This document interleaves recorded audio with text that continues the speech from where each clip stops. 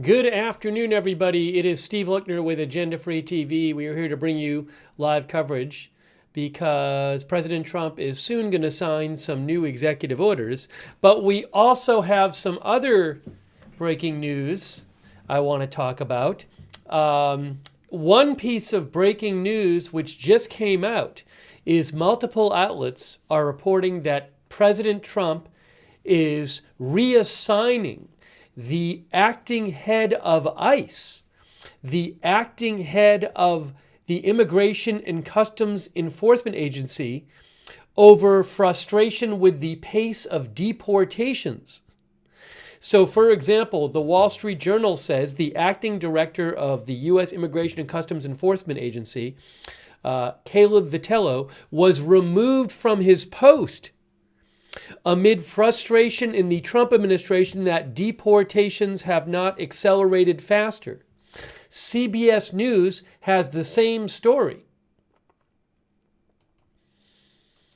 So that's just coming out now.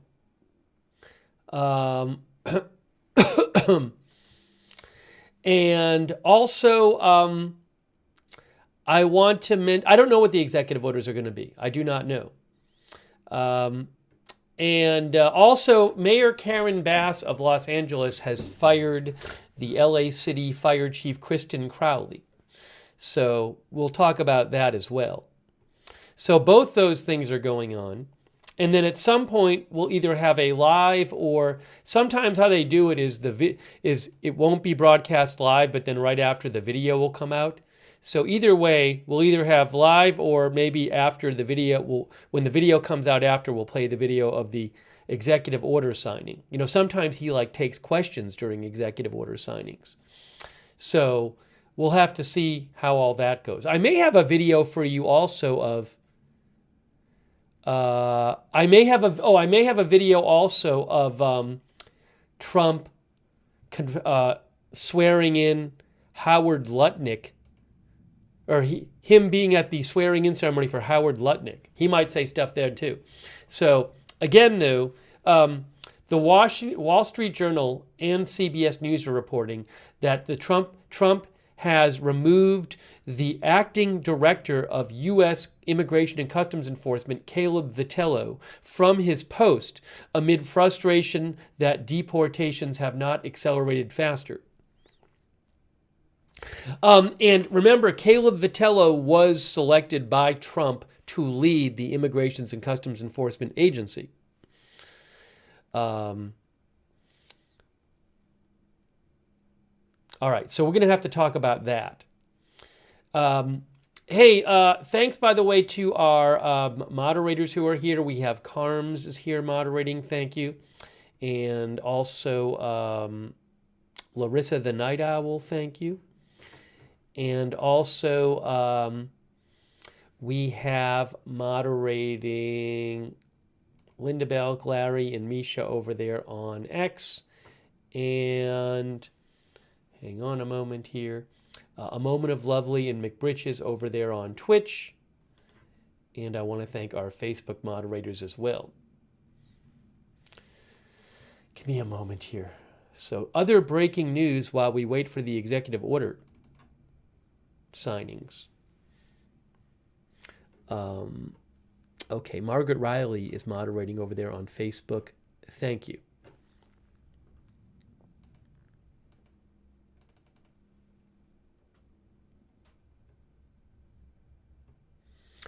Hold on.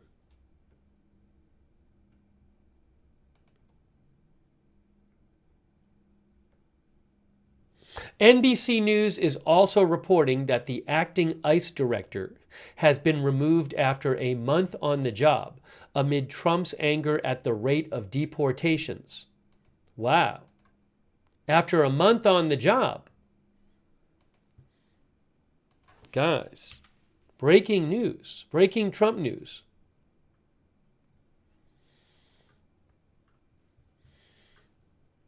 That is just coming out right as we came on the air. Let me check a couple of different other outlets and see if I have more updates on that breaking news story.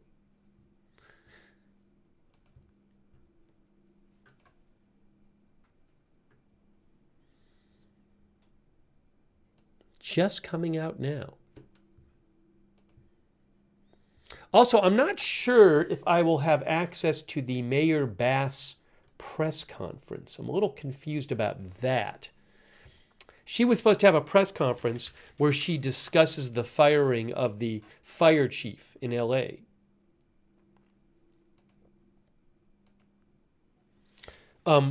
Really quick, here is this announcement from LA Mayor Bass, which is also news that just happened recently today. Los Angeles Mayor Karen Bass today met with and removed Kristen Crowley as fire chief effective immediately. Remember, so this is in the aftermath of the terrible fires in Pacific Palisades, which destroyed a lot of that area there. And she's the city fire chief. She's not the county fire chief. And then remember in the aftermath of the fires, I remember that Kristen Crowley had gone on TV and had given an interview. I think it was to Fox LA that was critical of City Hall, critical of maybe, I can't remember if she called out the mayor explicitly, but she said that she criticized City Hall, which would be, I believe, criticizing the mayor in effect. But there was speculation in the immediate aftermath, right when that interview happened, that she might be fired. But that didn't happen, but it's happened now. Mayor Bass, it says she'll called a press conference. I don't know that I'll have access to that. Mayor Bass said, acting in the interests of Los Angeles public safety and for the operations of the LA Fire Department, I have removed Kristen Crowley as fire chief. Now, Mayor Bass said this. I don't really know anything about this. Mayor Bass said, we know that 1,000 firefighters could have been on duty the morning the fires broke out were instead sent home on Chief Crowley's watch. I know nothing about this. Furthermore, a necessary step to an investigation was the president of the Fire Commission telling Chief Crowley to do an after-action report on the fires. The chief refused. These require her removal. The heroism of our firefighters during the Palisades fire and every single day is without question. Bringing new leadership to the fire department is what our city needs. So, again, I don't know, is this the real reason? Are there other reasons? I can't tell you.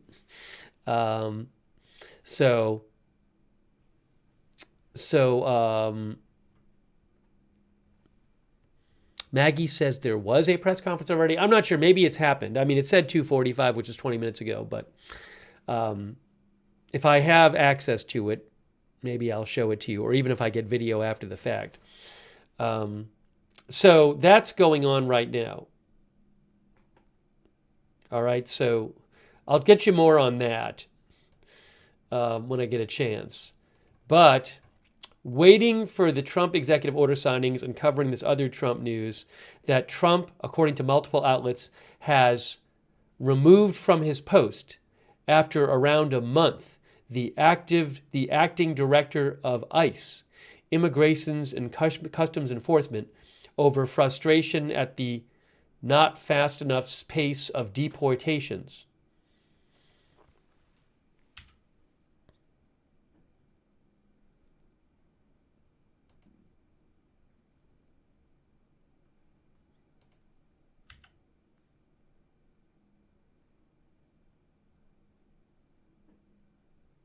Hang on a moment here.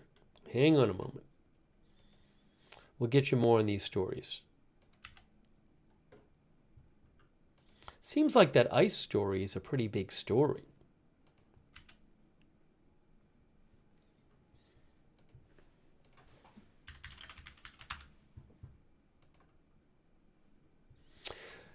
So NBC News says that Trump is removing from his post the acting ICE director.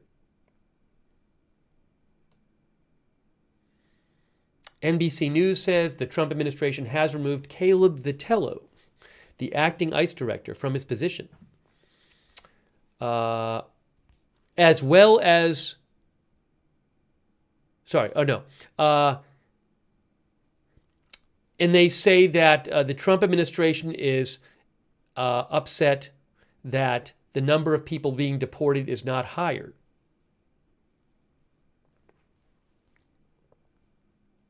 Also, NBC News says Tom Homan, the border czar, is upset about media leaks from ICE that he said have led to fewer arrests in certain operations.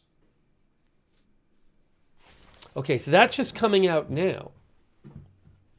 That is just coming out now. One of our viewers mentioned the USPS story. Maybe we'll talk about that when we get a chance. But this is the head of ICE, the acting head, acting director.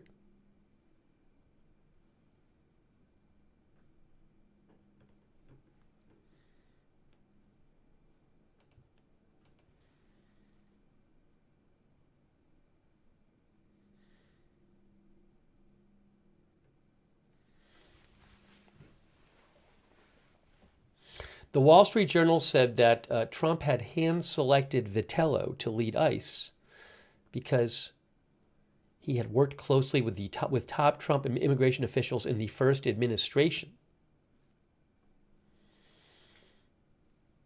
I do not know what the executive orders are going to be about today. We'll have to see. Hang on a moment here. Also, there's supposed to be some video coming out from the White House regarding I think the swearing in of the new Commerce Secretary, but I don't have that yet.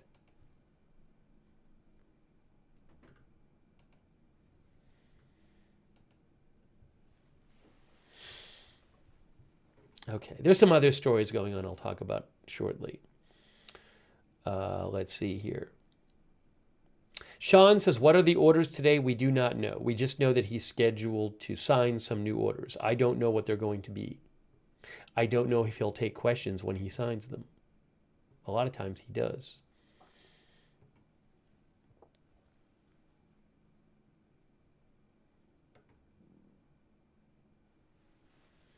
Kathy111, our viewer, says most people not doing their job get fired.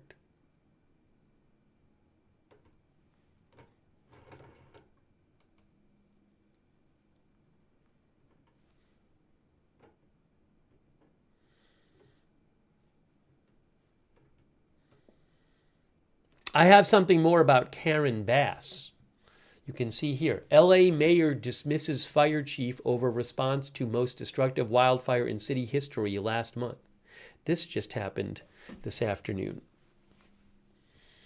AP says 6 weeks after the most destructive wildfire in city history, LA Mayor Karen Bass ousted the city's fire chief amid a public rift over preparations for a potential fire and finger pointing between the fire chief and City Hall over responsibility for the devastation. There is Kristen Crowley right there, the now former fire chief of the city. Again, Karen Bass said, we know that 1,000 firefighters that could have been on duty on the morning the fires broke out were instead sent home on Chief Crowley's watch. Again, I don't know anything about this. She added the chief refused a request to prepare an after-action report on the fires, which she called a necessary step in the investigation. Bass has been facing criticism for being in Africa that day when the fires started in Palisades and Altadena. Bass has been facing criticism for being in Africa as part of a presidential delegation on the day the fires started, even though weather reports had warned of dangerous fire conditions in the days before she left. TR, our viewer, thinks that Crowley dared to speak out against city officials for funding cuts. That's what TR thinks. Who You Cuss says Bass is trying to save her blank.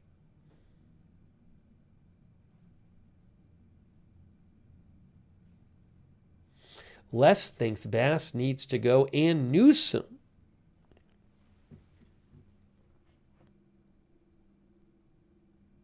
Jeff Cook thinks Bass is throwing her under the bus to save her own skin.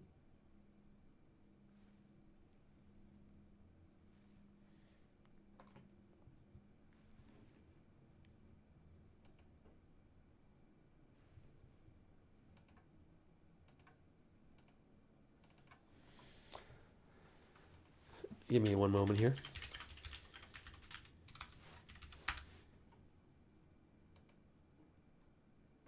Oh, hold on a second.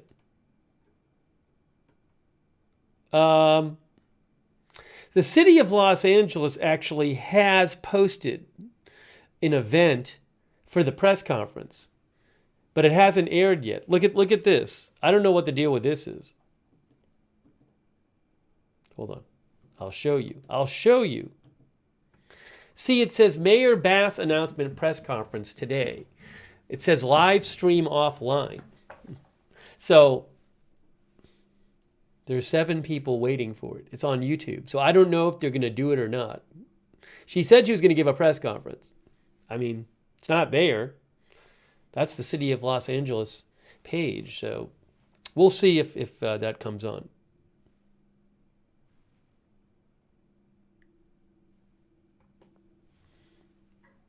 Maybe we will be able to show that to you.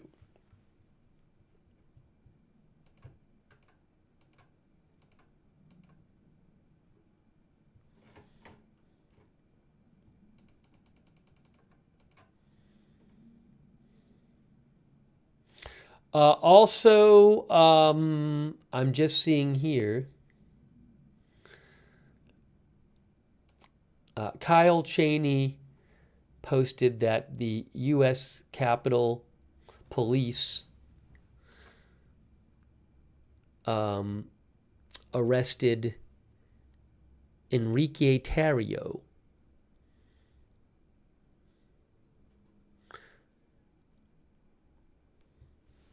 Hold on a second here. For some kind of incident with a protester. He's a former chairman of the Proud Boys, who was convicted and imprisoned for his role in the Capitol attack on January 6, 2021, but was pardoned by Trump. Just so you know, the Capitol Police say that, according to Kyle Cheney, that a counter-protester put a cell phone close to a man's face. That would be Enrique Tarrio, I would assume, who was the man. The counter-protester was a woman. Then the officers witnessed the man strike the woman's phone and arm. The woman told our officers she wanted to be a complainant, and the man was arrested for simple assault.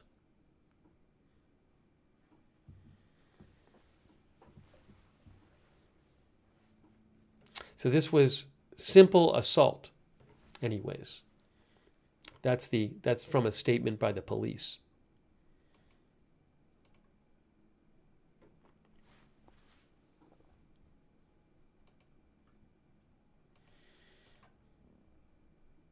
Oh, something else going on. Hamas has handed a body over to Israel that Hamas reportedly claims is Shiri Bibas's body. Remember, yesterday Hamas handed over the bodies of 4 hostages. They said they did, but one of the bodies was not who Hamas said it was. Shiri Bibas, the mother of 2 children whose bodies were also returned. They were all taken hostage. But it turned out that the body was not of Shiri Bibas. Well, today they handed over another body, and they say it's Shiri Bibas's body. So now Israel is going to test that body. You can see that is reporting from Manny Fabian there. The Red Cross collected a body from Hamas in the Gaza Strip a short while ago. An official tells the Times of Israel the body has not yet been handed over to the IDF. Once in Israeli hands, the remains will be taken to the Forensic Institute for identification. Hamas has reportedly claimed the body belongs to hostage Shiri Bibas. Hamas said it had returned Shiri Bibas's body to Israel yesterday, along with the bodies for 2 sons. In fact, the body purported to be Shiri's was that of a Gazan woman.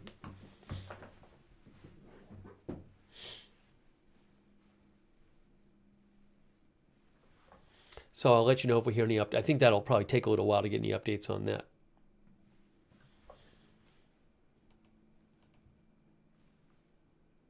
Oh, the Karen Bass press conference, I think, is starting shortly. Again, we're waiting for, eventually we'll have Trump signing executive orders. I don't know when that's starting. But maybe in the meantime, we can show you the Karen Bass press conference if the city shows it.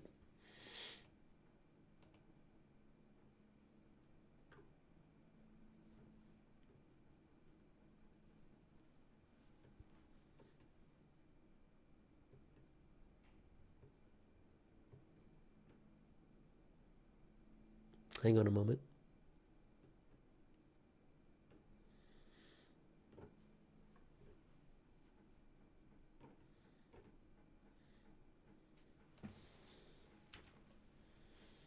So a bunch going on.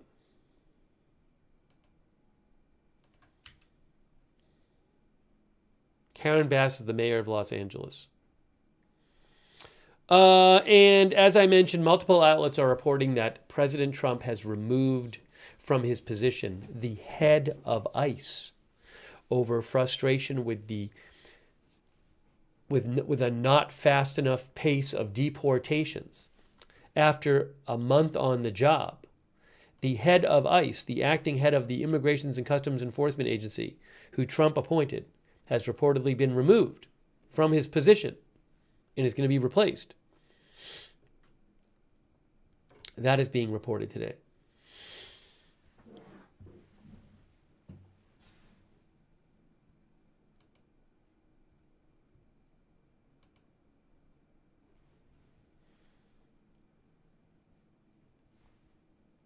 No, Tom Homan was not removed. Thanks, by the way, to a quick thank you to, I owe a couple thank yous here as we wait for Trump and other news, which I'll give you updates on. Thank you to DGen for your support, and Lynn Downey, and Seize the Day, our new member, and Fossey, our new member, and our old member, Fossey, thank you. PZ Papa Zulu, thank you. Angry Tacos, our member. Ann Fitzgerald, our member. Joner Games, thanks for the gift membership. La Calma. La Calma thinks hotel prices are going up as workers are staying home, afraid of ICE. I don't know if that's true. I have no idea. I haven't heard it. Doesn't mean it's true, not true, though. I don't know. Thank you, Joner Games, for the gift membership, and Joe. The new virus from China. No, I have not heard about a new virus from China. Maybe I just haven't been up to date on the latest virus news. But I'll look around for news on it. Thanks to Lexa Fulmer, our new member as well. And also Drunk Can't Cook. Drunk Can't Cook for subscribing, who says it's been exactly 1 month since his inauguration, and America is already on track to be so great! Exclamation in capital letters. I can't tell if Drunk Can't Cook is being serious or if he means to be sarcastic. I can't tell from his message. It's unclear.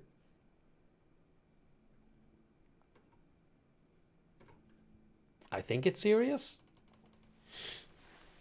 Nope, no idea what orders he will sign. I have no idea what the executive orders will be, or whether he'll take questions while signing them.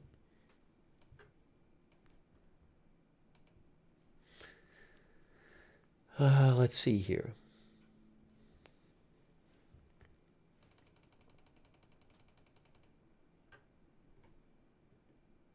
Yeah, some people mentioned the shooting in Louisville. There was a shooting outside a driver's license office in Louisville, Kentucky, and 3 people were shot and killed.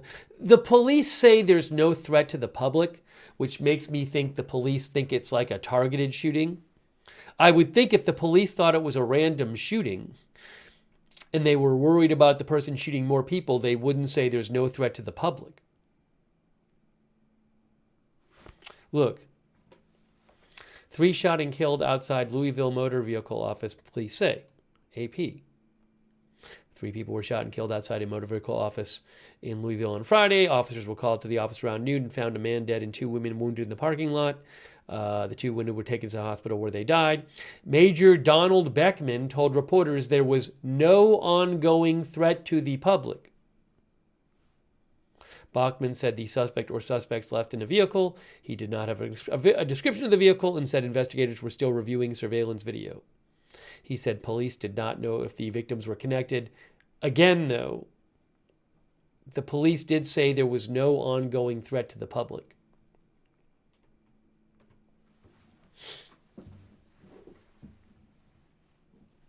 Jeffrey Morley says, how can he possibly say that? Well, that would mean he has some information leading him to believe that. My guess is maybe they have an idea of who it was. If, for example, they think it was a targeted thing, they might reason that, oh, well, the person's not going to go shoot random people. I don't know, but I mean, that's just what the police said.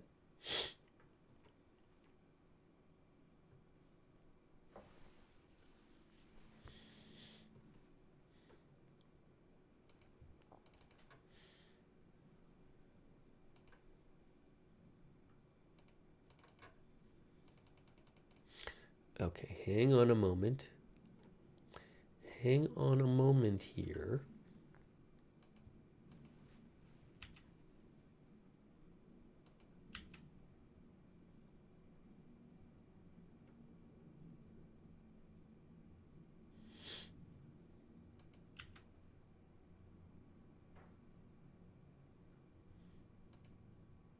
I wonder if there'll be some announcement from the administration, an official announcement about the acting ICE director being removed from his post.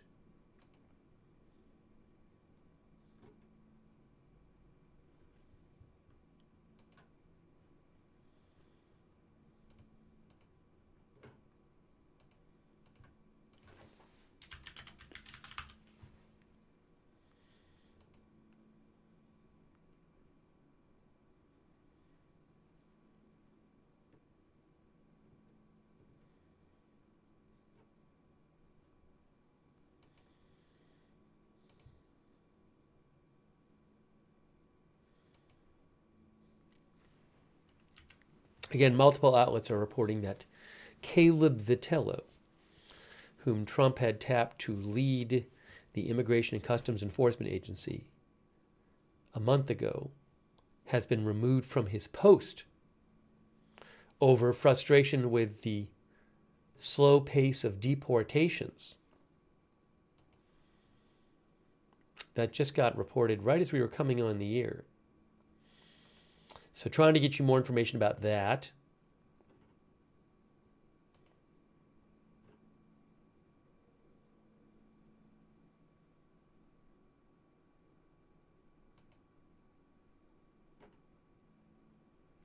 We may have a press conference coming from LA Mayor Bass, who fired the fire chief in LA City.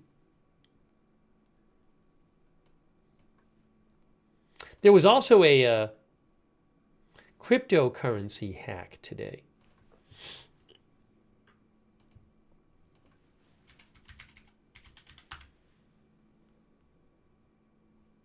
I don't know if you guys heard about that. Over $1 billion was apparently stolen. Bybit, as one of our viewers mentioned.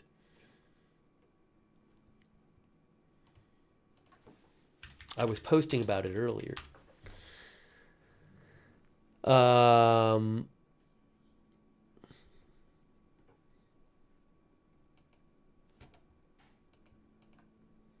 Bloomberg said that the biggest crypto industry theft ever, almost $1.5 billion worth of Ethereum. A hacker stole it from Bybit, which is a major crypto exchange. It is the largest ever crypto theft, says Bloomberg. $1.46 billion worth of Ethereum.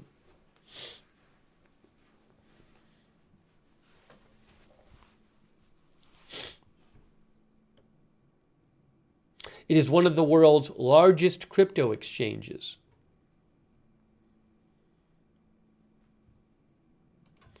I'm going to post this actually. in case you missed it,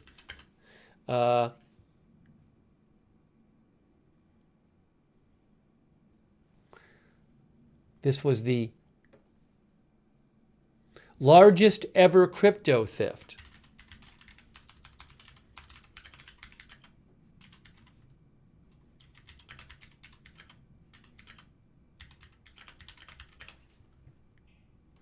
At one of the world's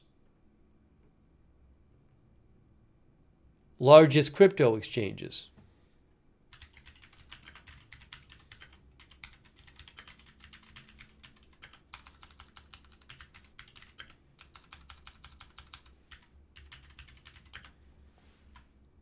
$1.46 billion.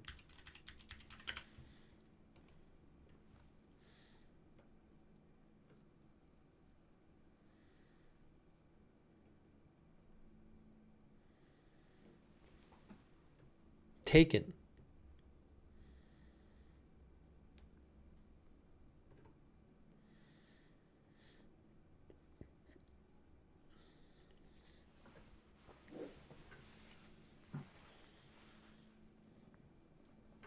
Wasn't it all Ethereum? I believe it was.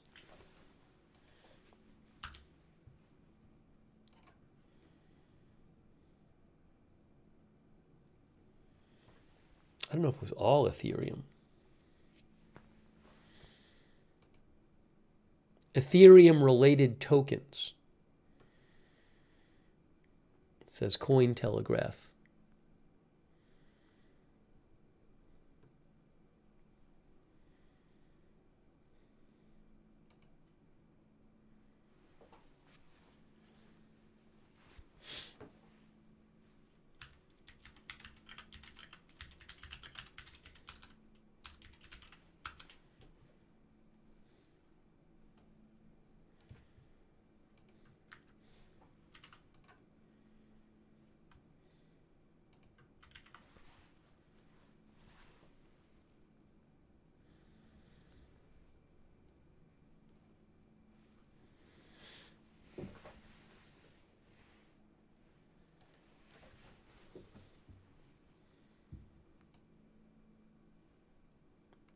Oh, Karen Bass, is she on now?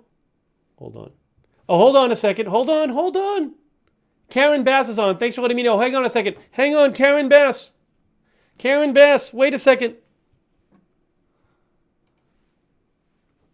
Can we hear her? Why can we not hear? Why do I not have sound? And the city will continue. Our heroic firefighters are on the job in our firehouses, engines, trucks, and ambulances. The recovery of the Palisades is months ahead of expectations. Los Angeles is moving forward on all fronts, and we will keep moving forward together. I'd now like to introduce the Chief of the Los Angeles Fire Department, Ronnie Villanueva.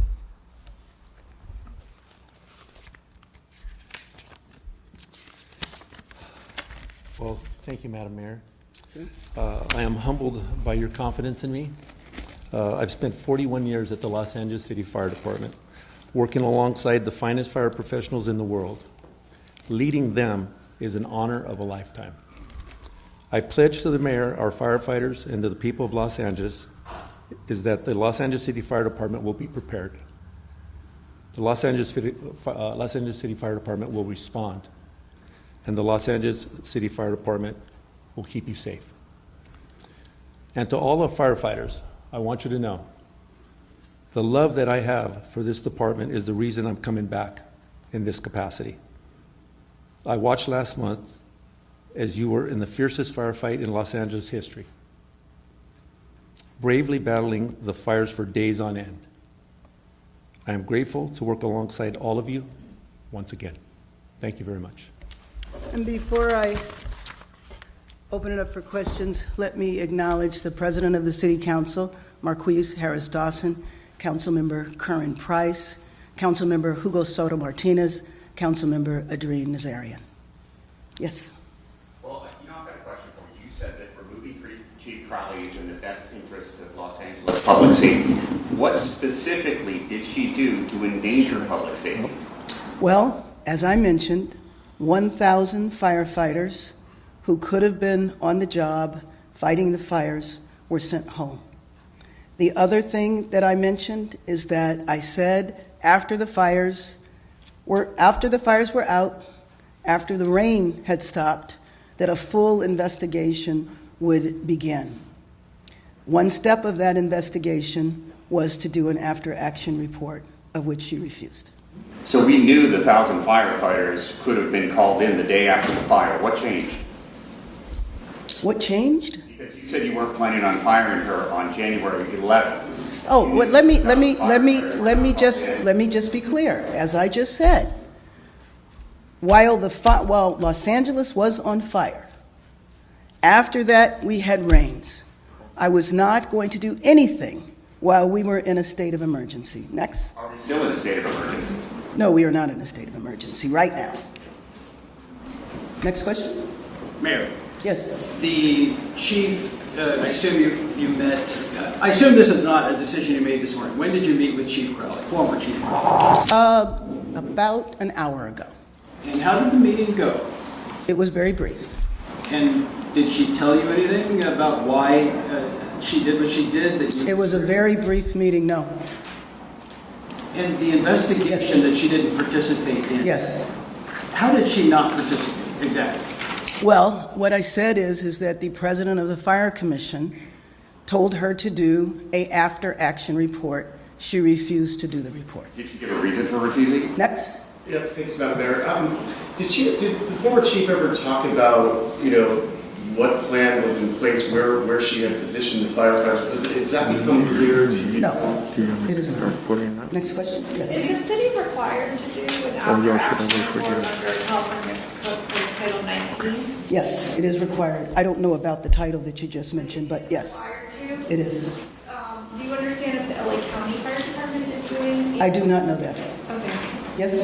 You have said that Chief Crowley does not call and inform your office ahead of time as they have done with previous fires. I'm wondering, what's the person they called before previous fires? Your Deputy Mayor of Public Safety, Brian Williams, who's on leave. What I can tell you is that what has happened in the 2+ years I've been here, every time there was a weather emergency or even a hint of a weather emergency, the chief has called me directly. She has my cell phone. She knows she can call me 24/7. And she briefed me, and then we would talk about what needed to happen next. That did not happen this time. Warnings ahead of time. Are you saying you had no idea before you went to Ghana? Excuse me? Yes. When exactly was it that you asked her, well, that she was asked to do the after-action report, and what was her justification? I don't know her justification. She was asked this week. I learned about this yesterday. She was asked this week? Yeah, it was this week. Yes. Are you saying you hadn't seen any of the forecasts before you went to Ghana? Yes. What was the reasoning for not having the 1,000 firefighters? I don't know. I don't know what the reason was. Did you see any of the forecasts before you went to Ghana? No. No, you didn't? When did Yes. you first speak to her on the 7th or 8th? When did you connect with her? I spoke to her the evening of the 7th. The evening of the 7th? Yes. Ghana time? Or Exactly, which was the morning here. So it was after the fires started. But let me just be clear. Los Angeles needs to move forward. This is a new day. I am excited to welcome our new chief, who was a 41-year veteran of this fire department. He is well known. He is well liked. He knows most of the members of the city council, except for our 2 members that were recently elected. And it is our plan to continue moving forward. We want to have the full investigation that the governor has ordered and the investigation that we will do locally.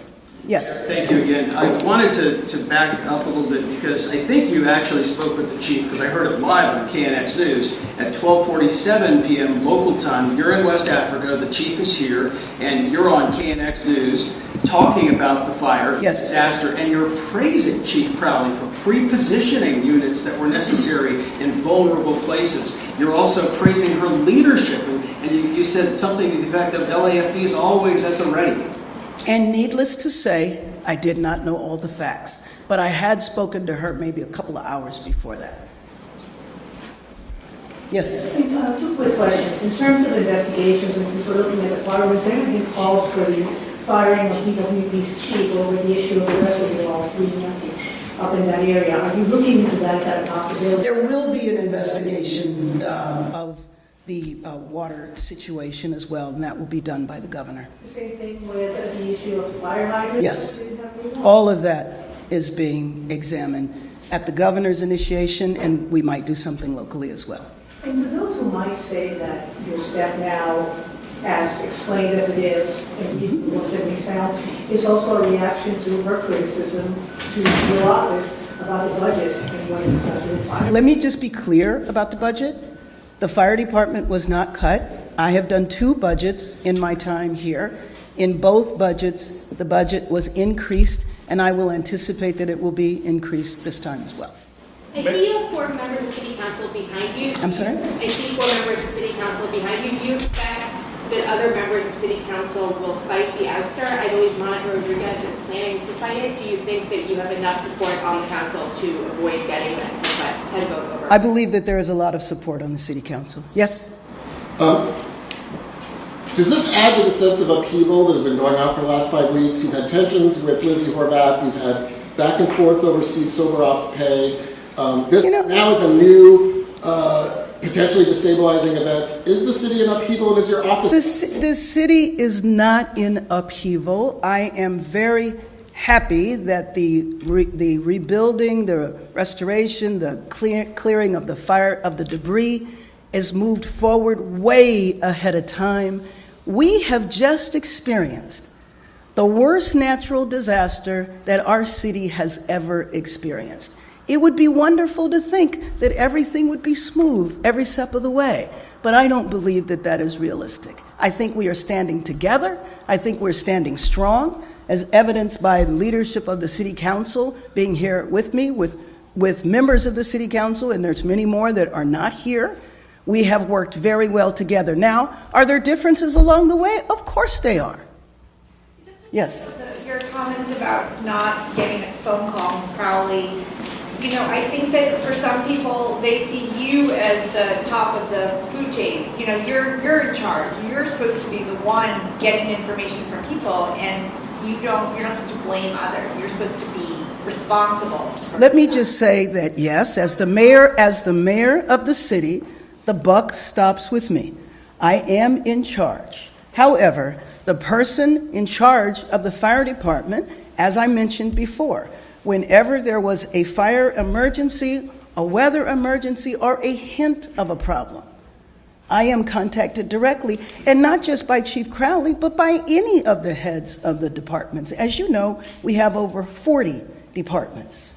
I'll take a couple more. Yes. My understanding is that the city council has put into motion an after action report.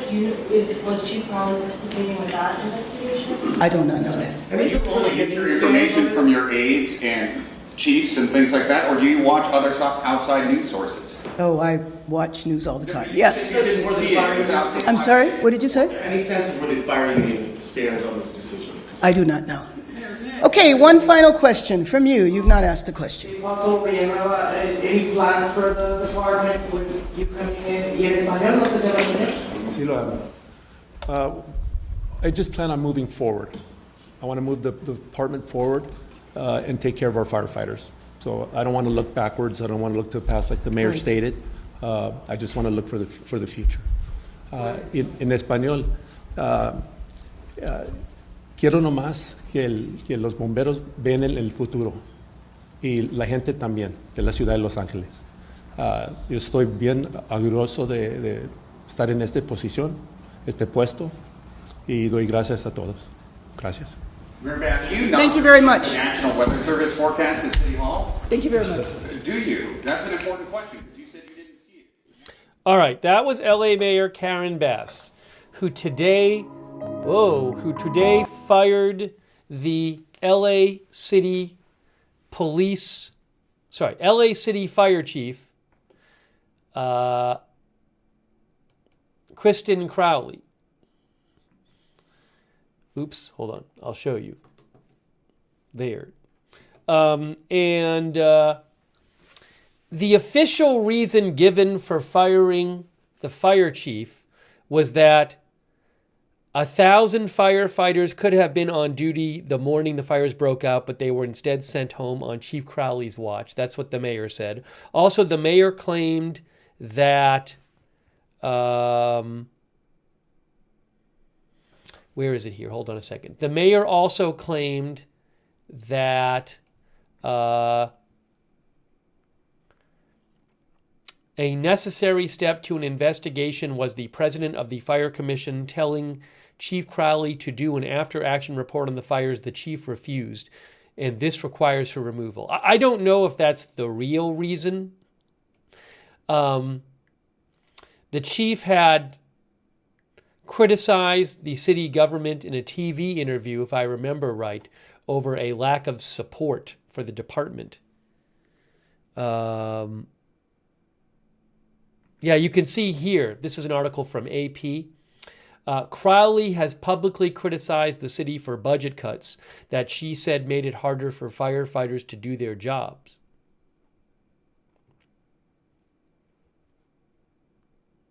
Mayor Bass has been facing criticism for being in Africa as part of a presidential delegation on the day the fires started in Pacific Palisades, even though the weather reports had warned of dangerous fire conditions in the days before she left. You could hear one persistent questioner kept asking her if she had heard the weather reports calling for this really dangerous fire weather in the days before she left for Africa. In televised interviews this week, Mayor Bass acknowledged she had made a mistake by leaving the city, but she inferred that she wasn't aware of the looming danger when she jetted around the globe to attend the inauguration of the president of Ghana. She faulted the fire chief, Crowley, for failing to alert her about the potentially explosive fire conditions. All right, so we're here to cover Trump signing the executive orders, but this news came out right around the same time. So I wanted to mention that. I will say that I remember there were certainly in the days before the Palisades fire, because I remember reposting them, there were certainly very urgent warnings, I believe from the National Weather Service, about the extreme fire weather risk.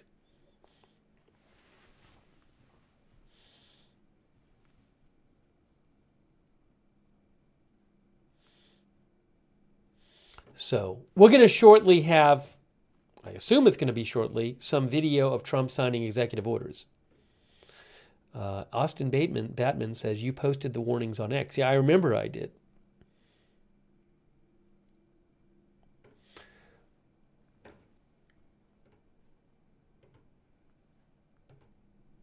Agnes Hall thinks the mayor should resign. 1010 says, were there any legitimate criticisms of the fire chief, even if they didn't rise to the level of firing her? I am not an expert on this topic, so I'm not going to start weighing in on this. I know there's different sides to this. One of our viewers, Evelyn in Maine, points out that there were water issues there in Palisades as well. Blues Girl says, fire chief doesn't control the lack of water or thereof. So, anyways, wanted to mention this. And also, also Rick Caruso. AP says, billionaire developer Rick Caruso, who was defeated by Bass in the 2022 election and has been critical of her wildfire management, called Crowley's dismissal disappointing. This is Rick Caruso, who ran against Bass for mayor in 2022. He said, it is very disappointing that Mayor Bass has decided to fire Chief Kristen Crowley. Chief Crowley served Los Angeles well and spoke honestly about the severe and profoundly ill-conceived budget cuts that Bass administration made to the LAFD. You heard in the press conference, Bass denied cutting the budget. That courage to speak the truth was brave, and I admire her. Honesty in a high city official should not be a firing offense. The mayor's decision to ignore warnings and leave the city was hers alone. This is time for city leaders to take responsibility for their actions and their decisions. We need real leadership, not more blame passing. That's from Rick Caruso.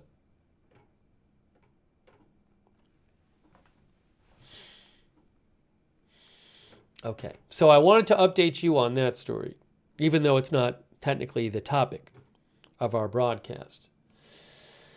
Okay, so we are waiting for, we're supposed to get another video of Trump too, which also we're waiting on,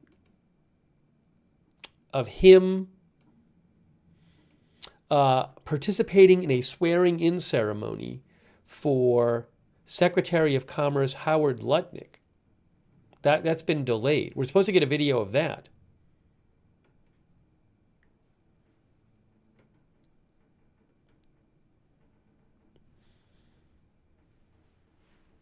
So as soon as I have that, I'll show it to you.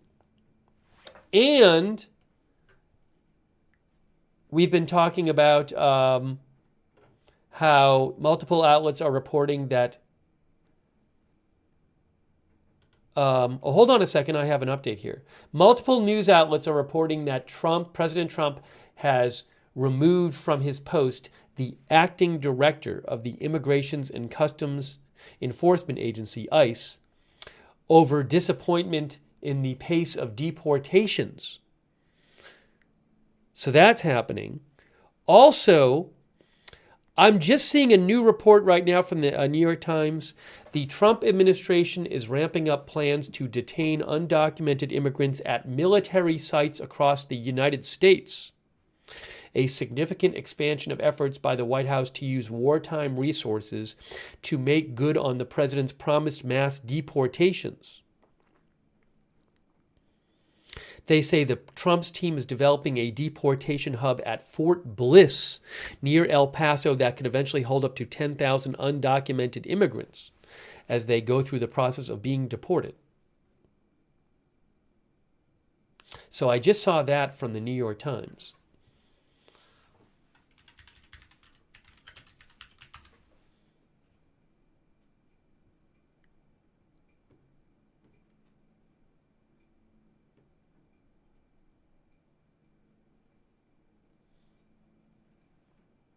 By the way, a big thanks to Up North for the gift memberships. That's really kind of you. Up North gave 50 people gift memberships over on YouTube. So please thank somebody like Up North if they give you a gift membership or a gift subscription on Twitch. Thanks to Kevin L., our member. Thanks Janet B. for the gift membership. So nice of you. Thanks. They call me Meacham.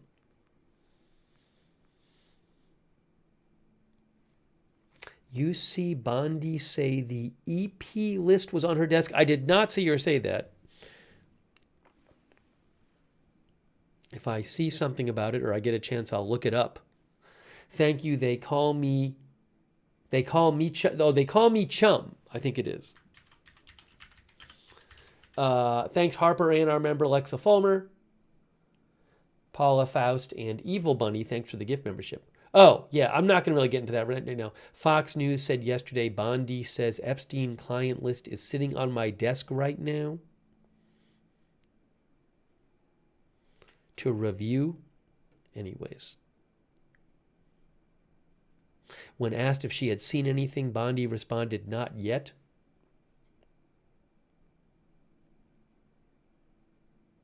Fox News says Trump's return to the Oval Office came with the prospect of the public finally being able to see Epstein's long-awaited black book. Anyways, if there's some big release on that, maybe we'll cover it. Okay, so we're waiting for Trump executive orders. You know, I saw the schedule. The official schedule for today for Trump, because I had it, it had the executive order signing at 3:30. And it said at 2:30, Trump was supposed to participate in a ceremonial swearing in for the Secretary of Commerce, Howard Lutnick. Now, I don't know if that ceremony has happened yet, either of these. I assume the executive order one has not happened yet. But there's supposed to be video of both of these that come out after. But I haven't seen either of them yet. So I don't know if they're delayed or what's going on. So as soon as I have video, I will play it for you. But I don't have either of those yet. And you know, with Trump, when he signs executive orders, he sometimes answers a bunch of takes a bunch of questions. So that could happen. Who knows what'll happen there? One time Elon Musk was there.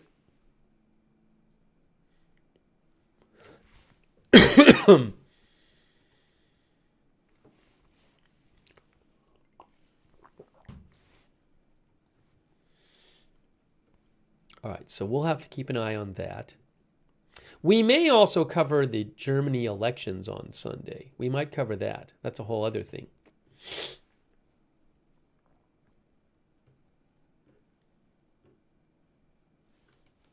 All right, you can give me a shout at Lookner on X. Hang on a moment here.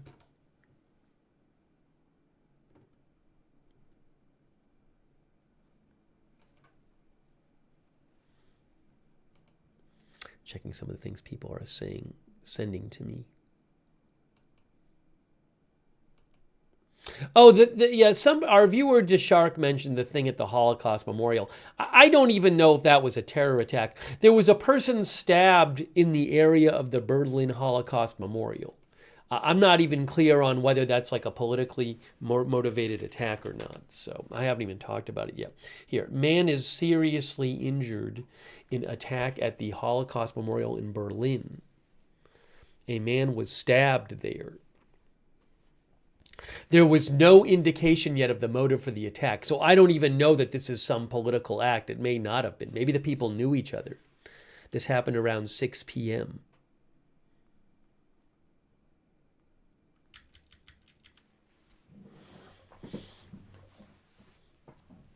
If I hear more about that, I'll let you know.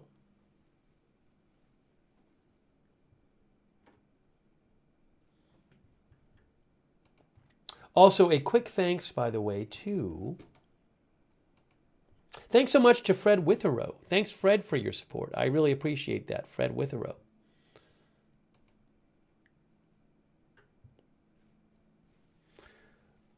What is here?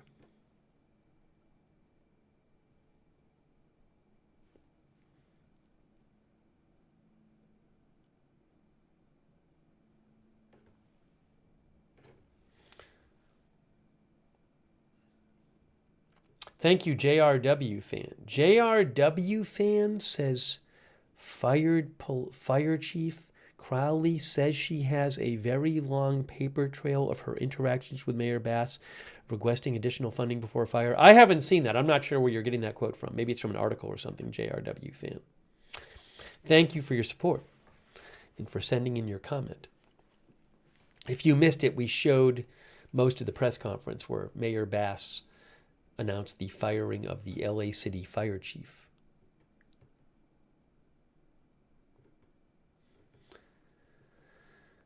Hold on a second here. Oh, we didn't even talk about the post office story as well. There's the Postal Service story as well. We should talk about that as we wait for the Trump video. Hang on a moment. Let me show you this. Did you guys hear? There's another Trump story.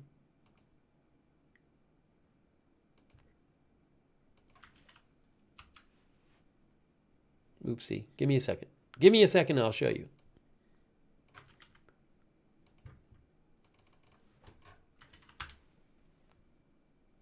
Here. Trump expected to take control of Postal Service. Fire Postal Board, officials say.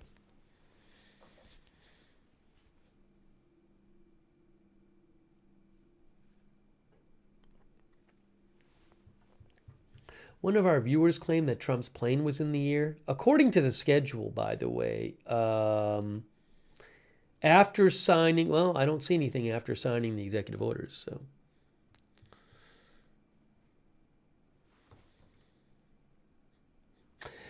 Vogue Homs says he's going to sell USPS to FedEx. President Trump, this is from the Washington Post, President Trump is preparing to dissolve the leadership of the U.S. Postal Service and absorb the independent mail agency into his administration, potentially throwing the 250-year-old mail provider and trillions of dollars of e-commerce transactions into turmoil.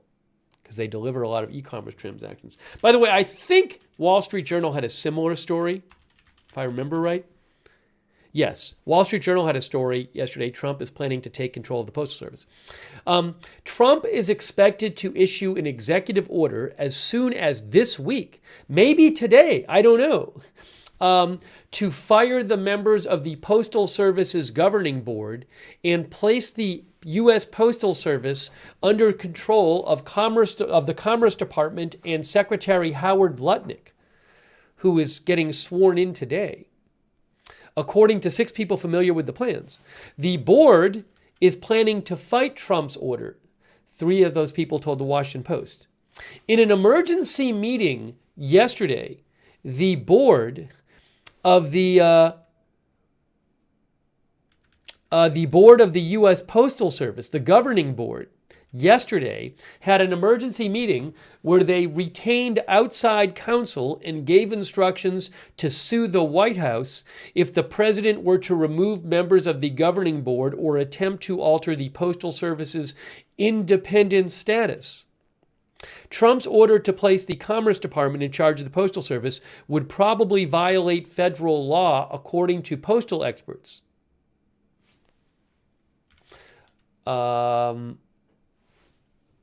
Okay, let me just skip down here. Members of the Postal Service's bipartisan board are appointed by the president and confirmed by the Senate. Trump, at Howard Lutnick's urging, has mused about privatizing the Postal Service, and Trump's presidential transition team vetted candidates to replace the Postmaster General Louis DeJoy.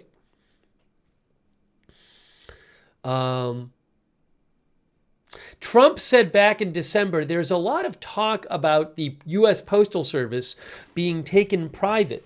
It's a lot different today between Amazon and UPS and FedEx and all the things you didn't have. But there is talk about that. It's an idea that a lot of people have liked for a long time. Earlier this week, Louis DeJoy, the Postmaster General, announced plans to resign. This professor, James O'Rourke, who studies the Postal Service at Notre Dame's Mendoza College of Business, said, "This is a somewhat regal approach that says the king knows better than his subjects and he will do his best for them. But it also removes any sense that there's oversight, impartiality, and fairness, and that some states wouldn't be treated better than other states or some cities better than other cities. The anxiety over the Postal Service is not just over 750,000 workers. It's that this is something that does not belong to the president or the White House. It belongs to the American people." Here's a little background. From its founding in 1775 until 1970, the U.S. mail system was a political organ of the White House. Presidents were known to appoint their political allies or campaign leaders as Postmaster General, and the mail chief was often a key White House negotiator with Congress. But the Postal Reorganization Act of 1970, the product of a crippling nationwide mail strike, led Congress to split the agency off into a freestanding organization, purposefully walling it off from political tinkering.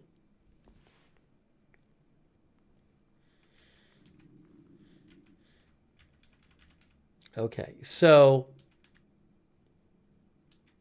will Trump announce this week an executive order that could be challenged in court that his Commerce Department is taking over the U.S. Postal Service?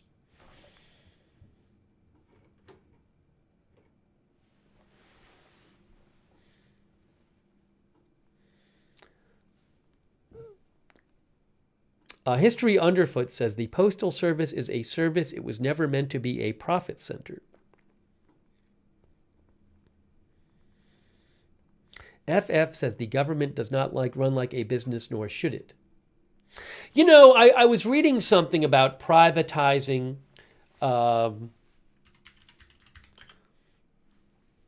privatizing the post office.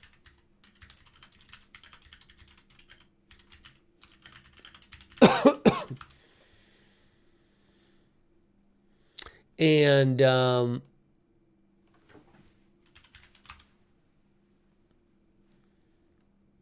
on a second. Let me show you something here.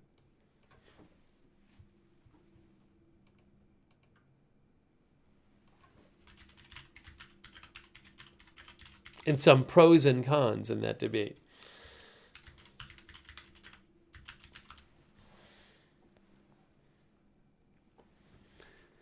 So, for example, I just looked up on ChatGPT. I said, summarize the debate over privatizing the USPS, Postal Service.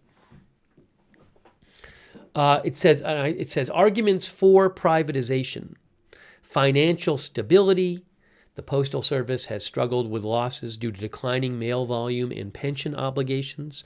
Privatization would allow for cost-cutting and efficiency improvements. A private UPS could also compete more effectively with companies like FedEx and UPS. Competition and innovation. Also, taxpayers would no longer be responsible for USPS's financial shortfalls. But arguments against privatization, according to ChatGPT, include universal service obligation. The USPS ensures affordable mail service to all Americans, including rural and remote areas. A private company might cut unprofitable routes and say, we're just not going to send mail carriers to these out-of-the-way places. Also, price increases. One of our viewers said postage might go up. According to ChatGPT, private companies prioritize profit, which could lead to higher postage costs, especially in low revenue regions. Also, job losses and labor protections. The USPS employs over 600,000 workers, many with union protections. Privatization could lead to layoffs and reduced benefits. So those are some pros and cons about the in the debate over privatizing the Postal Service. Ronnie Coleman, our viewer, thinks nothing good will come of privatizing the Postal Service. Anyways, Unique Sky says USPS is not affordable. So, again, according to this report, Trump is expected to issue an executive order as soon as this week to fire the members of the Postal Service's governing board and place the agency under the control of the Commerce Department. This could happen today.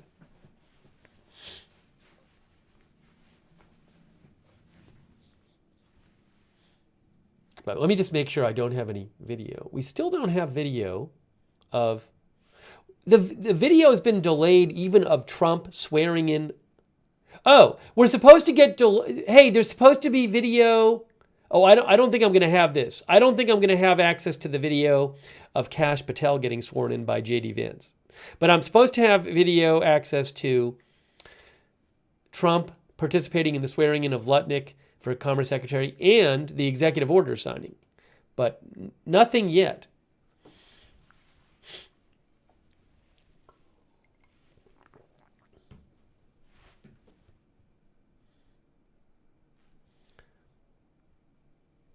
All right, so waiting for more on this.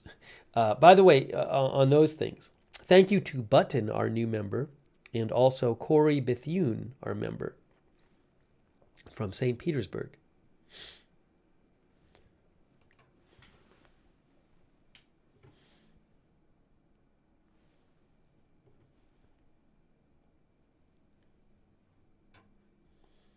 Kay Russ says private business is far better at what it does than any government agency. That's what Kay says. Excessive Force says, what does Trump have to gain by owning it? Well, I guess controlling it is what you're saying.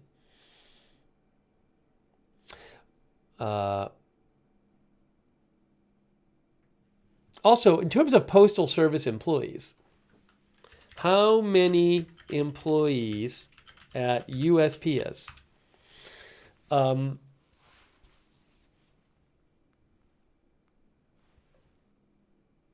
okay, according to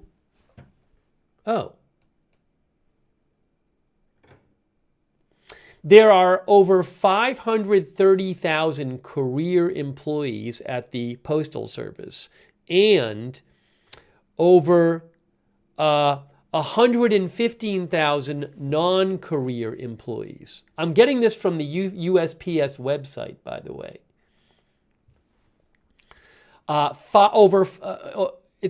This says 20, but the 2024 number is even higher. So you're talking about over 600,000 employees of the Postal Service. So if Trump took control of the Postal Service under the Commerce Department and started making big changes, that could certainly impact a bunch of people.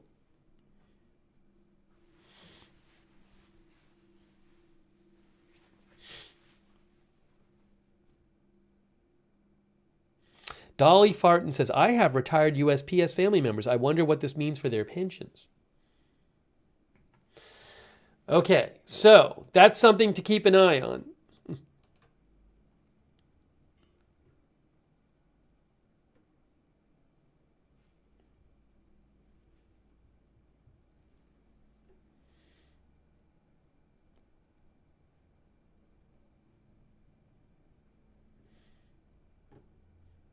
Give me a moment here.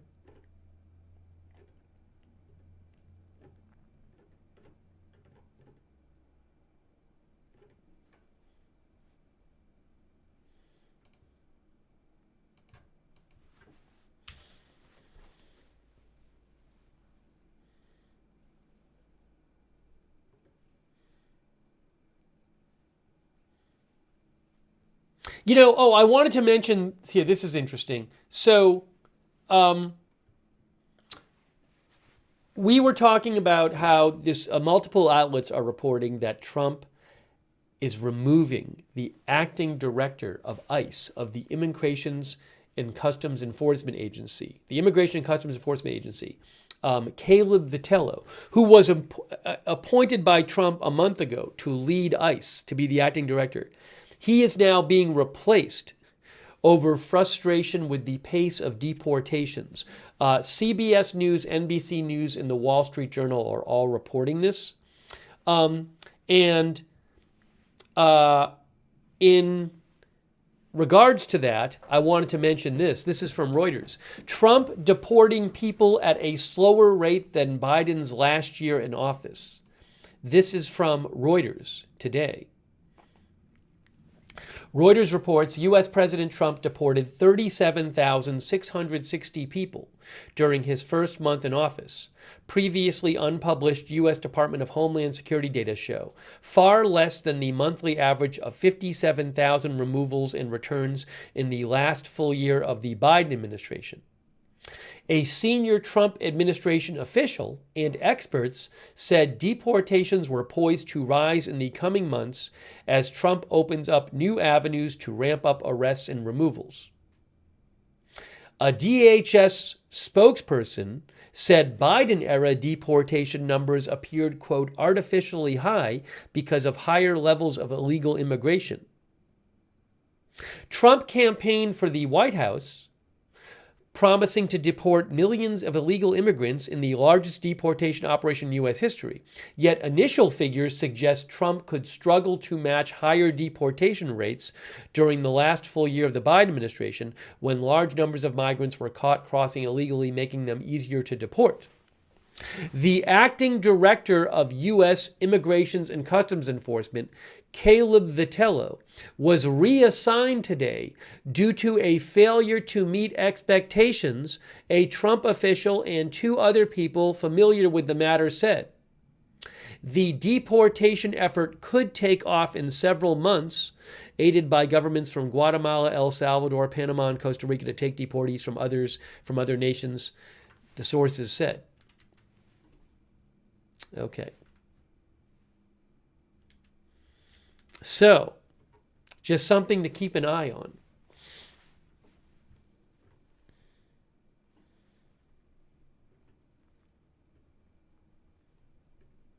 But Reuters also reporting that Trump has removed the acting director of U.S. Immigration and Customs Enforcement after a month due to failure to meet expectations.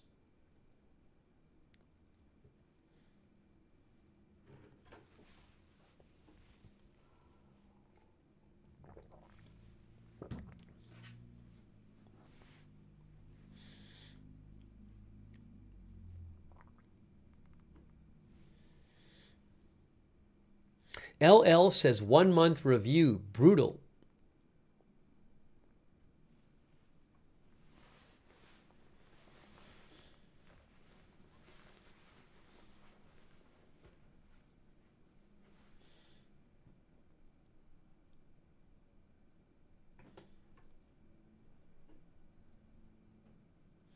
RCKLIN says if they are hunting down the worst, that may partly explain the numbers. Again, it appears like the administration that Trump is not happy with the numbers.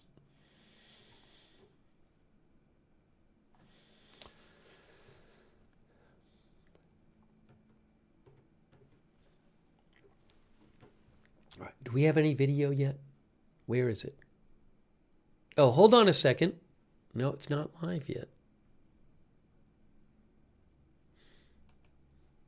Again, we're supposed to get video. Ooh, what is this? Oh, by the way, now I don't have, is there any chance the government will show this? There's a swearing in for Kash Patel ceremony that's about to happen with the vice president there. But I don't know that the White House is showing that. If they did, I could show it to you. Is the White House going to show that? Swearing in for Kash Patel as FBI director. Let me look around a little bit and see if anyone is showing this that in a way that I can show you. I can't just steal, like, another news outlet's footage. But maybe there's someone broadcasting it. It's a little confusing right now.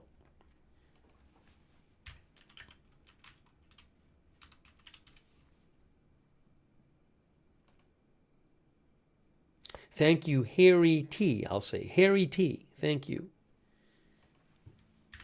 for your support. I can see that this is about to happen. Again, maybe the White House will show it. Has the White House been showing swearing-in ceremonies? I don't even know. Yeah. Yes, they have been. I think the White House might show this. We might have a feed of this shortly, because I'm looking at the White House site and they have shown other swearing-ins. So we might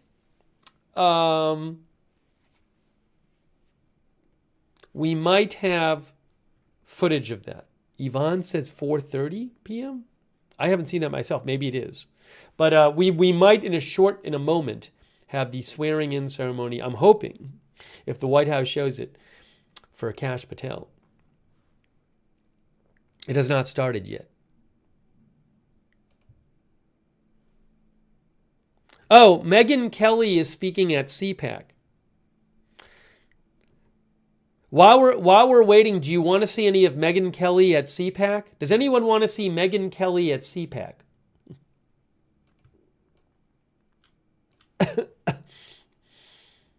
We'll see what people say. It's the Conservative Political Action Conference. A lot of people are saying no. A lot of people are saying no. Let's take a second. We're going to take a second and check out what Megyn Kelly is saying at CPAC. Just a second. All right, hang on a second. I think I might, hold on. I'll show a few seconds of it. If I can get it on the screen here. Hold on. Hang on a moment.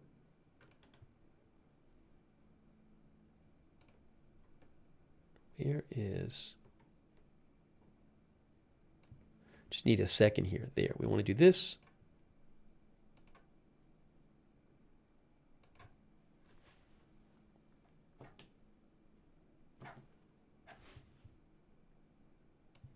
Let's just take a second and see what Megyn Kelly is saying at CPAC. Just a moment. We're not gonna linger on this. Here she is via Reuters. Because her editors finished it up. That's the situation he says he was in. So it's a real he said, she said. Who's telling the truth? Is he some creep harasser who took a shot at somebody like Blake, jeopardizing his movie and his future career? Or is she just extremely high maintenance and someone who plays the victim when she doesn't get her way? Well, I've got my opinion, and I think you can guess what it is based on our little discussion here. The other thing is Brian Friedman produced text messages between Blake Lively and Justin Baldoni. So we don't have to take his side's word for it. We're just watching a few seconds. What they showed is that Blake Lively has got a bit of a God complex. She's texting Justin Baldoni about how she sees herself as Khaleesi from Game of Thrones, mother of dragons. Did you watch that? You know what I'm talking about? Yeah. So Khaleesi is stunningly beautiful. She's this effervescent, strong. All right, again, I was just showing you. I'll keep an eye on what's going on at CPAC. I know the White House press secretary is supposed to speak there later today, but I just wanted to go into that for a moment. But I'm hoping to maybe have the Kash Patel swearing-in ceremony. As we wait, again, I'm sorry for the delay. The official Trump schedule from the White House had the executive order signings at 3:30. And I'm not aware that that's happened yet. So sorry for the delay bringing you that, but as soon as I have it, I'll let you know. Maybe they're waiting till after the Patel signing in. It's the swearing in.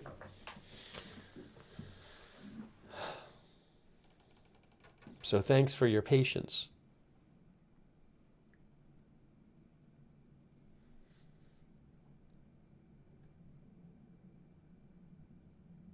Oh, is it happening? Hold on a second. I just saw. Hold on. It's possible Trump is doing this. I just saw a quote. Barack Ravid said, breaking, Trump says we are close to signing a minerals deal with Ukraine. It's possible that, so the way the executive orders thing is working, I believe, today, I believe the way it's working is that he's in the, I think this is what's happening, because this has happened before, is that he would be he's in the Oval Office. Yes, it's closed press. So it's possible that's happening right now, and we'll see it after. So sometimes what happens is Trump signs executive orders in the Oval Office, and he'll answer questions while talking, answer questions while doing it. And it's not actually broadcast live anywhere. And then right after it finishes, then you get to see it. So I think that's what might be happening today. And that we'll have access to it right after it happens. What happens, though, is sometimes you get reports about what he's saying when he's actually saying it, even though it's not on live video anywhere. So it's possible it's happening right now.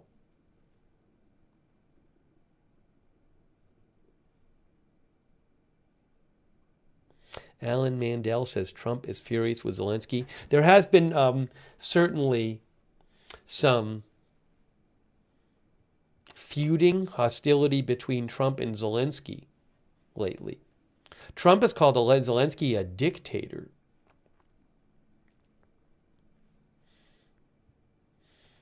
All right, so we're waiting on all these things. The Kash Patel swearing-in ceremony has not begun yet, and I'm hoping to maybe have live footage of that. Sorry, it's kind of a weird day with all this stuff going on, but I'm not positive when any of it happens. A quick thanks to, as we wait here, thanks to Nathan Shepard for your support. Thank you, Nathan Shepard. And also Queen of the South. Thank you, Queen of the South. And also Harry T. Thank you, Harry T. Also, hey, let me shout out our moderators real quick. I really appreciate them being here. Janet B., Beth Mythical, Sabrina, over there on YouTube, thank you. Linda Belk, Larry, Misha on X, over there on Twitch. A Moment of Lovely Hearsay, I Got That Fire, Matthew Kohai 3, McBritches, and Surly Dev. And on Facebook, Margaret Riley is there, thank you. Thanks also Aaron Van S. for subscribing on Facebook. Robert Rial II, thanks for subscribing. Hey, Kay Lowry Body's moderating too. Thanks, Kay, for subscribing. Thanks, Bruce Hodge, for subscribing. and all of our other subscribers over there as well. Martha Crawford, thank you for subscribing. Okay, hang on.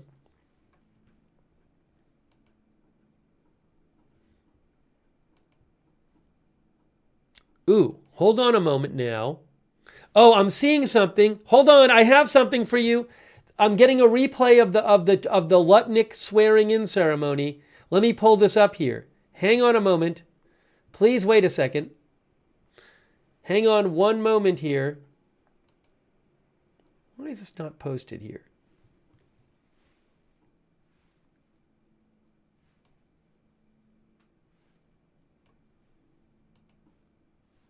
Give me a moment. Give me a moment.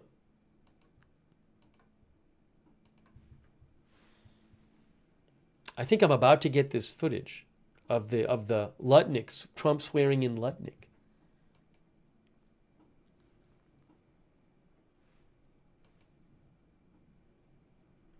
Yes.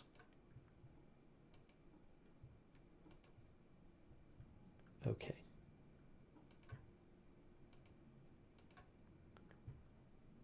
Hang on, hang on, hang on. Trying to pull it up here on the screen. I see it. Okay, I'm going to go to it right now.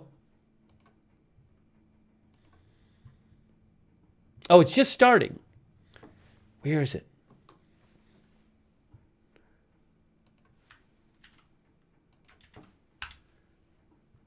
Here, right here, right here, right here. Hold on. I'm pulling it up right now. Brandon, Casey, Ryan, and your entire family. Wonderful family, beautiful family. Howard's one of the most experienced and talented business leaders of our time. Done an amazing job on Wall Street and far beyond. But more importantly, he's a patriot who loves our country and has shown tremendous courage and strength throughout his career. Howard began at the famed Cantor Fitzgerald in 1983, and by the age of 29, he rose to become the president and CEO and one of the hottest firms on Wall Street. Much like myself, Howard should not be here today. On September 11th, 2001, Howard's company was at its absolute height, doing unbelievable, dominating Wall Street, and bonds and trading from its headquarters on the 101st to the 105th floor. He had the top 3 or 4 floors of the World Trade Center, the North Tower of the World Trade Center. And every day, Howard got up and went to work early. He'd always go in and he'd go to work early, and he'd be there 6 o'clock in the morning. And as you know, the hit was around 8:45 or something like that. So he would have been there on almost any day other than this, because his wife was very angry at him because he wouldn't deliver his child to school. She said, "You never take..." Who is the child? Let me see, where's the child? The Lou, you saved your father's life. You saved your father's life, huh? Should hold that against. You're going to leave him more than the other kids, right? Well, so he took, what is your first name? Kyle. He took Kyle. Kyle, congratulations. Nice job. But he took Kyle that one day to school. After years, he finally said, okay, I'll do it.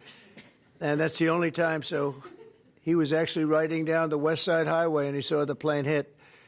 And it's an amazing, and the rest is history. And your brother was in there too, I think, right? Yeah. And it was just it's a big story. And every single Cantor Fitzgerald employee who was at work that day lost their lives, which was almost 100% of the company. And Howard lost more than 650 friends because they were all friends. They had a really well-unified, just highly respected company, a lot of talent in that company.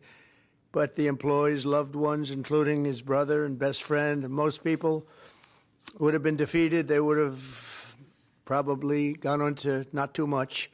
But Howard rebuilt the company step by step, and as he did it, he gave a tremendous amount of the profits and other things to his colleagues who were killed in the World Trade Center on that horrible day.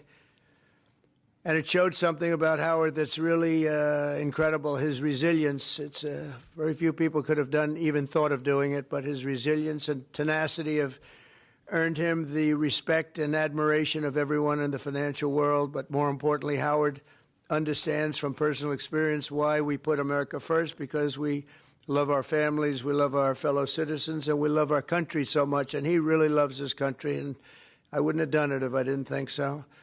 And he's got so many friends in New York and Wall Street and elsewhere, and he has just really, he's a relationship person, and they're always the best, and he's the best at it. As Secretary of Commerce, Howard will work tirelessly to protect our workers and our wealth and grow our economy into the strongest in the history of the world. You know, when he rebuilt the company, it actually became much bigger and much stronger than the original company, which is almost impossible to do. It became hotter than even the original Cantor Fitzgerald. But he's going to be unmatched as an emissary working to get jobs and investments. And his favorite word, and I'm going to move him down to fourth favorite word. First is family, love, God. Not necessarily that order, by the way. I think let's put God first. All right? We'll put God first. You know why? Because we don't want to take any chances. That's why. But I did that once. I said I put tariff as my favorite word. Well, and the fake news went out and they really got me, I'll tell you. They said, what about God, family, relationship, a couple of words, and I said, you're right. And so I made it now my fourth favorite word, and Howard, I think, you'll go along with me, number 4, maybe even number 5 or 6. But he really understands something about business, and we have been called by so many companies. Yesterday we had Tim Cook of Apple in, who's going to invest hundreds of billions of dollars in the country because of what we're doing, and we have many, many companies, too many to even mention. They're coming roaring back into this country. And it'll take maybe a little time, but not that much time. You're going to see things that you've never seen before at a level that you've never seen before. And Howard's going to lead that charge, and he'll help oversee the tariff and trade agenda along with many other things. We'll soon impose reciprocal tariffs because that means they charge us, we charge them. It's very simple. Whatever a company or a country such as, let's say, India or China or any of them, whatever they charge, we want to be fair. So reciprocal. Reciprocal meaning they charge us, we charge them.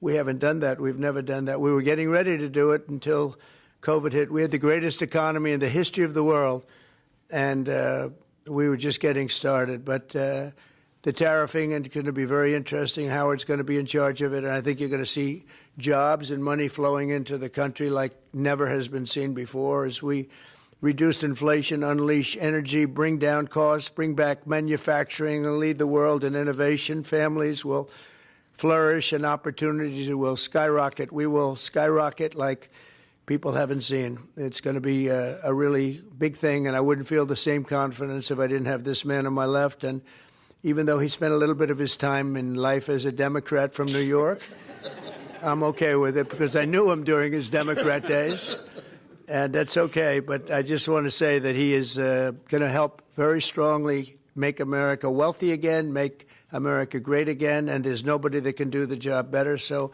Mr. Secretary of Commerce, I just welcome you aboard. There's nothing you can do so big as this. There's no deal you can do that's bigger. Every deal. That's why you can never go back into business because it seems like small potatoes, no matter how big it is, including even Cantor Fitzgerald. It's all small potatoes compared to what we're doing now. So it's a great honor to have you and your family aboard. Thank you very much, and thank you very much in particular. Thank you very much. Thank you.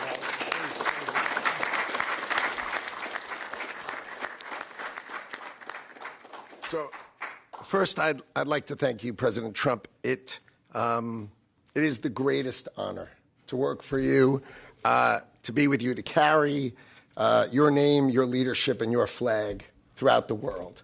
The press has no idea who the gentleman to my left is. They portray him in all sorts of ways, but I know him as the smartest, most thoughtful, and most intuitive person I've ever met. And it's amazing to be in this room and to work for him. I have to my right my friend J.D. Vance, who was kind enough even to introduce me to the Senate, and he gave me the greatest compliment. He called me a good dude. So I have really the most wonderful family. I have my wife, Allison. We've been married for 30 years. And I always, when I come home, because I come home late at night, I walk in the door and I yell, "Hello, greatest wife." She's just an amazing girl. My 4 children, Kyle, who you know has saved my life, so now this is going to cost me dearly. My son Brandon, my daughter Casey, my son Ryan, and my sister Edie, my 2 brothers-in-law, Gary and Rick, my sister-in-law Abby. I mean, this is as beautiful a day as you could have. The opportunity that the Trump administration is going to bring to America is so extraordinary. You know, people think the golden age is a statement. It's like saying MAGA, make America great again. This is the greatest country on earth. It is such a great country that we can take care of our citizens and give them their Social Security. We can take care of everyone and give them their Medicaid. But we're going to get rid of so much waste, fraud, and abuse. We're not going to hurt anybody, but we're going to get rid of it. And then we are going to grow this economy in a way that people have never seen. And under the Trump administration, my goal, and I'm happy to wear it on my shoulders, is we are going to balance the budget of the United States of America because Donald Trump understands global business. It's the first time you put in that chair the greatest businessman in the United States of America. And I just, for one, I have to tell you, I cannot be more proud to serve my great friend and the greatest president in America, Donald J. Trump.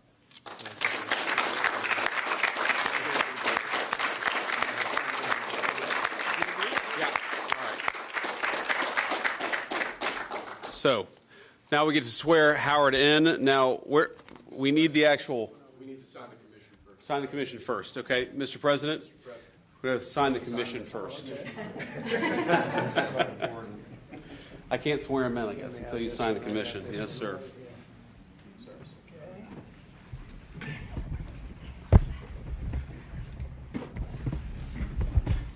You ready? You sure? It's the last time. You can change your mind until... I get to work for you right here. It's better than this. This room never looks so beautiful. It does. And how do you like the new look? Now, the desk is a different desk. It's one of 7. But the Resolute desk is being renovated and refurbished after many, many years of service. It'll be back in 4 weeks, in case anybody missed it, which a lot of people do.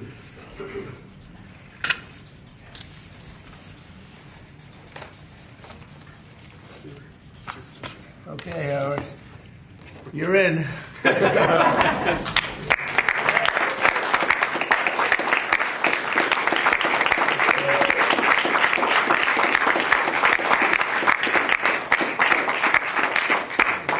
All right, now Howard, come next to your beautiful wife and your beautiful family here. Put your hand on the Bible, raise your right hand, and repeat after me. I, Howard Lutnick. I, Howard Lutnick. Do solemnly swear. Do solemnly swear. That I will support and defend the Constitution of the United States. That I will support and defend the Constitution of the United States. Against all enemies, foreign and domestic. Against all enemies, foreign and domestic. That I will bear true faith and allegiance to the same. And I will bear true faith and allegiance to the same.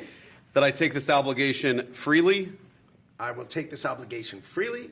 Without any mental reservation. Without any mental reservation. Or purpose of evasion. Or purpose of evasion. And that I will well and faithfully discharge. And I will well and faithfully discharge. The duties of the office on which I am about to enter. The duties of the office on which I am about to enter. So help you God. So help me God. Congratulations, Mr. Secretary.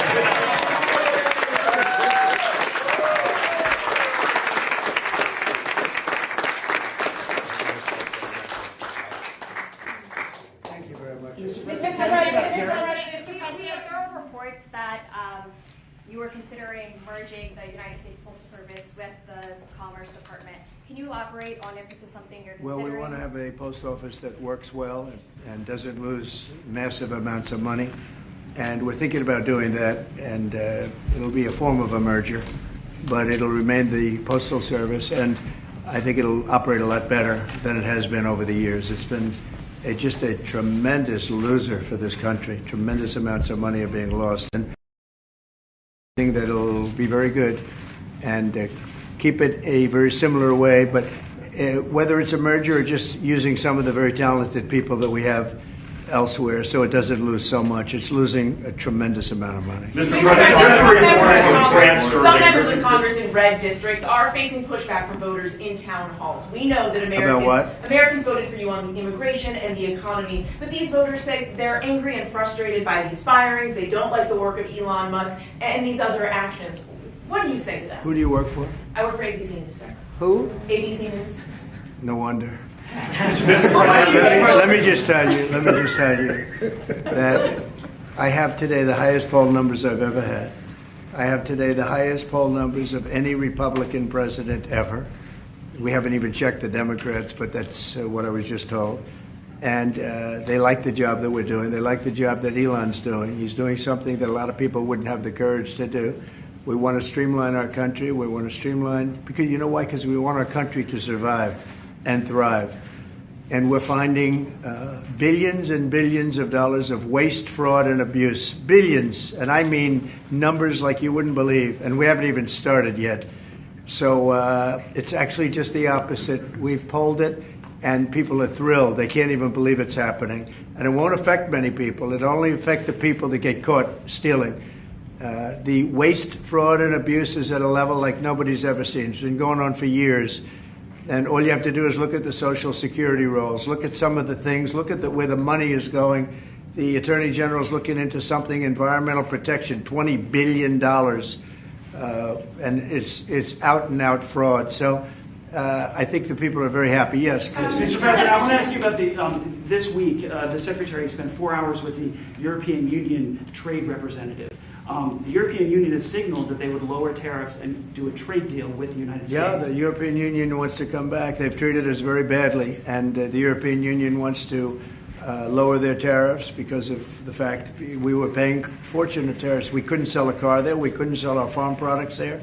They wouldn't take anything. Now all of a sudden they're being very nice, and that's going to happen with a lot of others too. The European Union is wanting to lower its barriers at very low levels. They want to now bring their car number, which was extremely high, down to 2.5%, which is the same thing that we charge. That's reciprocal. See, that's what is happening, reciprocal. And I think it's a big start in the right direction with the European Union. You called President Zelensky of Ukraine a dictator. Do you think that President Putin of Russia is also a dictator? I think that President Putin and President Zelensky are going to have to get together, because you know what? We want to stop killing millions of people. You have young soldiers being killed. If you saw the pictures that I saw of the battlefield from satellite, you've never seen any pictures like that. Soldiers are being killed by the thousands a week, thousands of soldiers a week. As we speak, they're being killed. That's why I want to see a ceasefire, and I want to get the deal done. I think we have a chance to get the deal done. I had to make sure that Russia wanted to do it. It's a war that would have never happened if I was president, but it did happen. So I got stuck with it, and I want to stop people from being killed. You know, it doesn't affect the United States very much. It's on the other side of the ocean. It does affect Europe, and we've put in 3 times more money. We're in for $300 billion. They're in for $100 billion. And, you know, Europe is also doing it in the form of a loan. Biden just gave them money. There was no loan. There was no security. There was no anything. So we're going to either sign a deal, or there's going to be a lot of problems with them. So we're going to sign a deal to get security, because we have to do that. We're spending our treasure. They're spending their blood. They are. And they're very brave in every way you can imagine. But we are spending our treasure on a country that's very, very far away. And it's okay, but we have to be treated the same as Europe is being treated. Europe gets their money back. Europe is basically giving nothing, because they get it back in the form of a loan, and it's a guaranteed loan. We don't get our money back, and we're losing. I mean, we don't want to do that anymore. So we're signing an agreement, hopefully in the next fairly short period of time, that will assure us that we'll get $400 or $500 billion back. We're in there for $300 billion. Now, one other thing.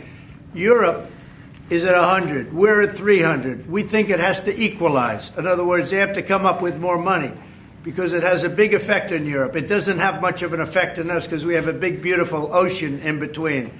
But it does affect. And Biden should have never gotten us into this mess.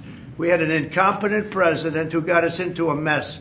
But we're going to get you out of it. The same thing in the Middle East. We're going to have some good news in the Middle East. What happened yesterday, the sight of those babies was not acceptable to anybody.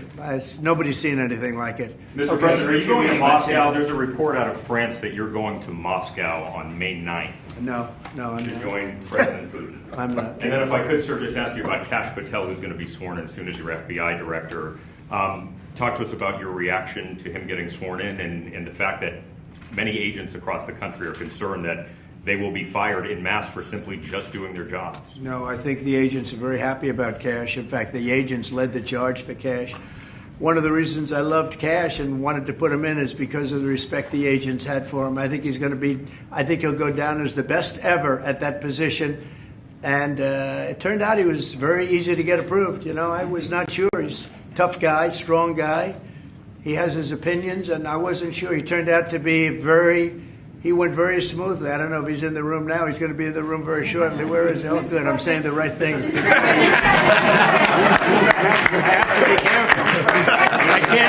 can't speak too badly about him. I better be careful. I will say this about Kash, and Howard understands this.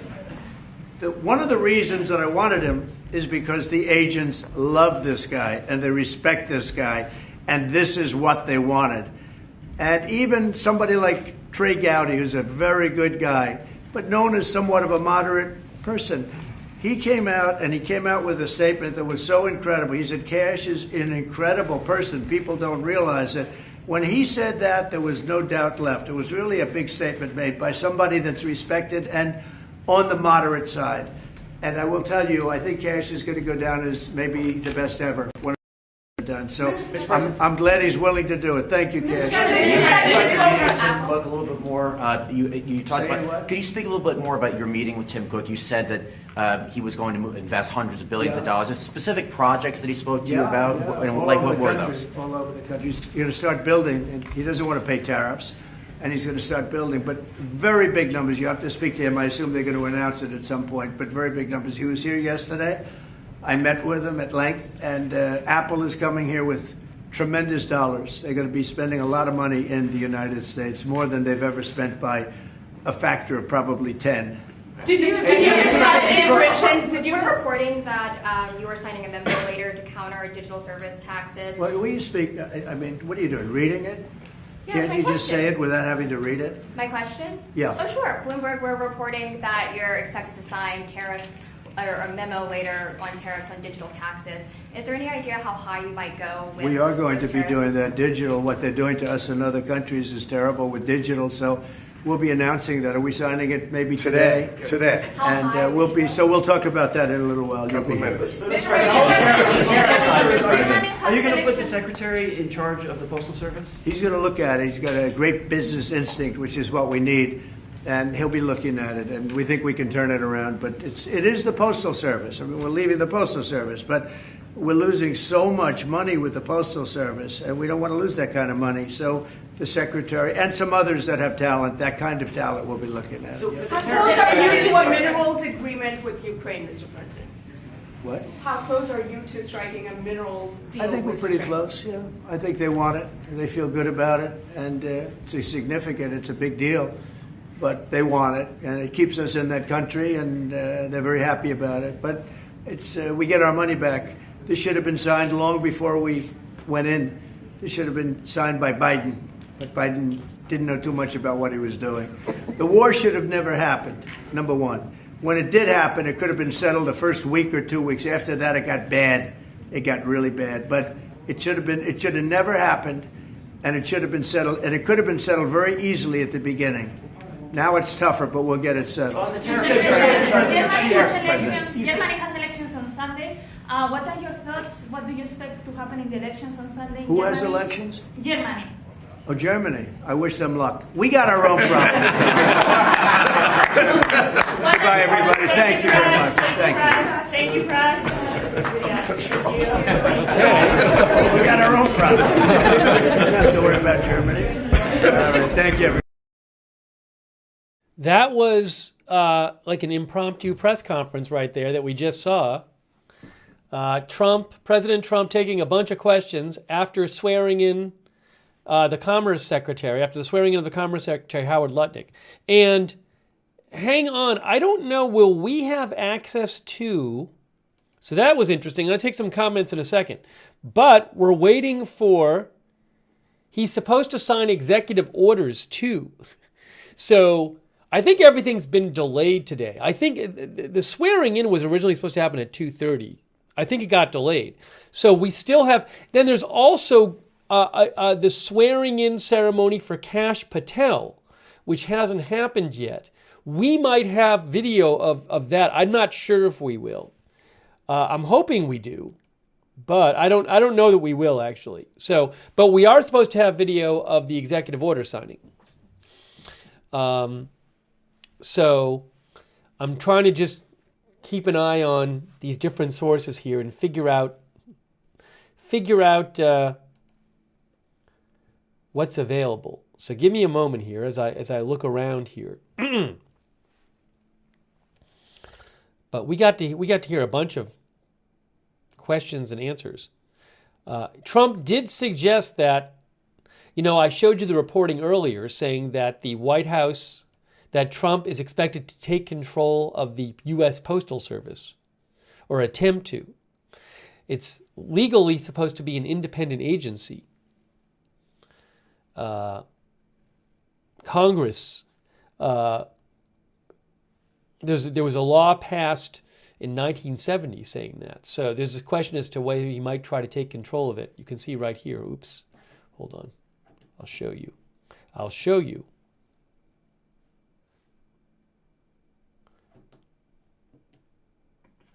Trump expected to take control of USPS fire the governing board for it.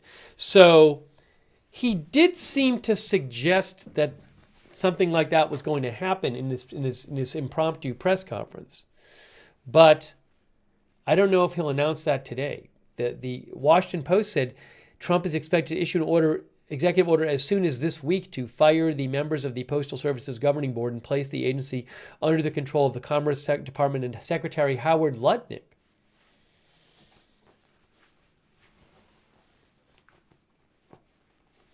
So is that going to be today? I don't know. I don't know what the executive orders are going to be.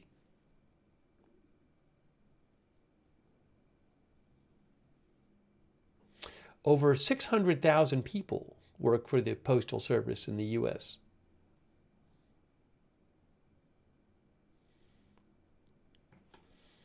All right, so we're waiting to see what his executive orders are. We're waiting for the possible... it's going to happen. I don't know yet if I'll have video of the Kash Patel swearing-in ceremony. I'm hoping to. It has not started yet.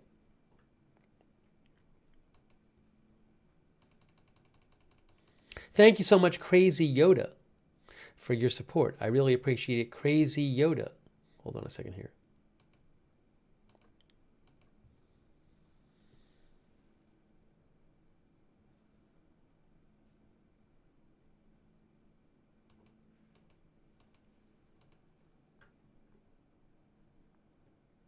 Give me one moment.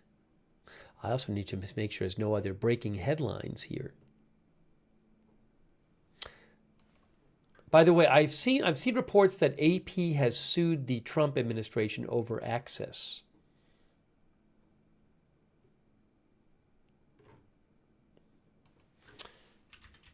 Because Trump has not been letting the AP into events. Here, look.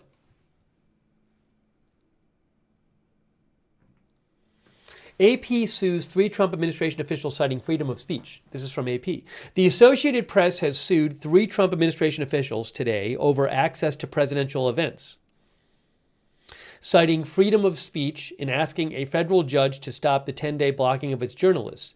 The AP says its case is about an unconstitutional effort by the White House to control speech, in this case refusing to change its style from the Gulf of Mexico to the Gulf of America, as President Trump did last month with an executive order. In stopping the AP from attending press events at the White House in Mar-a-Lago or flying on Air Force One in the agency's customary spot, the Trump team directly cited the AP's decision not to fully follow the president's renaming. We're going to keep them out until such a time as they agree that it's the Gulf of America, Trump said Tuesday.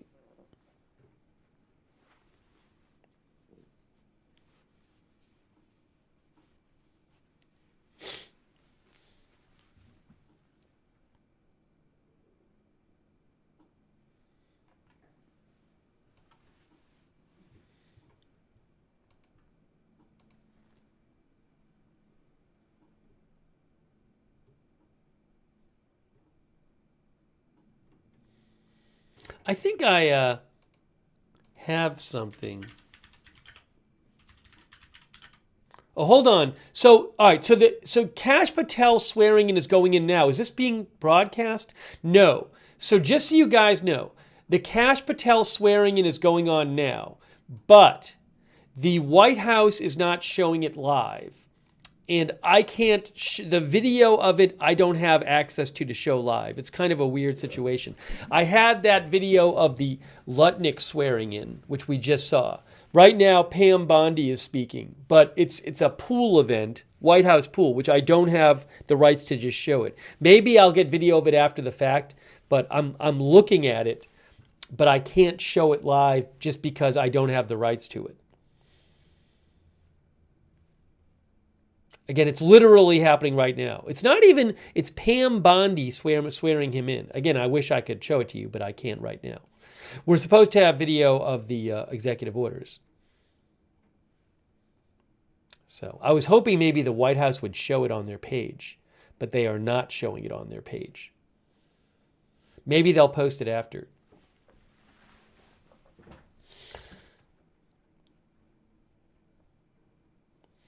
Denise Horton said just had an earthquake in Canada. Thank you, Denise. Some of our viewers mentioned something about that. Well, I'll see if we get any video of that, of the swearing in of Kash Patel. Hold on a moment here. Let me... There was a 4.8 earthquake in Canada, near Vancouver.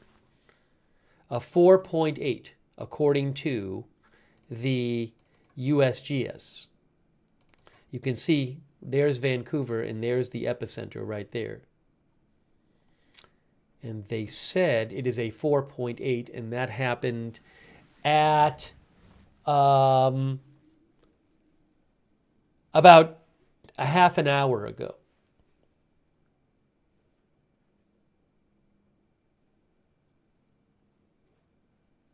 Yes, in British Columbia, as some of our viewers are saying, Canada.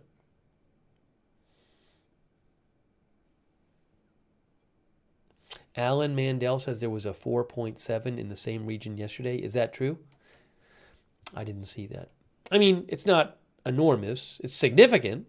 Certainly significant.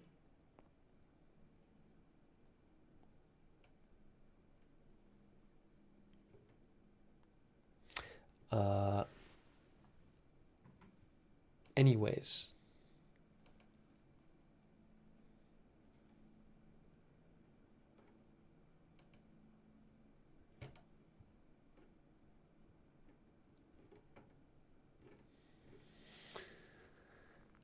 Okay, so we're waiting for the, we're still waiting for the, again, I'm not, by the way, I can't confirm there was an earthquake there yesterday. I don't know.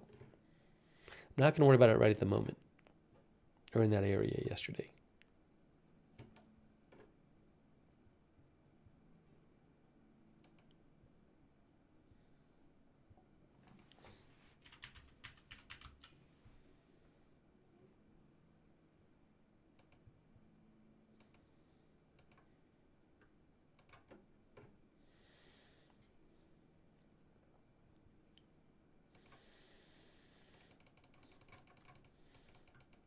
All right, so again, I don't have the Kash Patel speaking at his swearing in, but we're waiting for Trump to sign executive orders.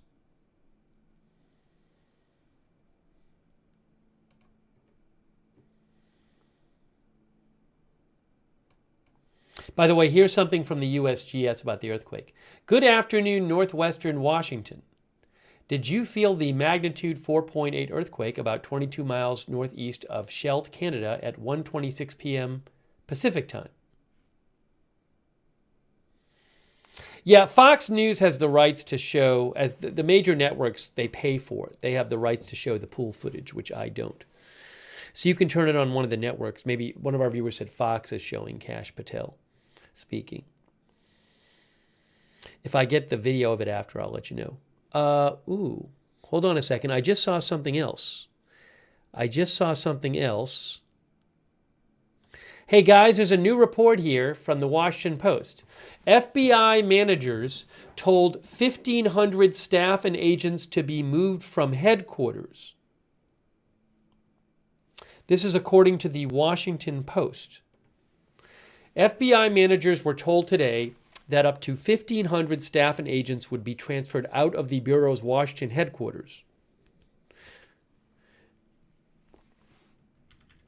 Roughly 1,000 agents and administrative employees would be relocated to field offices within cities that the Trump administration has designated as higher crime locations. Another 500 would be reassigned to the Bureau's large satellite headquarters in Huntsville, Alabama.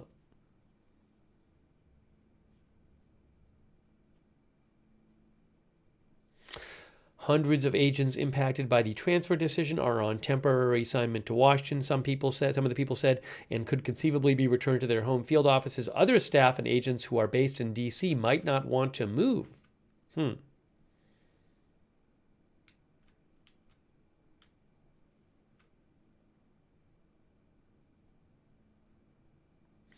The Washington Post points out that Kash Patel, the new director of the FBI, said in his book in 2023, Kash Patel wrote, "One of my biggest personal recommendations is you send those 7,000 agents in the headquarters building downrange to chase down rapists, to chase down murderers, to chase down drug traffickers, and let the cops be cops on the streets across America." Also, he has made comments suggesting he wants the FBI's headquarters emptied out and shuttered.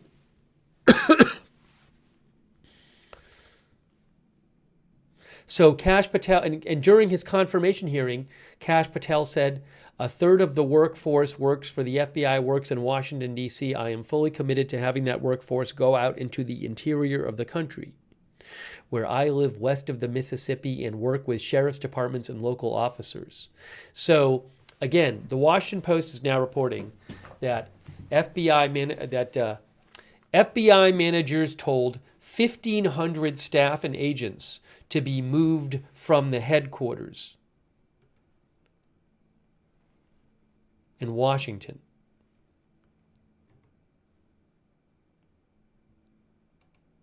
All right, so that story is coming out right now. Just saw that. We'll have to see what Kash Patel does now that he is FBI director. Tim Chandler says good. Tanner Toxicity says, do people really want the FBI in their cities?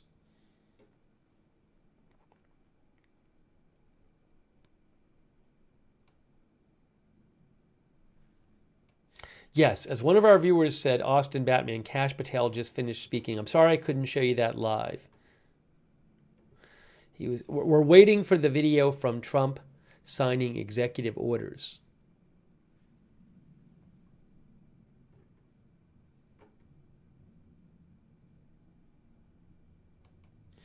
Our viewer Noel, we were talking about this reporting, which Trump seemed to confirm today. Certainly sounded like it. That Trump is going to attempt to have the USPS become part of his Commerce Department, basically take over what has previously been, and by law is an independent agency.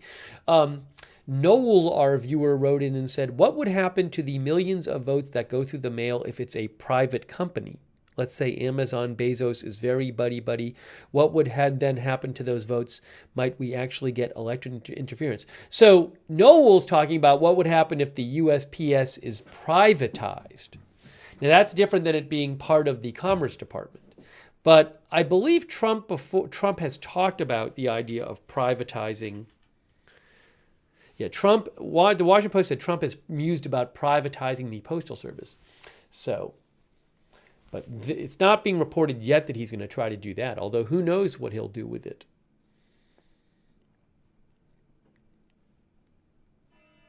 Oops, sorry, I'm kidding.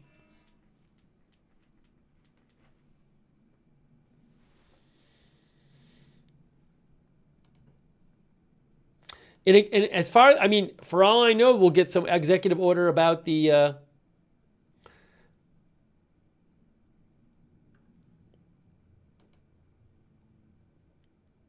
for all I know, we'll get some executive order about the USPS today. We're waiting to see.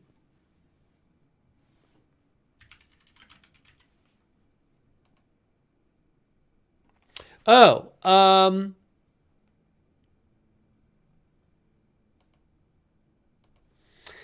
news breaking, AZ Intel, who I follow, found this from Jeff Selden. Hat tip to AZ Intel. Jeff Selden of VOA News is reporting that the Pentagon is expecting to fire about 5,400 probationary workers. Probationary just means like they've only been working there for a certain amount of time. Doesn't mean they're in trouble or anything.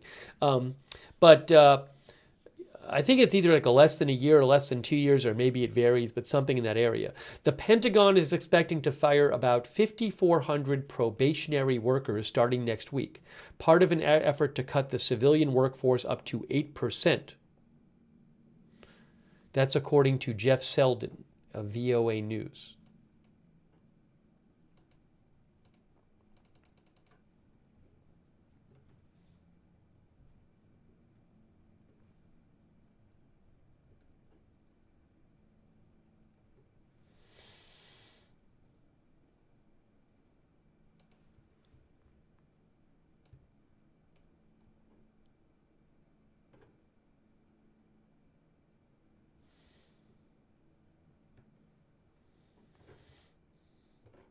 So we'll keep an eye on that.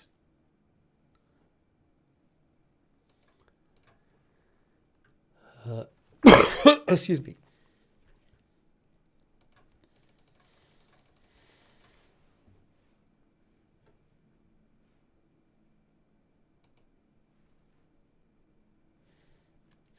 Things are a little behind schedule today, I think, with the White House.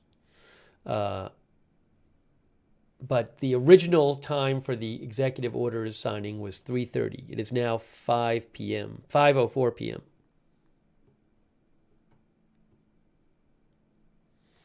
So I'm waiting for more updates on that. DG says that's a lot of people losing jobs.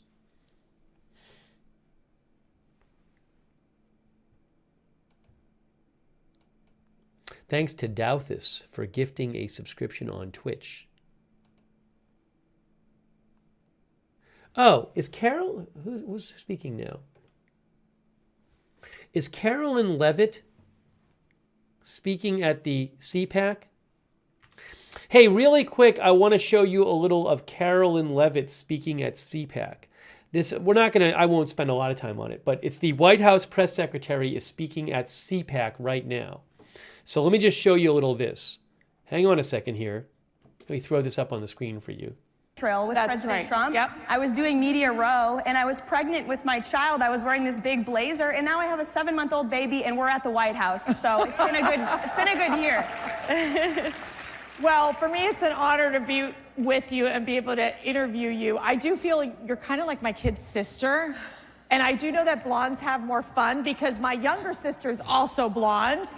But, I got to ask you, we're 31 days into this administration, this historic Trump administration. What's the president's mood? Jubilant, excited, exhilarated, and defiant. And the president is not backing down. We've seen judges in courts acting like judicial activists. We have Democrats who are hooting and hollering outside of empty federal office buildings because we want to simply cut fraud, waste, and abuse from our federal government. And we are not going to be deterred. The president will not be deterred. He is going to continue moving forward, delivering on the promises he made. And look at 30 days, the golden age of America has begun, and we're just getting started. All right, give an insight into, you know, when you walk into the Oval Office, President Trump is there. He presses his button to get his Diet Coke, which is one of the coolest things. And then he sometimes will ask you, do you want one too? And so, and you really don't say no. Even if you don't like Diet Coke, guys, I'm sorry, you don't say no. But, it's you true. know, when he comes to you and he says, Caroline, this is what we need to say. I mean, give us an insight as to one of those instances that you can recall that you were like, wow, okay, he's really in charge. We got to get this done. Yeah. I mean, every single day. The president, we joke. Every single day. He's the president of the United States. He's also the communications director of the White House because he dictates the message. He executes the agenda. You know, one of the things I love about President Trump, and I think what makes him such a great leader, is that he's so deeply involved in every decision that is made, every speech that is written, every executive order that is signed. Where most politicians, you just hand them the script and they read it. President Trump cares about every word he is saying and every action he is taking. To the point of putting the period or exclamation point, right? Or the capitalization of a random word, that too. Okay, that's a good one as well. You know, but I got to ask you because, you know, Mark Rubin, that guy who's, I don't know, he makes money or whatever. He said that he made that comment during the campaign about there's no strong or intelligent women around Donald Trump. Those strong and intelligent women, I think, are one of the most critical parts of the White House. Definitely. And how he listens to the women. Tell us about that. Absolutely. Look at the White House and look at the exceptional cabinet that President Trump has put together. Who loves the cabinet team that President Trump has put together? It's amazing. It's amazing. And while we don't care about identity politics, you brought it up, and it's true. The president has appointed Susie Wiles, who is our first female chief of staff in United States history. Brooke Rollins heading up the secretary, she's our Secretary of Agriculture. I mean, look across the entire cabinet. There are incredible women. Linda McMahon leading the Department of Education. You know, the list goes on. And the White House is full of working women. In fact, I was going up the staircase in the West Wing today and saw two of my female colleagues, both of whom are pregnant, having babies this year, and they're working and they're saving America because President Trump believes in the best people for the job, the brightest people for the job. That's right. So tell us, okay, that first day, because I remember we were like, okay, it's Caroline Leavitt's first press briefing. How many of you people were watching out there? So, of course, as the older sister, I'm like going, I better start praying right now. And we're both Catholic, so I'm like praying to like Mary, the saints, everybody else, Jesus. I'm like, Jesus, come on, just cover. When you walked into that White House press briefing room, now you were there beforehand as one of the press assistants, but this is different. This is like one of the most important jobs of the administration. How did you feel? Yeah. And what was your focus? Like, how did you know, okay, I'm ready, I mean business? Yes. Well, there is extensive preparation that goes into each briefing. And I'm so blessed to have an amazing team at the White House who helps me prepare. I brought three of our big guns yesterday. We had Stephen Miller and Mike Waltz and Kevin Hassett join me at the podium to celebrate 1 month. And I lean on the policy experts in the building and, you know, to figure out what is fake news versus what is truth. So a lot of preparation, a lot of reading, talking to the president to understand his thinking. And then when I got to the podium, I realized the president is delivering on everything he said he was going to do, which makes my job as his spokeswoman easy because I'm not working for a politician who's lying and we have to spin. I'm working for a man who said things and he's delivering on those things every day. Now, I remember, because I worked in the first administration, and the press secretary at the time, I was a strategic communications senior advisor for President Trump, and our press secretary at the time was now Governor Sarah Huckabee Sanders, who will be on stage with me tomorrow. But I remember those exchanges between Sarah and this guy. Let me remember his name. Wait a second. The CNN guy, Jim Acosta? Oh, wait. He's not on CNN anymore. That's right. He was like, it was just so, I would say, you don't mind the aggressive questions. You take the aggressive questions. But it was just always to the point that it was like, how do you destroy Donald Trump? How do you destroy the individuals of staff? It was so, when they do say Trump derangement syndrome, and I do think that there's also Elon Musk derangement syndrome happening too with the media, because they don't know how to handle it. How do you view that differently from the first administration till now? Because it was a lot of dealing with Russian hoax at the beginning, special counsels. It was constant because the media was trying so hard to, and they never apologized, right? They didn't apologize about the Russian hoax. Yeah, that's right, they didn't. So this time around, it's a very different strategy that you all are taking forward. What is that strategy? Well, first of all, since you brought up Jim Acosta, he's been saying some not so nice things about me online, and I've resisted responding, but since you brought him up, I'd like to say to Jim, at least I have a job, Jim, okay? Just saying. Now, moving on, as far as the strategy, we are on offense. We are on offense every single day, and the president leads from an offensive mindset. We are not going to apologize for cutting waste, fraud, and abuse from our government. We are not going to apologize for mass deporting illegal immigrant criminals who have broken our nation's laws and terrorized our communities. And we are not going to apologize for slashing regulations and undoing the disastrous policies of the previous administration. That's what the president said he was going to do, and that's what the majority of our fellow Americans want. The latest CBS poll, 70% of Americans say that President Trump is delivering on what he said he was going to do. So we're not going to apologize. We're going to keep moving ahead, and we try to bring that approach in our messaging every single day. So I got to ask you, you're working all the time. These jobs are, when I tell you so demanding, they are so demanding, and I do feel that it is like warp speed what you're dealing with, even more so than we saw in the first administration. How do you get the strength to just get through every single day? My faith in God, absolutely.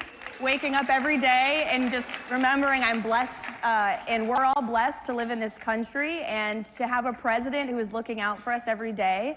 Family support, and our team at the White House. We really have a great team. And you talked about how the media tried to cause so much division within the White House in the first term. They're trying to do it, but I think they're failing. They are not getting away with it because we truly have such great camaraderie. And the people I work with every day, they're friends and we're together. I mean, 18 hours a day. So you gotta like who you're around.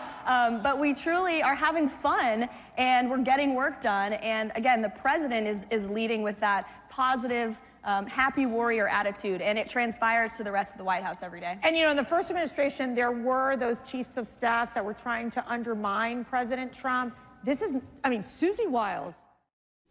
Okay, so I've been showing you some of this live interview with White House Press Secretary Carolyn Leavitt at CPAC, which is this annual conservative conference where they have lots of prominent conservative speakers. I don't know, is Trump speaking at CPAC this year? I believe Trump has spoken there before. I don't know if he's speaking there this year. Yes, Trump is speaking at CPAC tomorrow. We might even cover that. Trump is speaking at this conference tomorrow. Yeah, so we might cover that. Okay. So anyways, I wanted to show you some of that. And we're waiting for Per Holstrom says he's always speaking at CPAC. We're waiting for, so Trump is supposed to sign executive orders today. The original start time for that was 3:30 p.m., but things seem to be running late in the White House today. It's possible he's doing it like right now because I think the way they're doing it with the executive orders is he's going to sign it in the Oval Office, and it's not going to be live streamed, and then after a video of it will be released. So as soon as I have video, I will show that to you as soon as I have video of Trump signing executive orders. I'm also seeing new report about the Department of Defense announcing intended layoffs there. So let me see if I can get you more about that. Hang on. I got it. Hold on a second. We have a new statement from the Department of Defense. New statement from the Department of Defense about laying people off.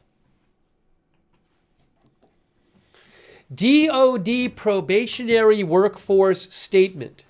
Probationary workers are those who have not been working as long as others. I've seen descriptions meaning it's up to a year or two, but they're not in trouble. Look at this. Okay, this is a new press release from the Department of Defense.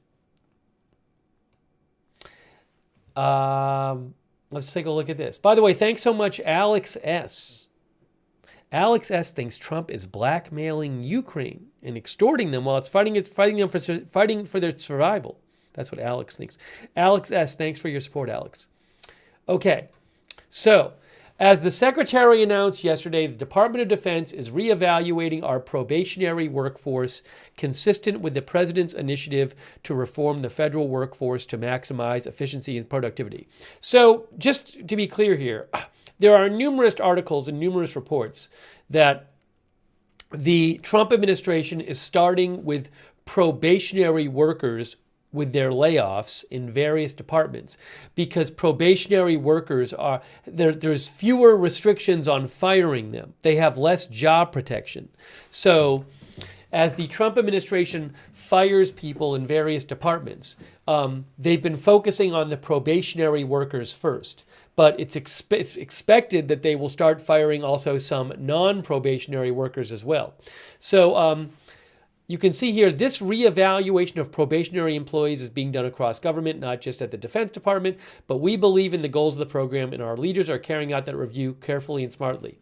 We anticipate reducing the Pentagon's civilian workforce by 5 to 8%.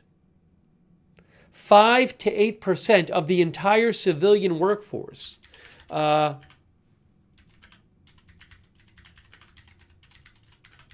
And if you're wondering of how much that is, let's see. An 8% cut would be 76,000 people. The Pentagon currently employs almost 1 million people. Okay? 950,000 civilians in the Pentagon. So an 8% cut would be about 76,000 people. A 5% cut would be, what about 50,000? I got to get out my calculator here.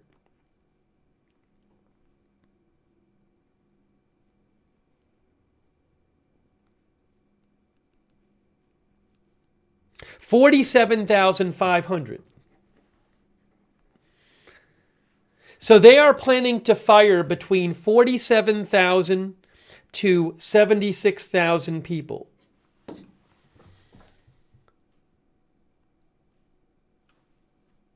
That's a new probationary, and they also say we expect approximately 5,400 probationary workers will be released beginning next week.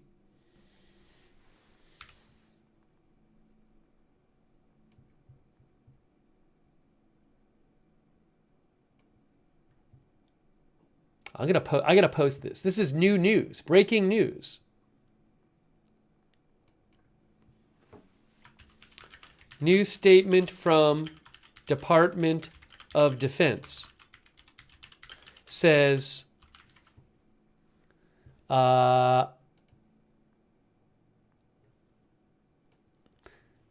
we anticipate reducing the department's civilian workforce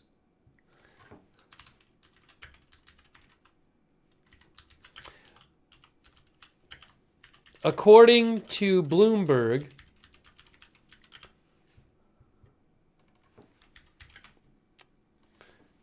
DOD employs 950,000 civilians.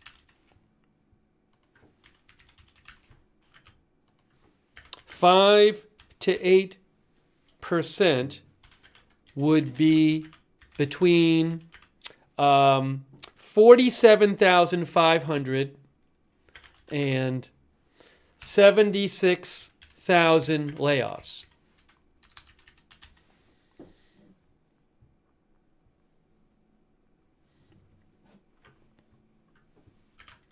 Also, they say that 5,400 probationary workers will be fired starting next week.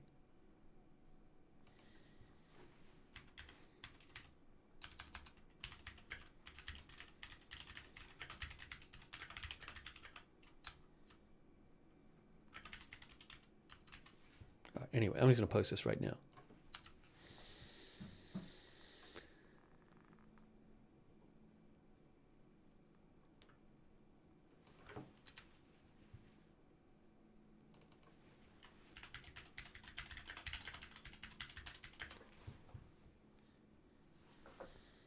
Okay.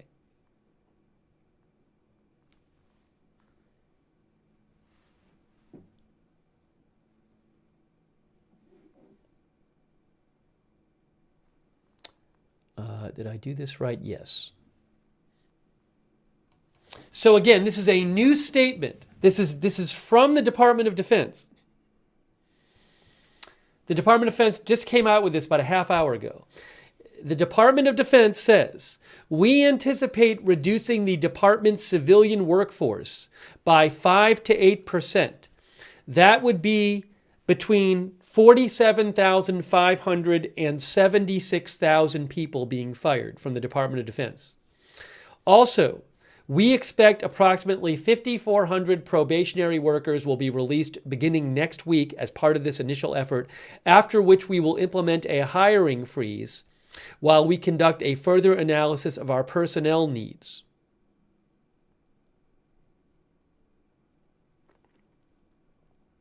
As the Secretary made clear, it is simply not in the public interest to retain individuals whose contributions are not mission critical. Taxpayers deserve to have us take a thorough look at our workforce top to bottom to see where we can eliminate redundancies. As we take these important steps to reshape the workforce to meet the President's priorities, the Department will treat our workers with dignity and respect, as it always does. Those who commit themselves to defending our nation deserve nothing less.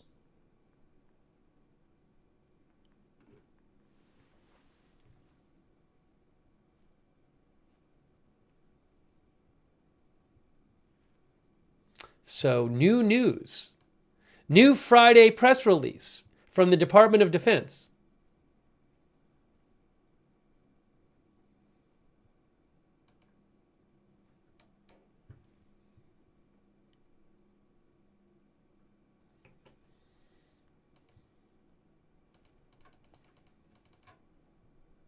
Someone I follow posted that a lot of veterans work for the Defense Department.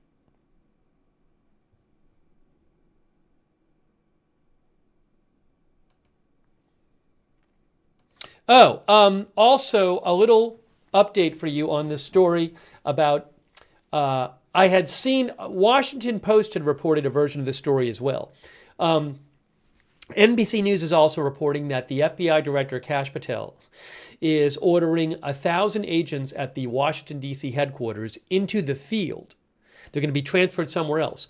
And another 500 employees must move from D.C. to Huntsville, Alabama.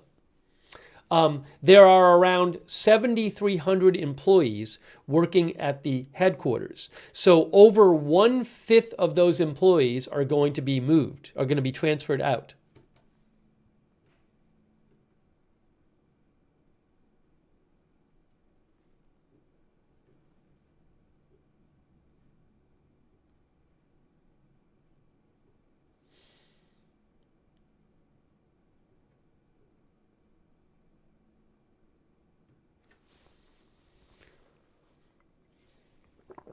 Okay. So we got some breaking news this afternoon as we wait for the executive orders to be signed. Let me read some comments from you guys. Thank you to Smicky from Sweden for your support, and also Fletch. Well, I don't think I'll be covering the hostage release tomorrow. I haven't been covering every hostage release, so I don't know that I'll be covering that one. Who knows? But I haven't been covering every single one. I covered the one a couple days ago because it was new. It was the first time that Hamas had ever returned human remains, and also because it involved the Bibas family. So, but I haven't been covering every single one, so I don't know that I'll cover it tomorrow. But who knows? You never know. Thank you for asking, Fletch.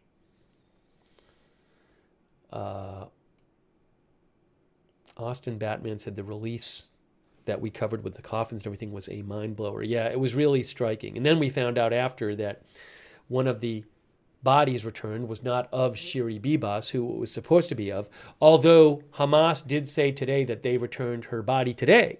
So reportedly Israel is taking possession of this body and will test it to see if it's really of Shiri Bibas. A new body today given over to Israel by Hamas.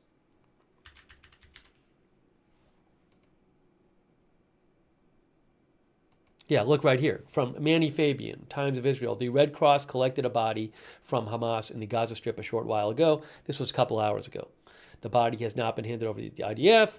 Once in Israeli hands, the remains will be taken to the Forensic Institute for identification. Hamas has reportedly claimed the body belongs to hostage Shiri Bibas. Hamas had said it returned Shiri Bibas' body to Israel yesterday, along with the bodies of her two sons. In fact, that body was a Gazan woman.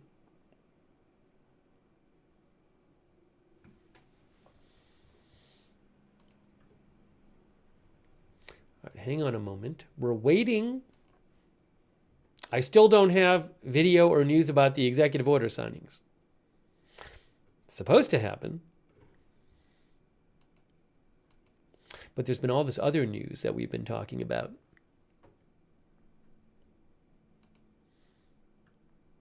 Give me a moment. I'm going to show you a couple things here.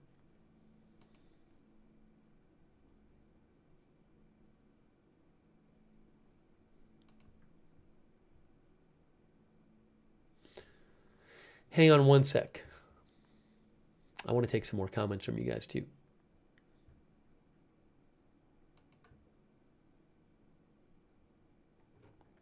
And remember also, Trump removed the acting director of ICE.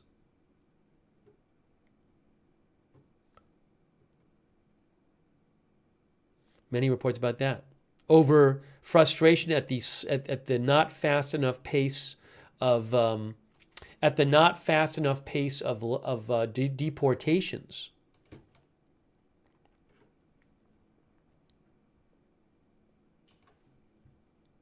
Give me one sec.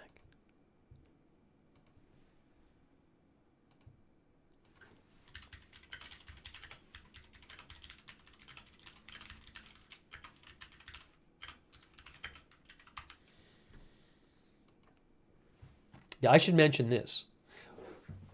Oh, there's a picture with this too. I bet it's on their website. Hold on a second, can I show you this?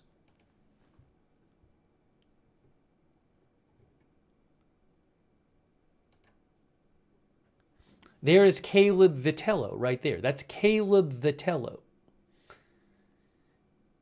He is being removed from his position. Immigration and Customs Enforcement, according to multiple outlets. This is another picture from ICE in the Washington Post article. Caleb Vitello.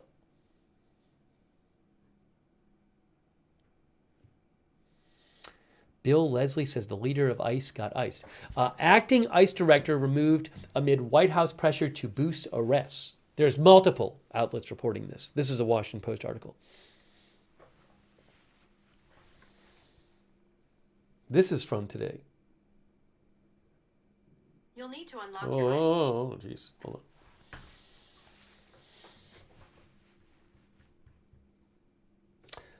The reporting is that Trump is unhappy with the number of deportations. So you can see here, the Trump administration has removed the top official at Immigrations and Customs Enforcement 1 month into his tenure. They appointed him a month ago. As White House officials have turned increasingly frustrated, the agency isn't arresting immigrants fast enough to satisfy the president's deportation goals. There's multiple outlets reporting this story, by the way. It's not just the Washington Post. Wall Street Journal had a version of it too. Caleb Vitello, a veteran ICE official who was installed as acting director when President Trump took office, will be reassigned to a senior role overseeing daily enforcement operations, according to a spokesperson for the Department of Homeland Security. Trump has ordered ICE to carry out the largest mass deportation campaign in U.S. history, but the agency's budget and staffing remain largely unchanged, leaving officers scrambling to ramp up arrests in U.S. cities and communities. In late January, Vitello told ICE's 25 field office directors they should arrest at least 75 immigrants per day for a national daily total of 1,200 to 1,500. ICE officers have been working 6 and even 7 days per week since then, but Trump border czar Tom Homan and Kristi Noem of Department of Homeland Security have blamed agency officials for missing their targets. ICE averaged more than 800 arrests per day nationwide in late January in the 10 days after Trump took office, publishing its results on social media amid a publicity campaign that invited television crews to embed with officers. The pace of arrests slowed during the first 2 weeks of February to fewer than 600 daily, however, and ICE stopped publishing data on social media, saying it would move to a monthly format.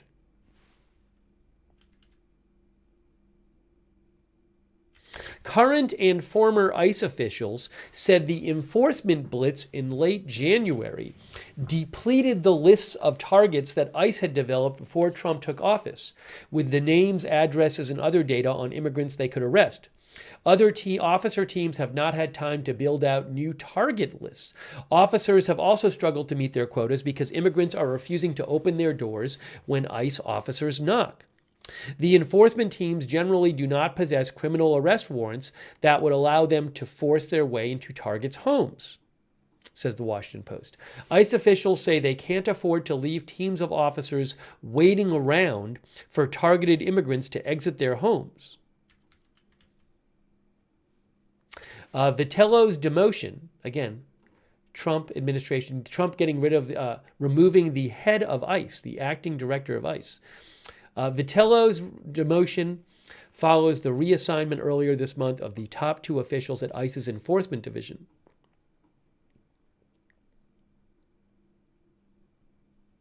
Now, an official in the Trump administration told the Washington Post that Kristi Noem, the head of the Department of Homeland Security, made the decision and it was not done at Trump's direction. I don't know about that. I'd be surprised if Kristi Noem herself just chose to remove the head of ICE without asking Trump about it. Several staffers said news of his demotion caught them by surprise and they found out through news alerts. Again, here is Vitello.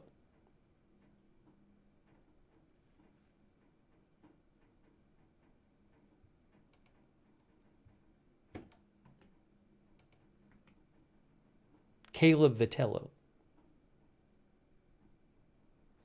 NY committee says Kristi Noem would have to get Trump's okay to oust Vitello.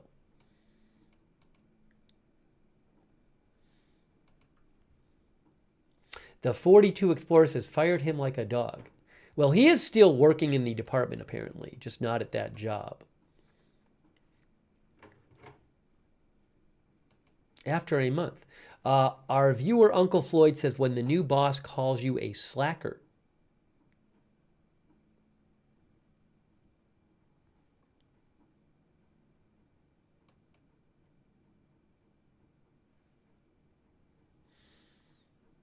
We're still waiting for the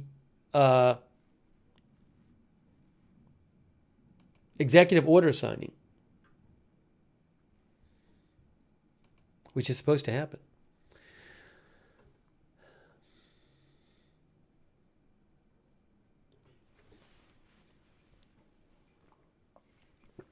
Jamie Rowland says, are they just going to start deporting random people to meet Trump's numbers?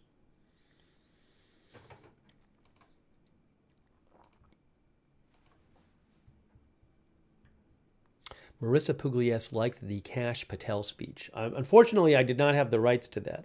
And I haven't seen it posted yet on a government site. If I did, I would show it to you.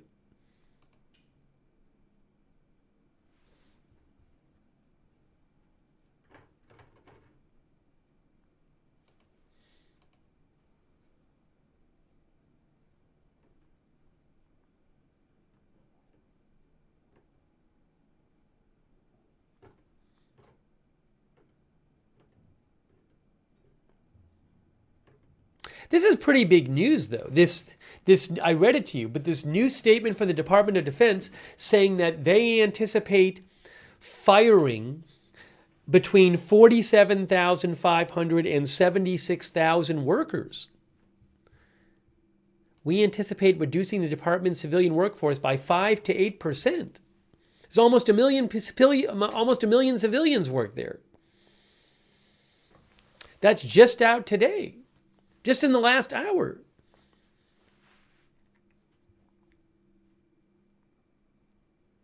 Evelyn in Maine says, so many people.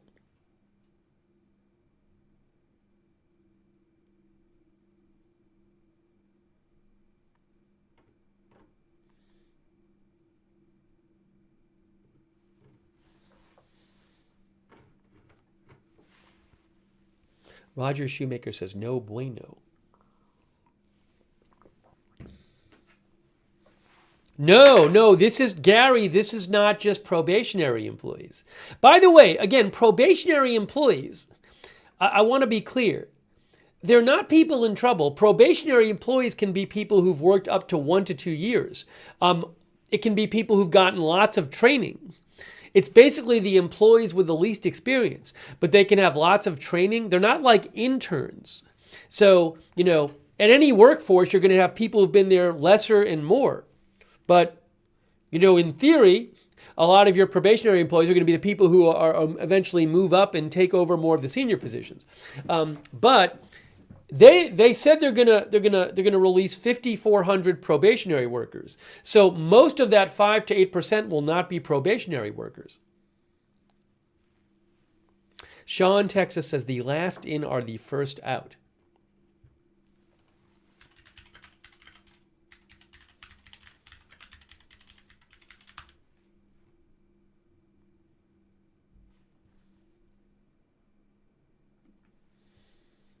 Hang on a second here.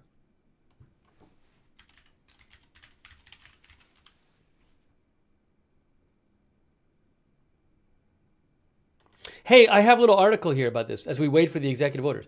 Experienced workers, not just rookies, get cut as Trump slashes probationary employees. This is from AP. Warren Hill spent more than 2 decades working at the Lake Clark National Park and Preserve in Alaska. Last summer, he was promoted to serve as a maintenance supervisor.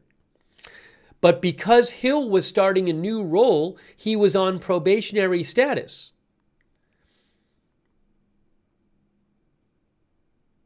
I guess he got fired. He was on probationary status when President Trump's administration began firing thousands and thousands of federal workers who had less civil service protection.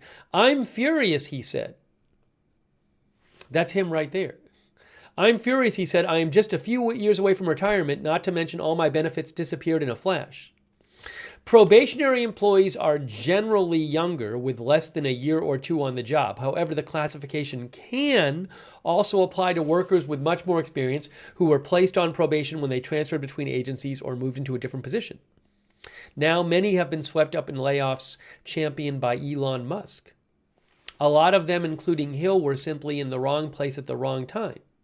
They were often terminated in cursory letters, short, that described their services as no longer needed or accused them of poor performance, even in cases when they had received positive reviews for their work. Hill, this person who's been laid off apparently, said they have no idea how many lives they are destroying and the negative economic impact they are having in our community and all the others like ours. The total number and experience level of probationary employees who have been fired isn't clear. The layoffs have taken place across many agencies, says AP, including Health and Human Services, Veterans Affairs, Education, Energy, the Food and Drug Administration, and the National Park Service. Roughly 2,000 employees were cut from the U.S. Forest Service, and another 7,000 are expected to be let go at the Internal Revenue Service. The Trump administration has defended its handling of probationary employees, which is part of a sweeping effort to downsize the federal government.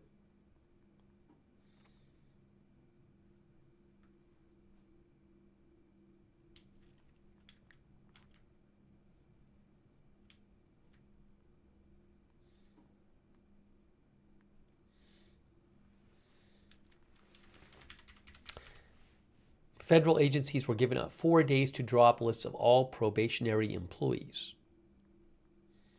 Anyways, more layoffs apparently coming. As I mentioned, the Department of Defense said they're going to be let go of roughly 47,000 to 76,000 civilian workers.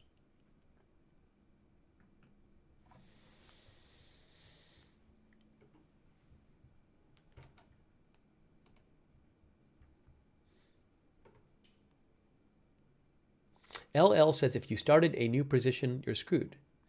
Mort says, I don't know where all these workers will go, whereas another viewer thinks they can get a job easily.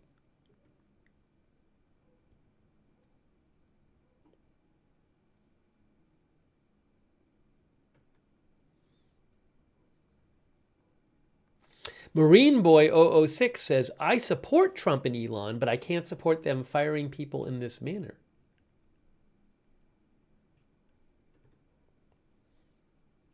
Corey thinks U.S. unemployment is at record lows and these people can find a new job quickly.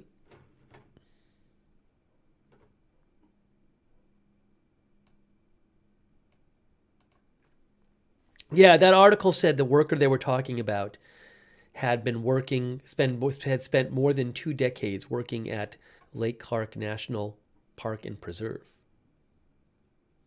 which I assume is a federal job. It's at a national park.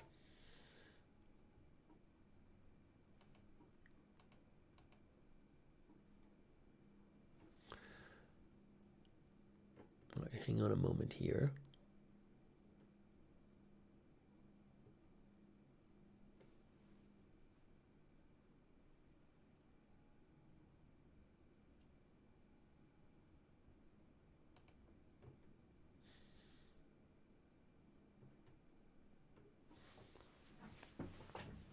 To repeat, we are still waiting for the executive order signing, which originally was supposed to happen at 3:30 p.m. I have not seen anything saying it's not happening anymore. This was on the official White House schedule.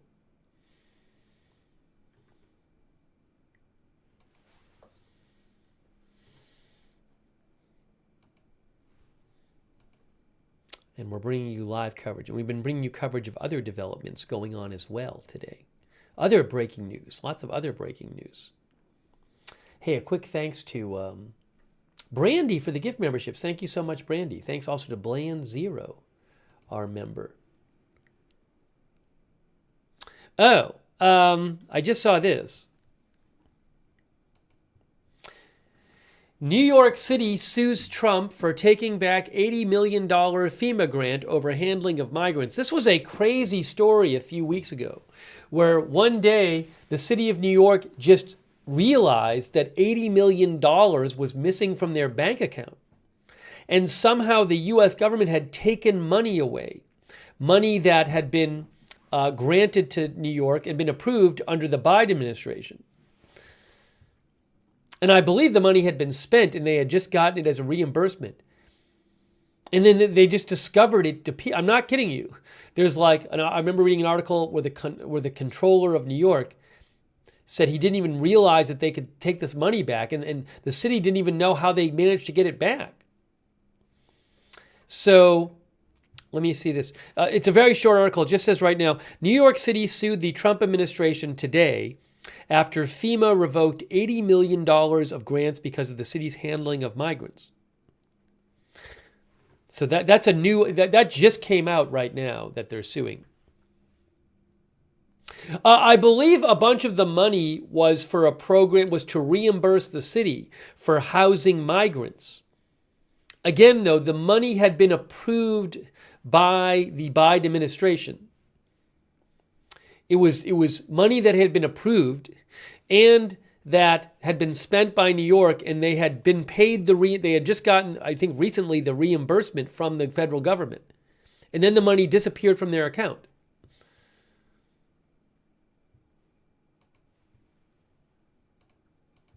So we'll have to see how that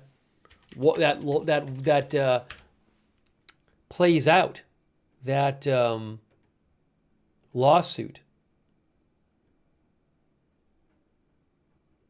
Wonder if I can find. Yeah, here's a little background on that. FEMA yanks back $80 million that New York City meant to cover hotel costs for migrants. Again, I think the city has a law that migrants need to be sheltered. Yeah, look, the FEMA has clawed back. And again, the city just said that they didn't even know where this money had gone. They just showed up one day and it was gone from their account. FEMA has clawed back more than $80 million from New York City, escalating a dispute between the Trump administration and the nation's largest city over money for sheltering migrants. Gone is a $59 million grant that the administration challenged earlier in the week, and another award for $21.5 million. The money, this is an article from February 12th. The money was discovered to be missing overnight, said the city controller. And the city controller said no one in his office had been aware that the federal government had access to the city's bank account. Mayor Eric Adams said city officials had contacted the White House about getting back the money. The grants were applied for and were awarded during the Biden administration, but had not actually been sent to New York until February, a couple weeks ago. Soon after, Trump advisor Elon Musk flagged $59 million in payments, writing on X that his so-called Department of Government Efficiency had discovered the money was used to house migrants in luxury hotels. Musk gave no evidence to support his claim. In the last 2 years, New York City has leased several budget hotels and other vacant buildings, turning them into migrant shelters.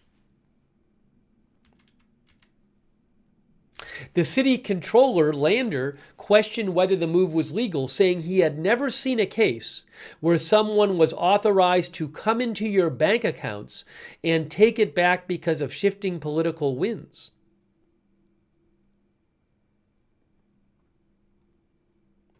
The Homeland Security Secretary had written on X that she has clawed back the full payment that FEMA deep state activists unilaterally gave to NYC migrant hotels.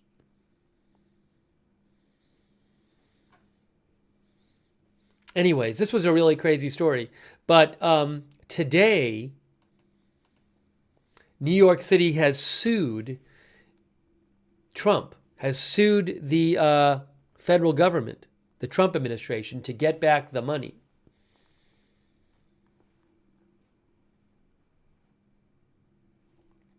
That headline just coming out from Reuters.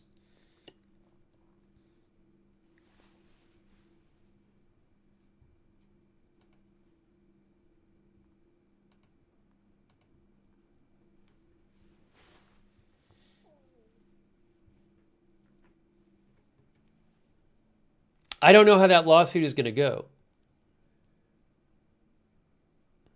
Dan B says, so where is that money? I don't know where it is.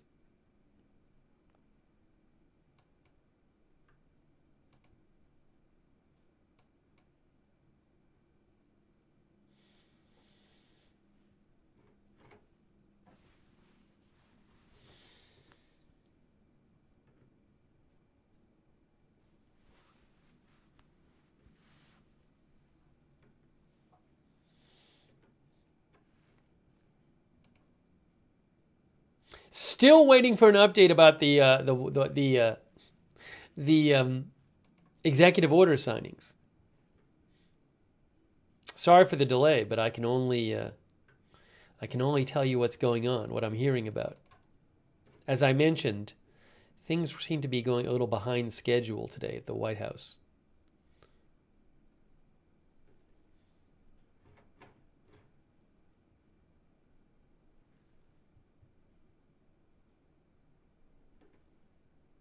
Hang on a second here.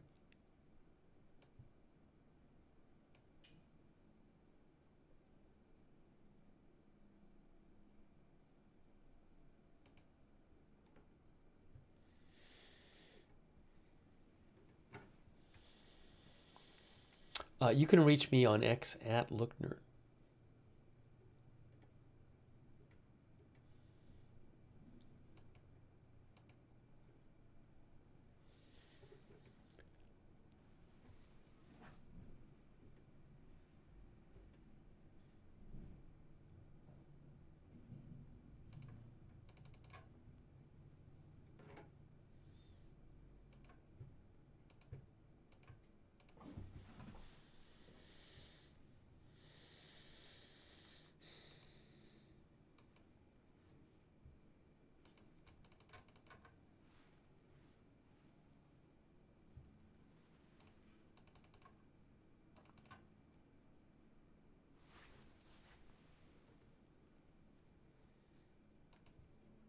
Yeah, no, I don't have that footage yet, and I don't have an update on when it's coming. But again, I haven't heard it's canceled. Let's see what other developments are going on as we wait for the update. I don't even know what executive orders he's going to sign today, assuming he does sign them.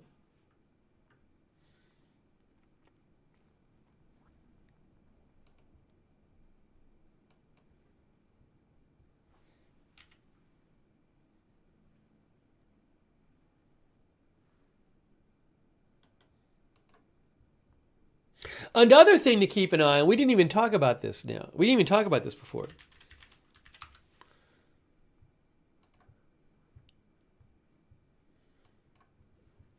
We didn't even talk about this before. I want to mention this.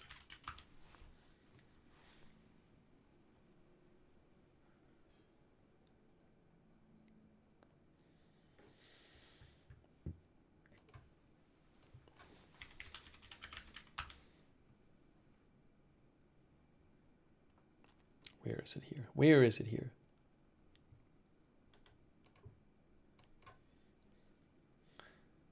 This article's from yesterday. Trump says federal government should take over D.C., backing congressional GOP push. President Trump said on Wednesday, through his support behind congressional efforts, I assume by Republicans, for a federal takeover of the nation's capital, saying he approves putting the D.C. back under direct federal control.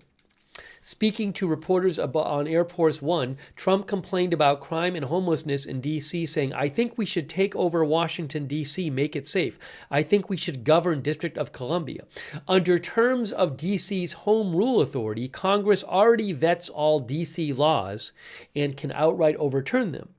Some congressional Republicans have sought to go further, eroding decades of the city's limited authority and putting it back under direct federal control as it was as its founding." And you can see here, Austin Batman thinks that the federal government should not be running police, fire, etc.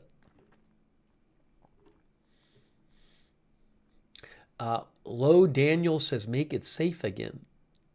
Trigon J. Mark says, this is not cool. You can see here, hold on. I was going to show you something else relevant to this. Trump wants to take over D.C. How would that work? Says the Washington Post. President Trump this week reaffirmed a campaign promise to pursue a federal takeover of D.C. He said, "We should govern D.C. I think the federal government should take over the governance of D.C. and run it really, really properly." He said despite his good relationship with D.C. Mayor Muriel Bowser, he believed local officials were failing to fix the city's problems, among them crime, graffiti, and homeless encampments. Bowser has said Trump's impressions are outdated and that there have been declines in the city's crime rate and the homeless population. Okay.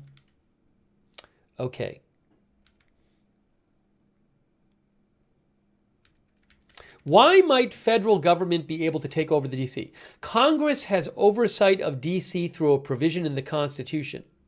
The city won limited self-government when Congress passed the Home Rule Act in 1973. That act gave D.C. residents the power to elect their own mayor and city council. Interesting.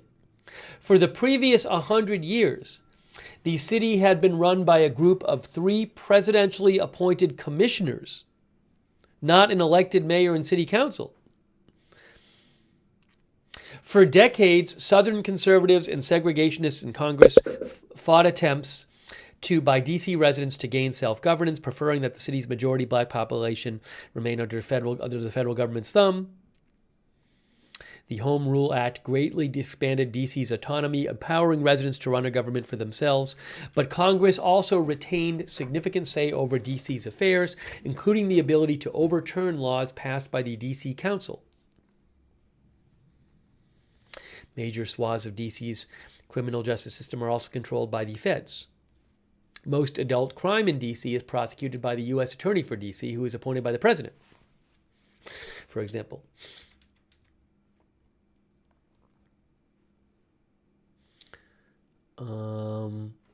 Trump has the power to appoint the D.C. National Guard and deploy it without the consent of D.C. officials. The governors of states control their own National Guards. Trump also has some power to take over D.C.'s police department, at least for a short time. A section of the Home Rule Act states when special conditions of emergency require using D.C.'s police force for federal purposes, the president can order the mayor to temporarily provide the federal government with D.C. police services. Okay. Since Congress granted D.C. Home Rule, it also has the power to alter it or take it away. Republican lawmakers have proposed one such measure to repeal Home Rule entirely. Wow. But Republicans do not have a filibuster-proof majority in the Senate, meaning Democrats in the minority would be likely to stop the bill from moving forward on the floor or pass.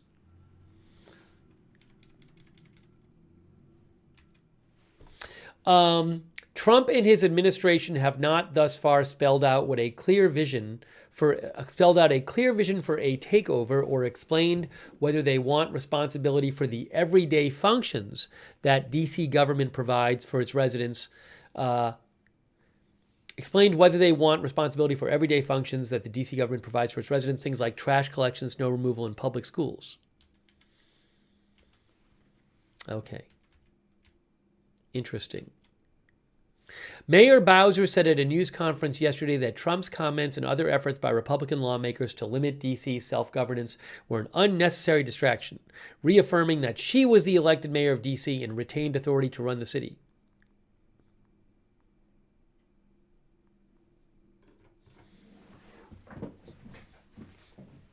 So that's going on. OBB says Trump is going to stop all this crime. Summer Sunrise says D.C. is a messy, noisy place. Foster Percival says dictatorship confirmed.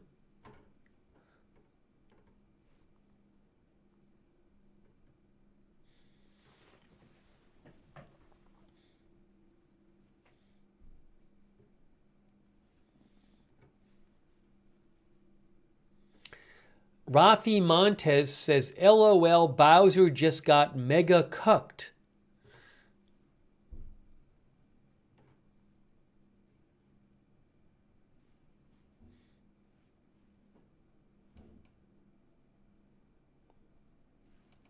You know, we're still waiting for the executive orders. I'm sorry for the delay. I mean, you know, again, it was on the official schedule, the executive orders, at 3:30 p.m. And I have not heard any announcement that he is canceled the executive orders. Thank you, Shutu, for your support. Shutu says Trump needs to sign executive order to make soda great again. Europe's cola, Fanta, Sprite, much better with real sugar, says Shutu. Thanks also, Mama 457 Rose.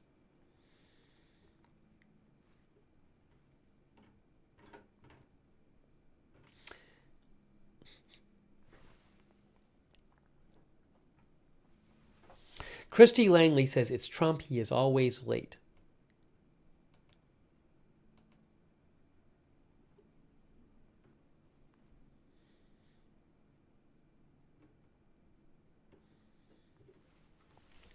Thank you again to our moderators.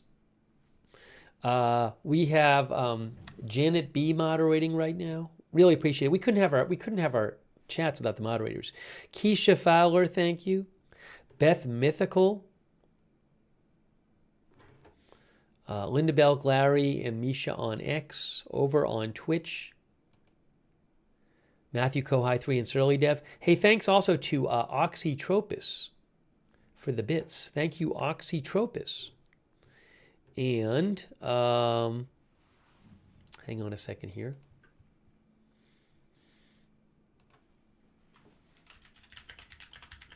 I was delayed in thanking Oxytropis. Thanks also to our Facebook moderators, Kay Lowry Body, Margaret Riley, and all of our other moderators over there. So we are still waiting for the executive orders. And thank you, Jesse's Girl, for your support. I appreciate that, Jesse's Girl. Thank you. Still waiting for the executive orders. I know I keep saying that, but I just want to let you know we're still waiting for it.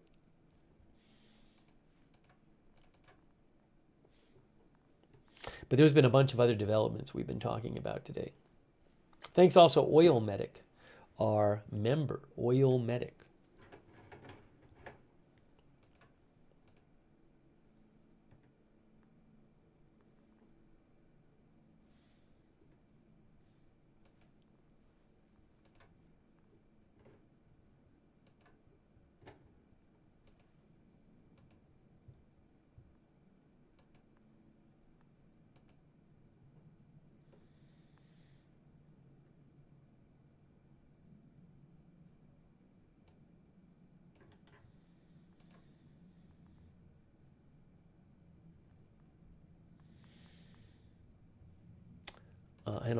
Hang on a moment here.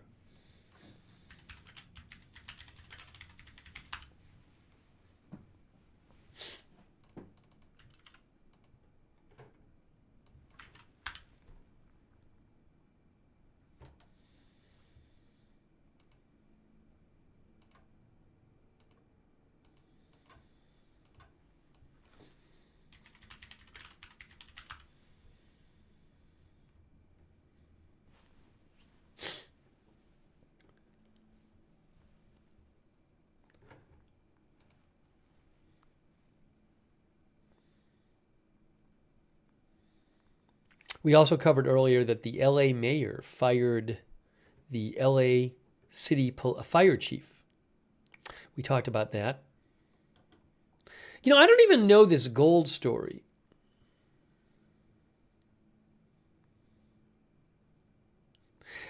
I've been meaning to read an article about it. I haven't. There's been this talk about checking if the gold is in Fort Knox. Some of you probably have been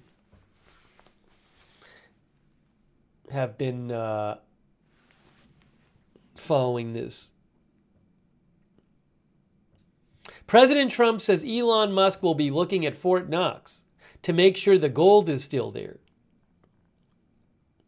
The legendary depository in Kentucky for American gold reserves. There's a picture of it right there.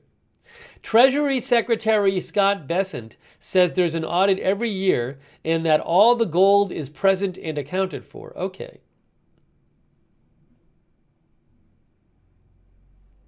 Well, the Treasury Secretary says it's all there.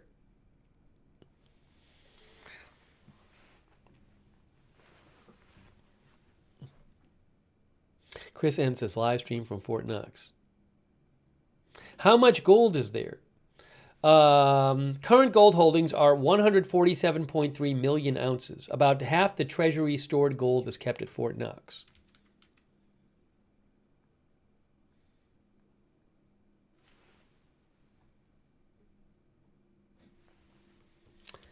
Has anyone ever been allowed to see the gold reserves?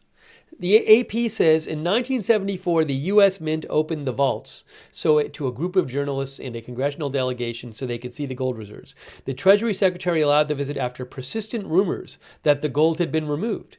Until then, the only person other than authorized personnel to access the vaults was President Franklin D. Roosevelt. Since then, the vaults have been opened one other time. In 2017, Treasury Secretary Steve Mnuchin visited with Kentucky Governor Matt Bevin and congressional representatives. Current Treasury Secretary Scott Bessent has said he would happily arrange an inspection for any senator who is interested in seeing the vaults.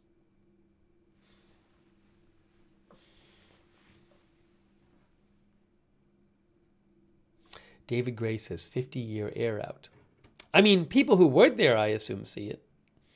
Our viewer Trigon J. Mark says the rumors persist.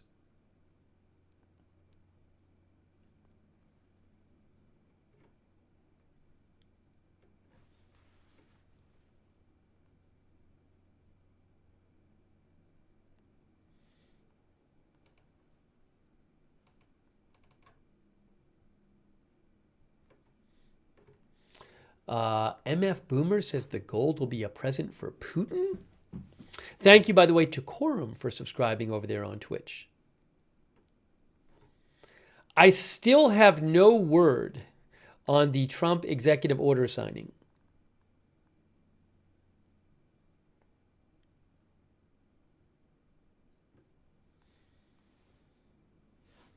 No, I have no word on it. It's possible he signed it and it just hasn't been publicized yet because it's supposed to be closed press and then video afterwards is supposed to come out of it. So I don't know. Maybe it's already happened and we just haven't seen the video yet. Oh, here's some more about the FBI transferring staffers out of Washington. It's another story we've been talking about. So we've seen these reports, about 7,300 people in the FBI work in the DC headquarters, but more than a fifth of them are getting transferred out, according to reports. This is from Reuters. What do they have to say? The FBI on Friday ordered the transfer of 1,500 staffers out of its Washington headquarters. Two sources told Reuters. Some 1,000 of the staffers would be dispersed to field officers around the country. With another 500 ordered to transfer to Huntsville, Alabama. The news was conveyed to employees at a Friday meeting. That's over 1/5 of people who work there. Now, this says the Bureau had 9,414 employees in Washington. The other article said 7,300. Anyways, a sixth of people who work there. The FBI Director, Kash Patel, was sworn into his new role today. Patel said today, I promise you the following, there will be accountability within the FBI and outside of the FBI, and we will do it through rigorous constitutional oversight starting this weekend. Starting this weekend.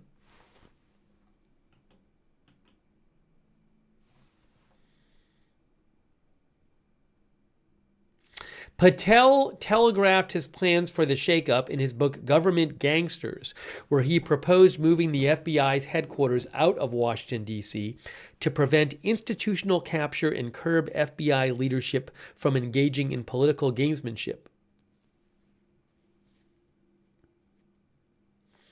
Patel has said he will scale back investigative work at the FBI's Washington headquarters, where many counterintelligence, national security, and political corruption bodies are housed. Political corruption probes are housed.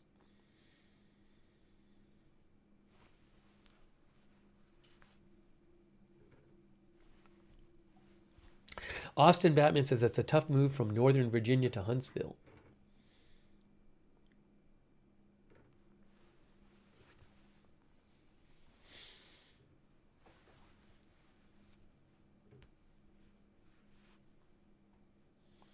Target Stop says going to be a fire sale of real estate in Washington.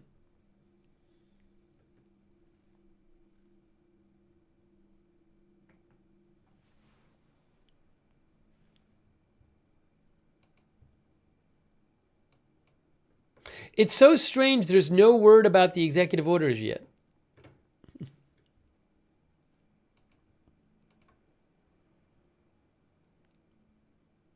Maybe I can show you the actual schedule so you can see that it says executive orders on it. I'm not making this up. Bogey says secret executive order is secret. I'm not making this up. Let's see. Where is daily guidance? Right here. Right here. I'm going to show you guys. Literally from the schedule. I'm going to show you guys.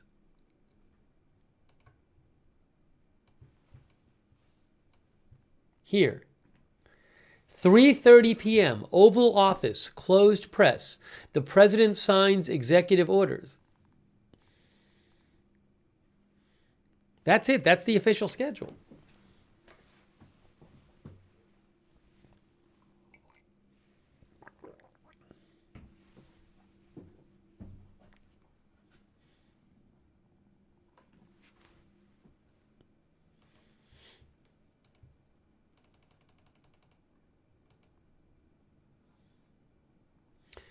Closed press, I think, means that there's no live video of it, but they come out with video after. I'll get a definition of that, though.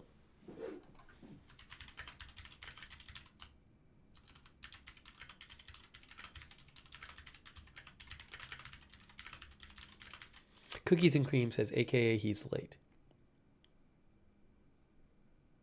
Oh, you know what? Yeah, so now ChatGPT says no live coverage is permitted with closed press.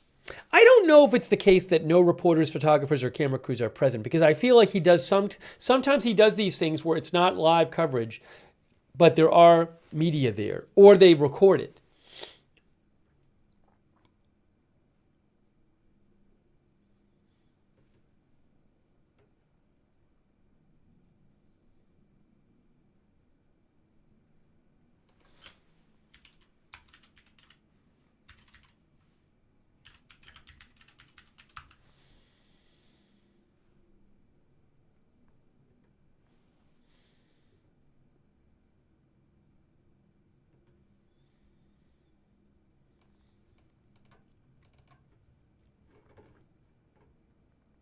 Rivers says, I believe we will see footage of the signings later.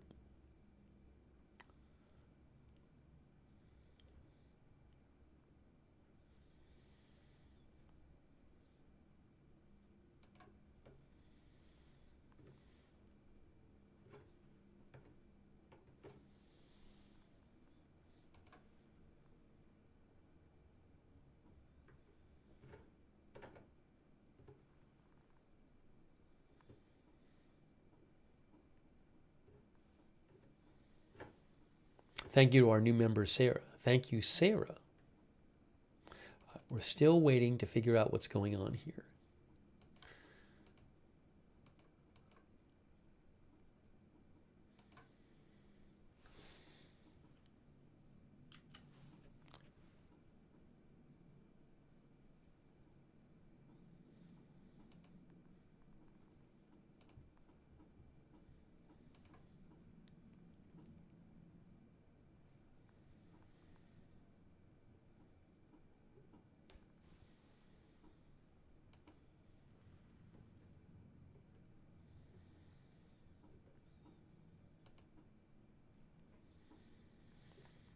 The Washington Post reports the Education Department in the Trump administration announced today it was launching an investigation into a Maine high school and the state's education agency after a tense exchange between President Trump and Maine Governor Janet Mills over transgender students.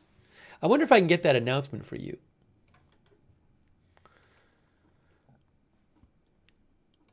Did they post it? Let's see. I got it. I got it. Office for Civil Rights launches Title IX violation investigations into Maine Department of Education and Maine School District. As background, as the Washington Post points out, what happened earlier today, Trump warned during a session with the Republican Governors Association that Maine risks losing federal funding if it continues to allow transgender students to participate in girls' sports, despite his executive order aiming to ban that. Governor Mills of Maine responded, "We're going to follow the law, sir. We'll see you in court." And then Trump said something after that. Trump after that said, in response to her, he said,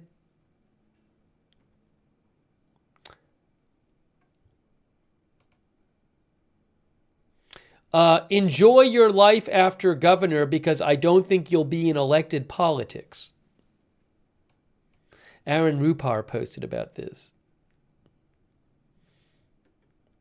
So now we have this just came out today.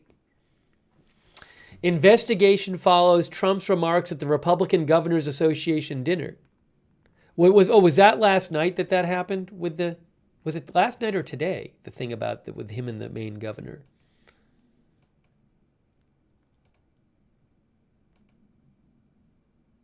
That was,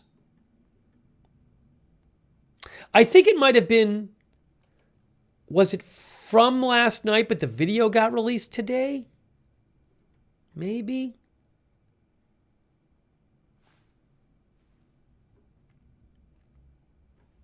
The Washington Post said it was, I want to read you the actual announcement from the Department of Education.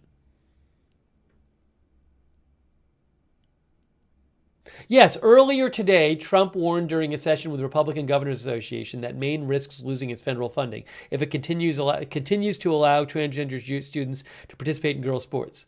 And the governor of Maine said to Trump, "We're going to follow the law, sir. See you in court." And then Trump responded, "Enjoy your life after governor because I don't think you'll be in elected politics." So now we have this. This is from the Department of Education, Trump administration. Office for Civil Rights launches Title IX violation investigations into Maine Department of Education and Maine School District. Investigation follows Trump's remarks at Republican Governors Association dinner. Today, the U.S. Department of Education's Office for Civil Rights sent a letter to the Maine Department of Education Commissioner announcing that the Trump administration is initiating a directed investigation of the Maine Department of Education amid allegations that it continues to allow male athletes to compete in girls' interscholastic athletics and that it has denied female athletes female-only intimate facilities, therefore violating federal anti-discrimination law. Okay. Oh, I guess the remarks were last night. This follows President Trump's remarks from last night at the Governors Association dinner that Maine risks losing its federal funding if it continues to allow transgender males to participate in female sports. I think, well, some people would call it transgender female. It's biological male identifying as female.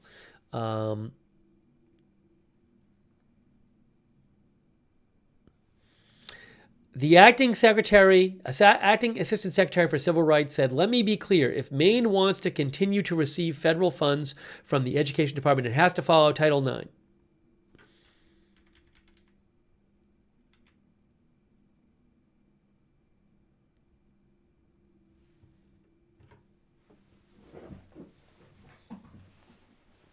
So that's going on. We have a bit of a feud between the Trump administration and Maine.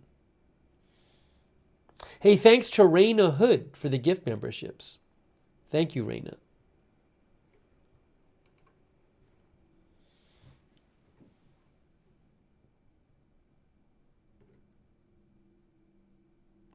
I don't know how much federal money goes to, how much education department money goes to Maine every year.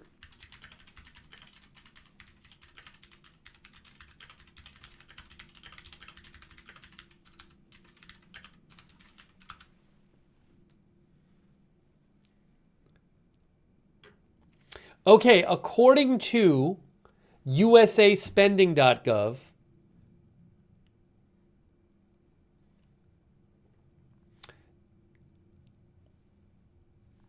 it says here, am I reading this right?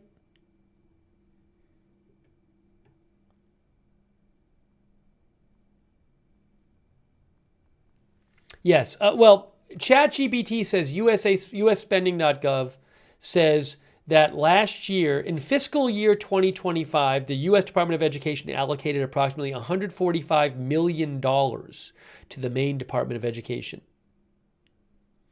During 2021 to 2022, federal funding constituted about 10% of Maine's public school funding.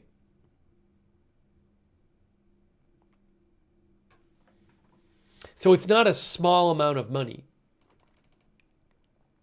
Sandy Doggo thinks Trump would bail on the executive orders.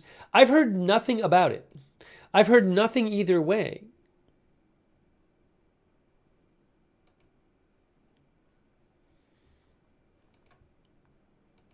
If anyone hears anything, please let me know. But as far as I'm aware, we're still waiting for Trump executive orders.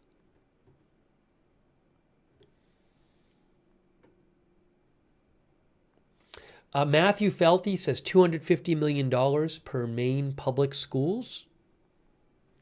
Let me see here.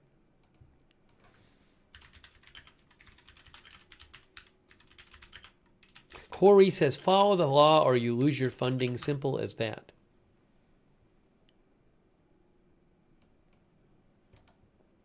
Oh, WMTW, which I assume is a Maine channel.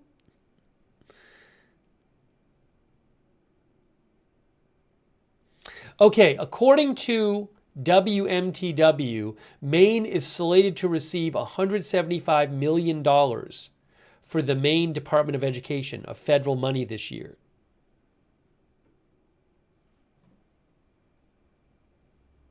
Evelyn in Maine says it's a Maine channel. TML says it's a Maine channel. So will the Trump administration withhold federal funding from Maine for education?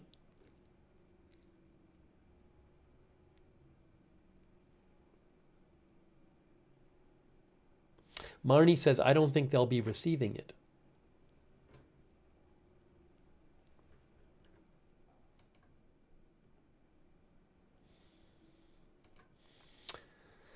Darren Markley says, Trump is always late. What else was new? Again, I do apologize that we don't have the... I know it said soon Trump signs executive orders, but that's been my impression of what's going on. If I hear otherwise, I'll let you know.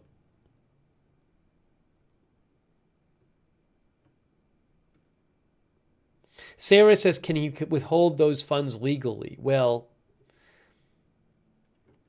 maybe there'll be some kind of court case over this.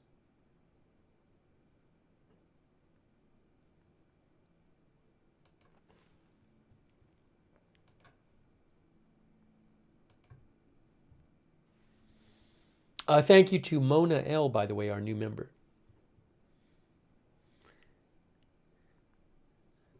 Has anyone...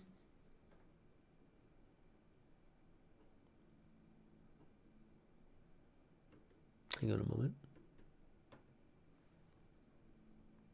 What a weird situation today with the scheduling for the executive orders. It's like gone quiet. We just don't know. We did get to see, though, he did this whole, we saw it earlier, he did a whole impromptu press conference at the Howard Lutnick swearing-in ceremony as Commerce Secretary. So we showed that earlier. We showed his whole Q&A, Trump.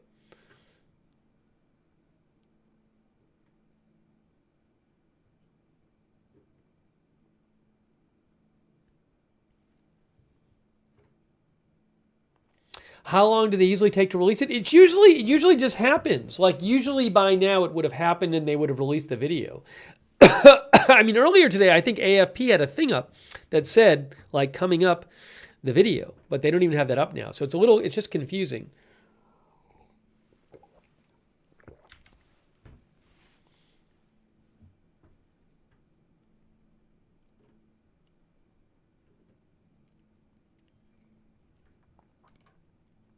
I mean, it's the stated topic of this broadcast, though.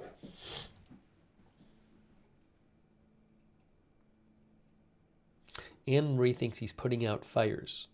Jimmy says maybe they ran out of pens.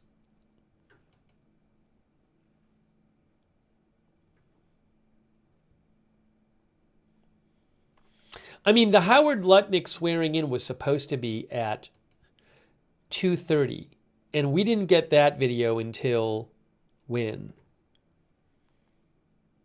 That video came about 2 hours late. That just to be clear, the Howard Lutnick swearing in was supposed to be at 2:30, and we got that video around 4:30.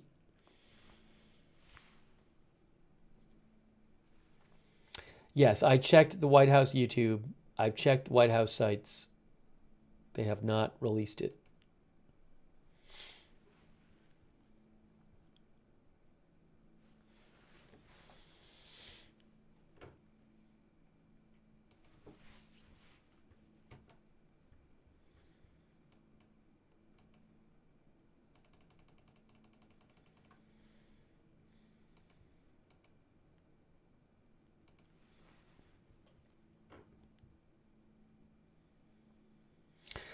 Thank you, Tanner Toxicity. Tanner says to all the people getting excited that school funds are being withheld, remember this hurts children, especially those with disabilities.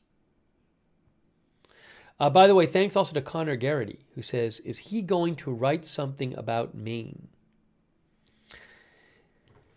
I don't know where all this Maine stuff is going.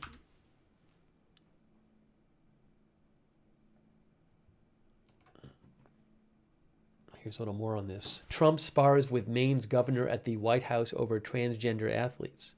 President Trump sparred with Maine's Democratic governor during a meeting of governors at the White House today, with the governor saying to Trump, we'll see you in court over his push to deny federal funding to the state over transgender athletes. Trump told the governor he looked forward to it and predicted the end of her political career for opposing his order. Later today, the U.S. Department of Education said it was initiating an investigation into the Maine Department of Education over the inclusion of transgender athletes. The confrontation in the state dining room was an unusual breach of the typically courteous interactions that lawmakers, even of opposing parties, have historically shared at the White House, says AP. Hey, look, they have a total transcript here. The back and forth came in the middle of the president's remarks welcoming the nation's governors to the White House. As he was speaking about an executive order he signed earlier this month on transgender athletes, Trump sought out Governor Mills in the room after singling her out a day earlier in remarks to the Republican Governors Association.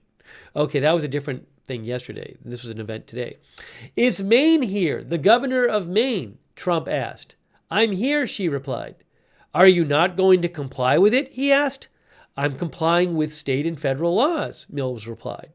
Trump responded, we are the federal law. Now, there is a difference between an executive order and a law. Trump again threatened the state's federal funding. Is that all the federal funding or just for education? Trump again threatened the state's federal funding and said Maine may be a Democratic state, but its residents largely agree with him on this issue. We're going to follow the law, said the governor. You'd better comply, Trump warned, otherwise you're not getting any federal funding. We'll see you in court, the governor replied. Good, I'll see you in court. I look forward to that. That should be a real easy one, Trump said. And enjoy your life after governor, because I don't think you'll be in elected politics. Trump made a similar funding threat Thursday night as he spoke to a group of Republican governors. He said he heard men are still playing in Maine and that he would pull funding because of it. So we're not going to give them any federal funding, none whatsoever, until they clean that up, Trump said.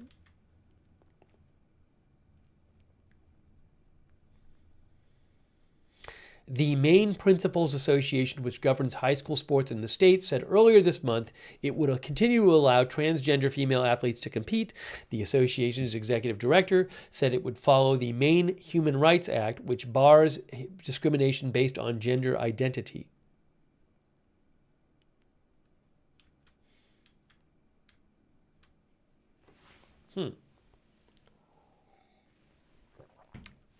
The Governor Mills of Maine said the state will not be intimidated by Trump's threats. If the president attempts to unilaterally deprive Maine school children of the benefit of federal funding, my administration and the Attorney General will take all appropriate and necessary legal action to restore that funding and the academic opportunity it provides, she said.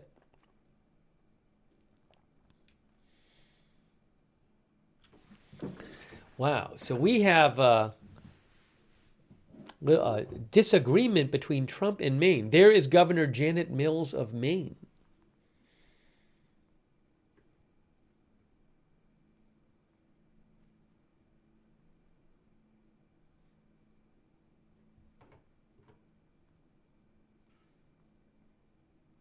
Our viewer Six Wheelin says federal law overrides state law.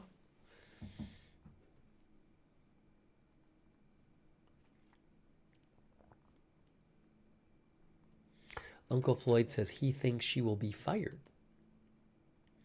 There was the governor's working session in the state dining room today. That's where this happened. Hold on a second here.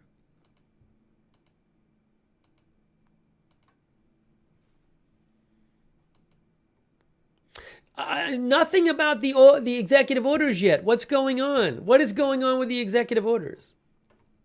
Is he signing them? Is he not signing them? Have they been signed, but they haven't released the video? What's happening? What is happening, guys?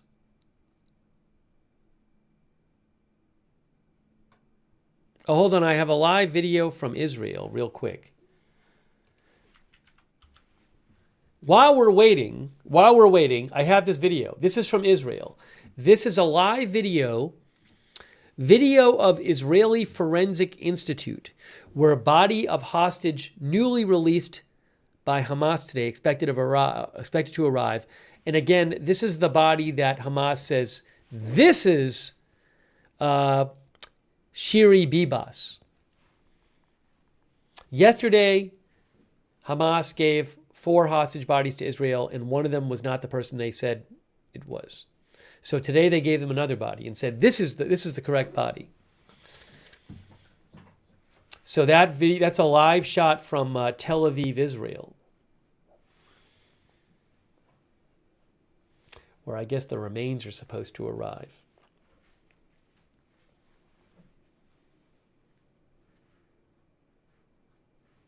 Eddie C. says, wow, a bait and switch.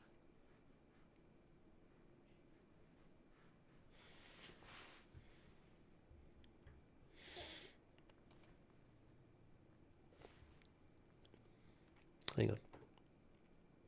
Just so people know, I'll put live up on the screen.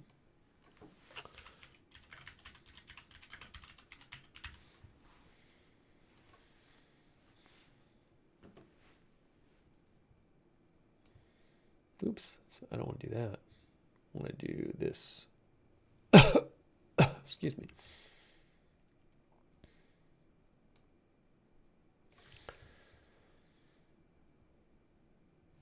Tina Marie says, so sad. Who is the first body? I believe the Israeli government said it was a Gazan woman.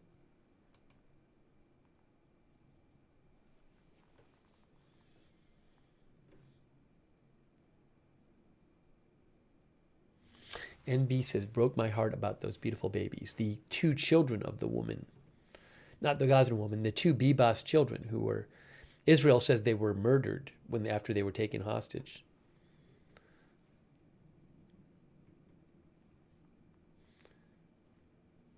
I think this is in Tel Aviv, by the way. Yeah, it's in Tel Aviv.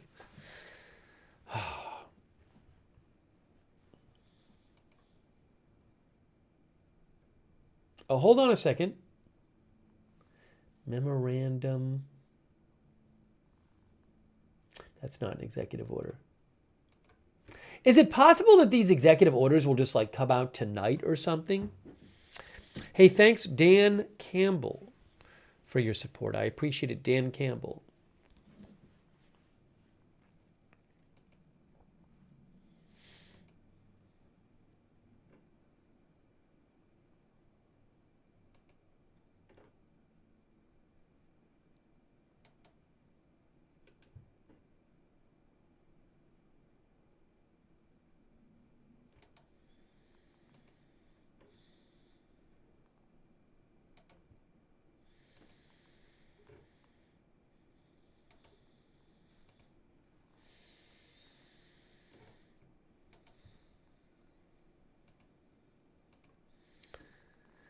People are talking about the Supreme Court. I don't know that that was like, there was some ruling that like extends something by a week or something.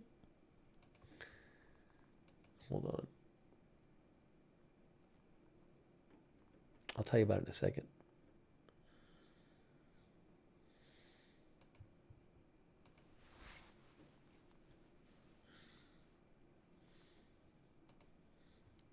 Yeah, Reuters says the U.S. Supreme Court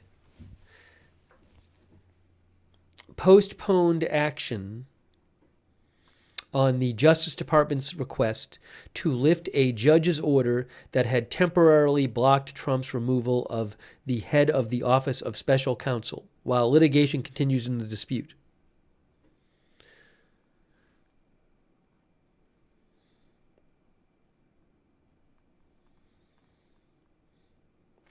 JW says, thanks, Jay. Jay thinks that maybe Trump's team is writing more executive orders. Obviously, I wouldn't come on the air and call a broadcast something and say we're going to cover something unless I really thought it was going to happen. And again, as I showed you, it was in the official schedule. Now, we did get to cover a bunch of news, and also we did get to see the video of the Trump the swearing-in ceremony with the Commerce Secretary where Trump took a bunch of questions. But I feel really bad when I come on for something like this, I come on the air and then you guys haven't been able to see the executive orders yet. I'm not lying to you. It was on the schedule as 3:30 p.m. EMT Pirate says, has he signed the orders yet? I have no idea. There's no news about it.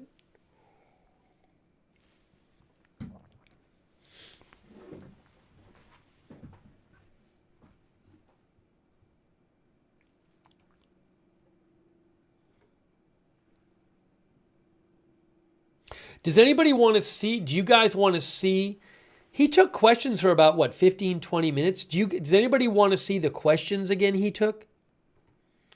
Because we have video of that. Whenever one of our viewers says, Cycle Rider 0E9 thinks he's on his way to the golf course. I mean, it is the weekend. Thanks, JW. I appreciate that. I just feel bad. Okay, a bunch of people are asking if we can just replay the Q&A. Again, it's not that long, but why don't we do that? Why don't we replay the Q&A from when Trump... Oh, by the way, we're waiting for the car to come by, I guess holding the remains of this new hostage who was handed over today, who's Hamas says it's Sherry Bibas. Let me just pull up here.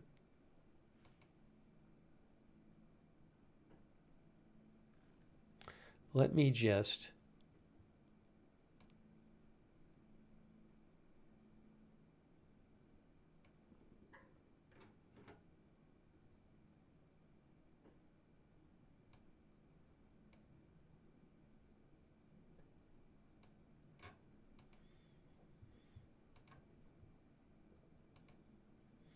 I am getting the video of the swearing-in ceremony so we can show it to you. If you give me a moment, we'll have that in a second.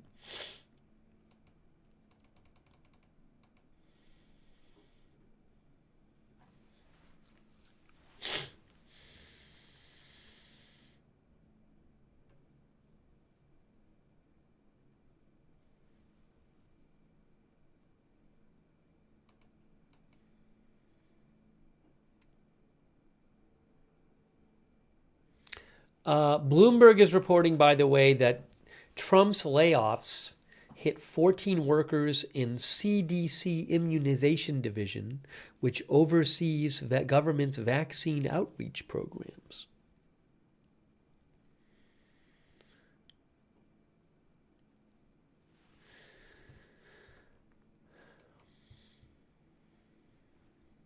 Just give me another few seconds and I'll have this video to show you.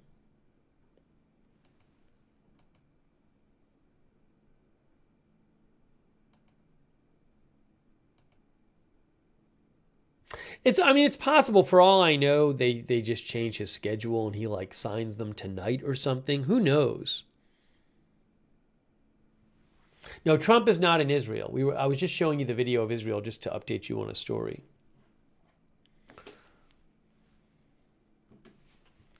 But I'm going to show you this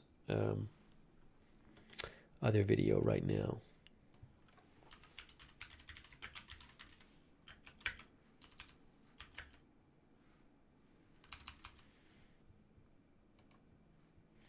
Of Trump taking questions.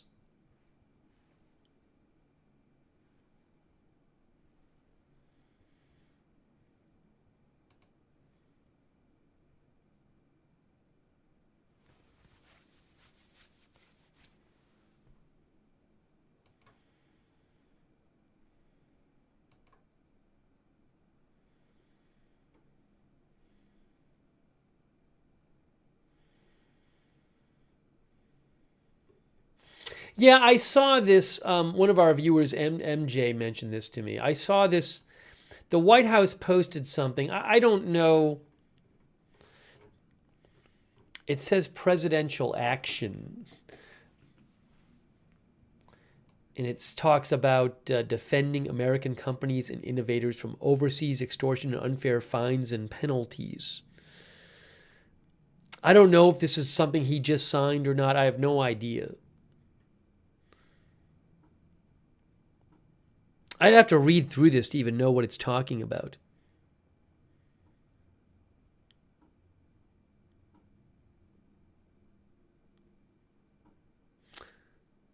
Is this about like reciprocal tariffs? Or digital service taxes?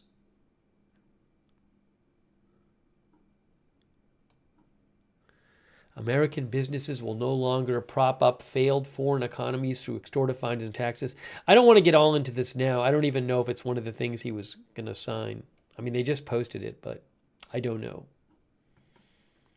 And I don't know the specifics about it, and I don't want to, I'd rather not try to analyze it myself. It's possible they're posting stuff he's signing, but I don't know. Oh, hold on. Here is, while we wait for that, hopefully,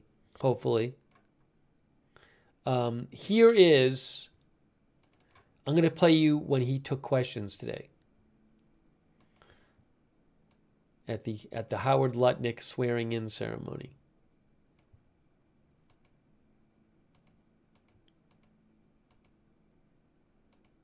It's right here.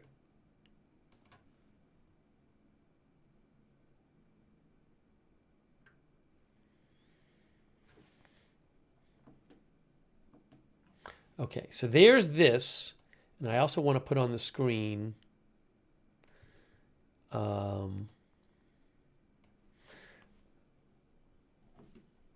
where'd it go? Where'd it go? Where's the earlier today?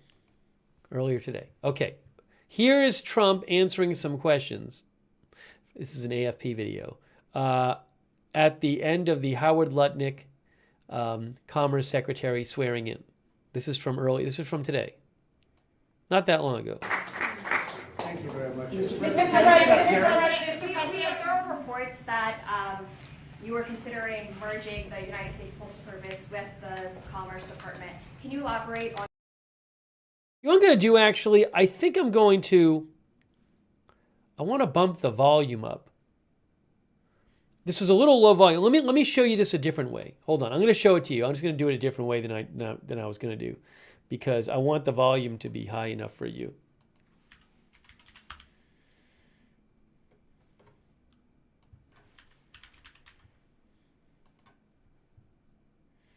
I'll pull it up this way. Here we go.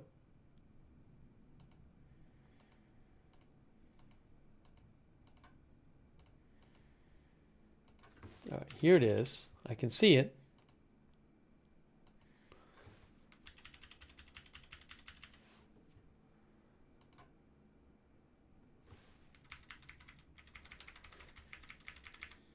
Here it is. Okay. So it's going to be earlier today. Oops, hold on. We'll do it this way.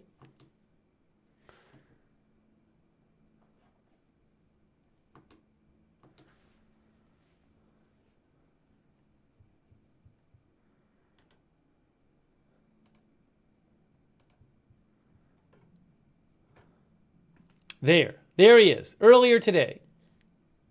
Let's do this. Are you ready? Let's do it now.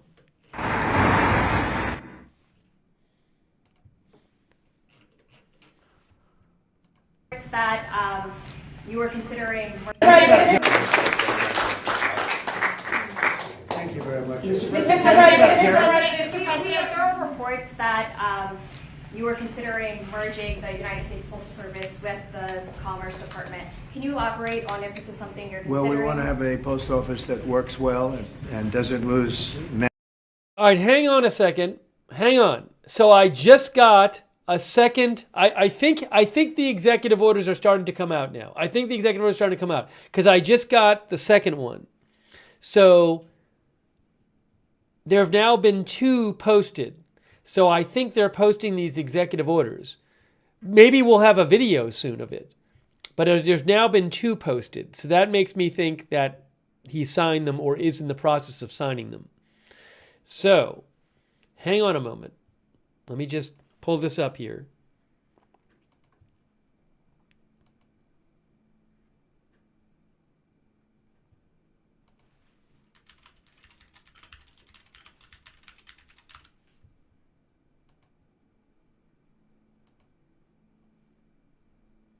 Yes, this one says America First Investment Policy. This just got posted. Now, I don't know what it's about. I have to read through all this stuff. Is there any summary of it? America's investment policy is critical to our national economic security. Let's get to what it actually does.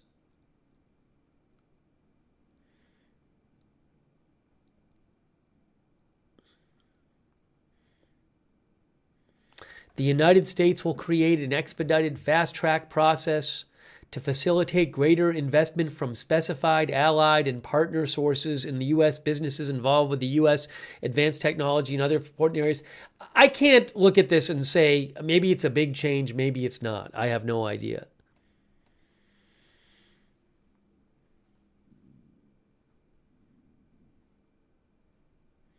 We will restrict People's Republic of China affiliated persons from investing in U.S. technology, critical infrastructure, healthcare, agriculture, blah, blah, blah, blah, blah. Okay.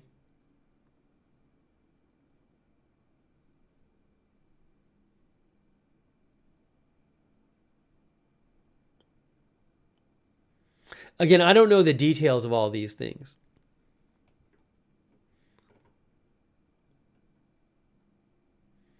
There's this one, and then there's this other one. Defending American companies and innovators from overseas extortion and unfair fines and penalties. But they've just released 2 of these. I bet these are the things he's signing. So are they going to release any more? Hey, thank you so much to Adam Stone. Adam, maybe we'll do a stream on Ukraine at some point. I cover that when there's big developments there. We have talked on our recent streams about the feud between Zelensky and Trump. We have been talking about it. Thank you, Adam Stone, for your support. I don't know that we're going to get to it in this stream, but we'll be talking about it more, definitely. Thank you, Adam Stone. And Don Campbell. Don says the people have more power than 3-letter groups. Thank you, Don, for your support. So there have been 2 of these. I guess my point is,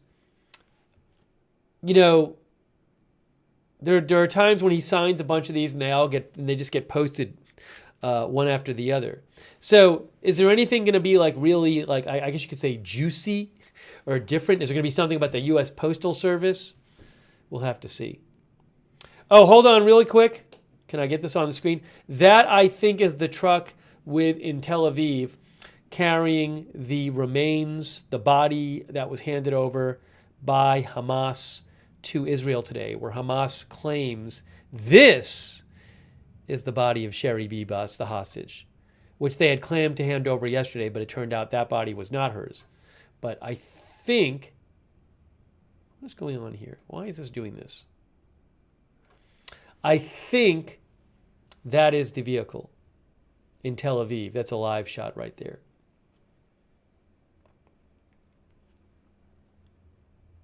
It's showing up at the institute where they're going, the forensic institute where they're going to test and see if that's really her.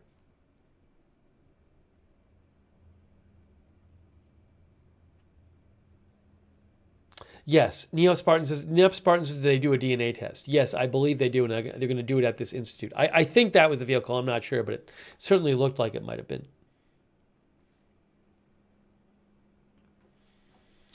Okay, so my question is, given that they've just posted these two things, it says memorandum, but I don't really know if, for all I know, that could just be what they call it, what the word they use for executive orders.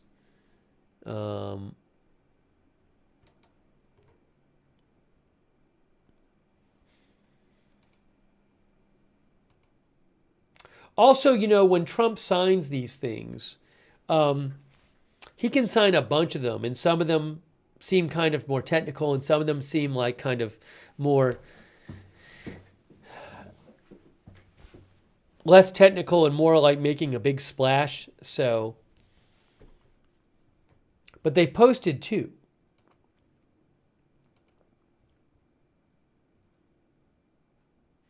So we're waiting to see if more are posted.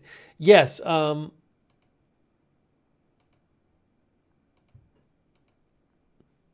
Yeah, maybe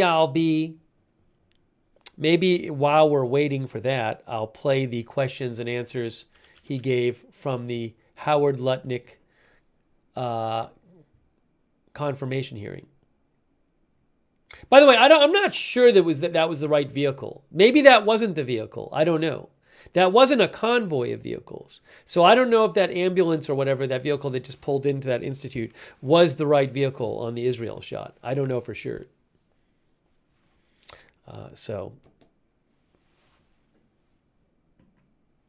Anyways, we're still waiting for this to know what executive orders were signed and whether we're getting video of them. But we've been covering various Trump-related stories during this stream. But this was, while we were on the air, we saw video of Trump taking questions. So this is from today. I'm going to play this. No, I don't have the Kash Patel swearing in video. I'm going to play this right now. It's Trump taking some questions from today. That you were considering. Thank you very much. Mr. President, there are reports that you were considering merging the United States Postal Service with the Commerce Department. Can you elaborate on if this is something you're considering? Well, we want to have a post office that works well and doesn't lose massive amounts of money. And we're thinking about doing that, and it'll be a form of a merger, but it'll remain the Postal Service, and I think it'll operate a lot better than it has been over the years. It's been just a tremendous loser for this country. Tremendous amounts of money are being lost. And I think that it'll be very good and keep it a very similar way, but whether it's a merger or just using some of the very talented people that we have elsewhere so it doesn't lose so much. It's losing a tremendous amount of money. Some members of Congress in red districts are facing pushback from voters in town halls. We know that Americans voted for you on the immigration and the economy, but these voters say they're angry and frustrated by these firings. They don't like the work of Elon Musk and these other actions. What do you say to that? Who do you work for? I work for ABC News, sir. Who? ABC News. No wonder. Let me just tell you that I have today the highest poll numbers I've ever had. I have today the highest poll numbers of any Republican president ever. We haven't even checked the Democrats, but that's what I was just told. And they like the job that we're doing. They like the job that Elon's doing. He's doing something that a lot of people wouldn't have the courage to do. We want to streamline our country. We want to streamline, because you know why? Because we want our country to survive and thrive. And we're finding billions and billions of dollars of waste, fraud, and abuse. Billions, and I mean numbers like you wouldn't believe. And we haven't even started yet. So it's actually just the opposite. We've polled it, and people are thrilled. They can't even believe it's happening. And it won't affect many people. It'll only affect the people that get caught stealing. The waste, fraud, and abuse is at a level like nobody's ever seen. It's been going on for years. And all you have to do is look at the Social Security rolls, look at some of the things, look at where the money is going. The Attorney General's looking into something, environmental protection, $20 billion. And it's out and out fraud. So I think the people are very happy. Yes, please. Mr. President, I want to ask you about this week, the Secretary spent 4 hours with the European Union trade representative. The European Union has signaled that they would lower tariffs and do a trade deal with the United States. Yeah, the European Union wants to come back. They've treated us very badly, and the European Union wants to lower their tariffs because of the fact we were paying a fortune of tariffs. We couldn't sell a car there. We couldn't sell our farm products there. They wouldn't take anything. Now all of a sudden they're being very nice, and that's going to happen with a lot of others too. The European Union is wanting to lower its barriers at very low levels. They want to now bring their car number, which was extremely high, down to 2.5%, which is the same thing that we charge. That's reciprocal. See, that's what is happening, reciprocal. And I think it's a big start in the right direction with the European Union. You called President Zelensky of Ukraine a dictator. Do you think that President Putin of Russia is also a dictator? I think that President Putin and President Zelensky are going to have to get together, because you know what? We want to stop killing millions of people. You have young soldiers being killed. If you saw the pictures that I saw of the battlefield from satellite, you've never seen any pictures like that.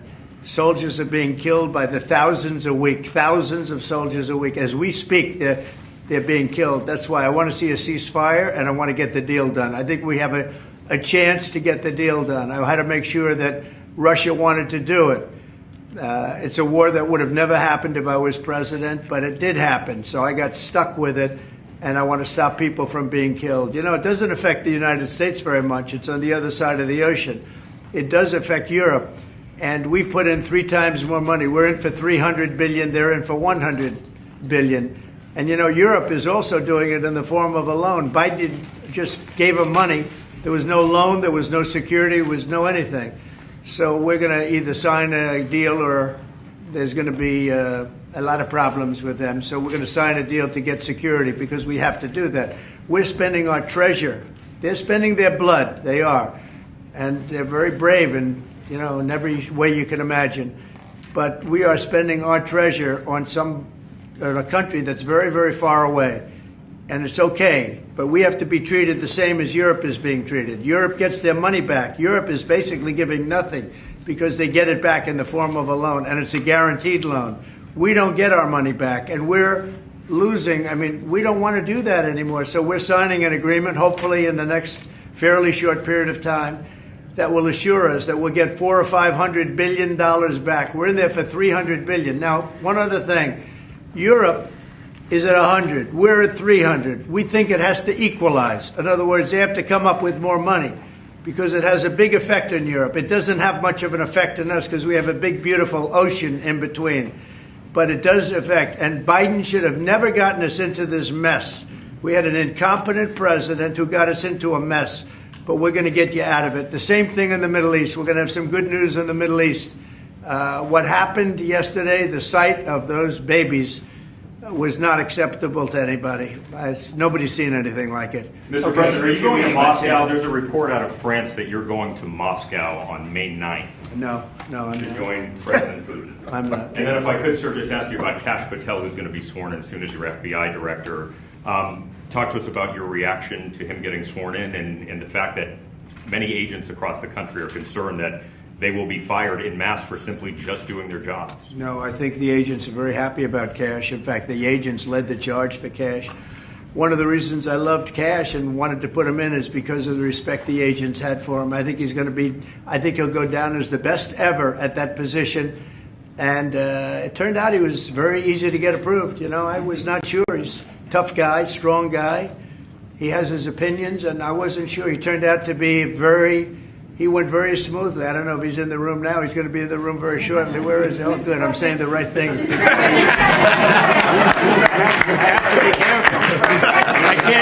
can't speak too badly about him. I better be careful. I will say this about Cash, and Howard understands this. One of the reasons that I wanted him is because the agents love this guy, and they respect this guy, and this is what they wanted.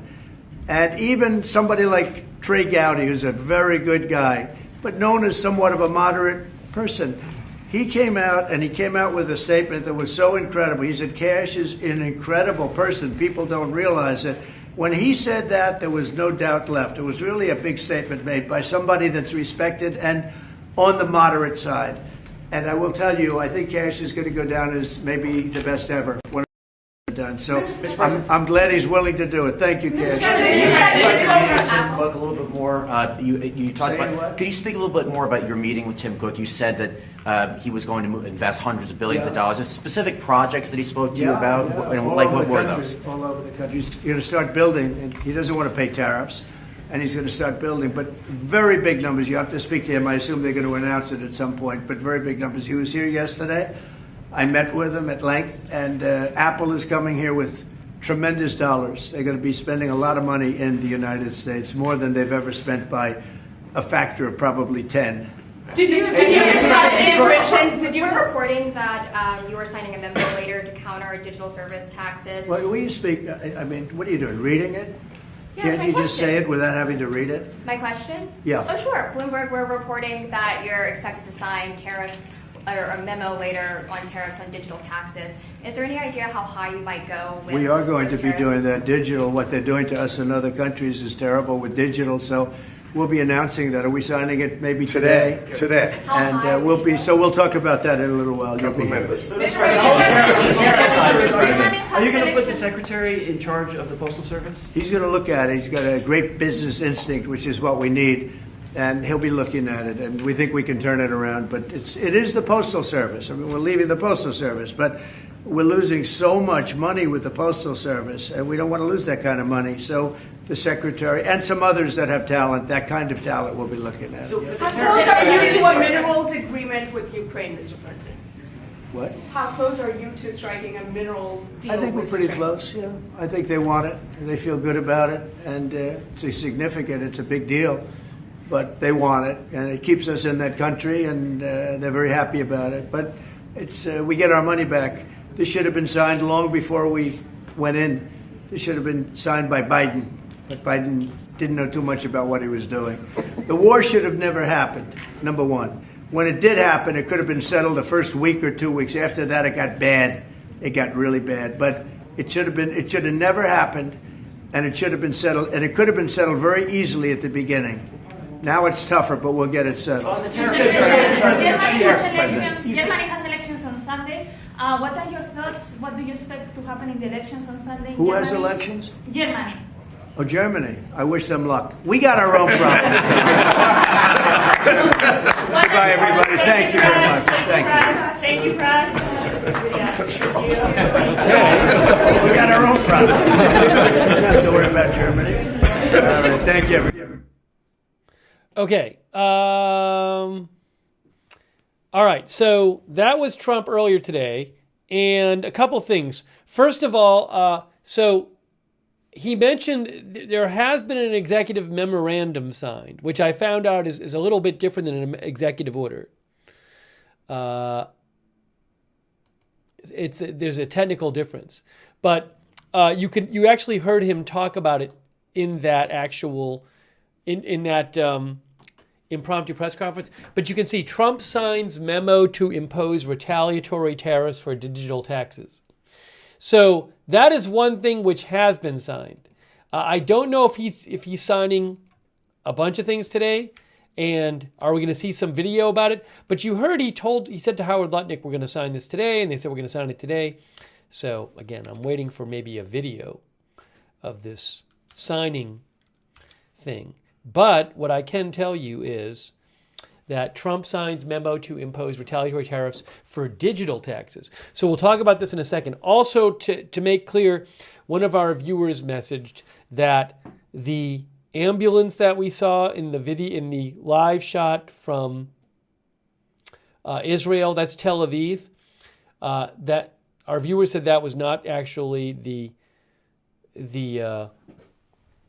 convoy, there's a convoy, I guess, which is carrying the human remains that Hamas handed over to Israel today and said this is the body of hostage Shiri Bibas. Yesterday they handed over the bodies of 4 hostages, but one of the bodies turned out not to be the person they said it was. So today they gave another body, Hamas, to Israel and said, this is the person, Shiri Bibas, who was supposed to be yesterday. So we were watching this video before, but I just want to let you know that from what I understand, that was not actually, the vehicle we saw did not have the remains in it. Okay.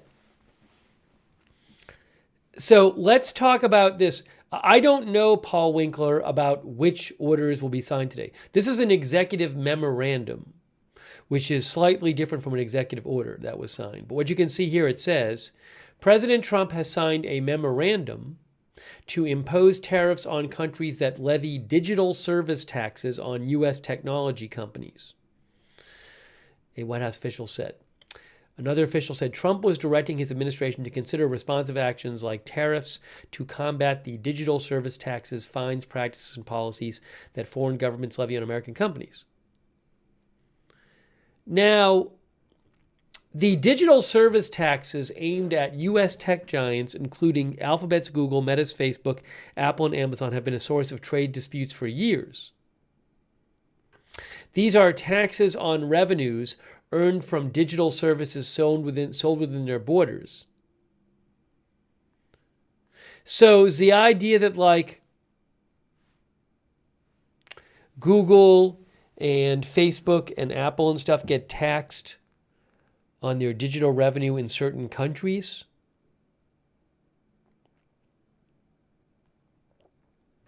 See if I can find something more about this. I'm a little confused about the whole thing.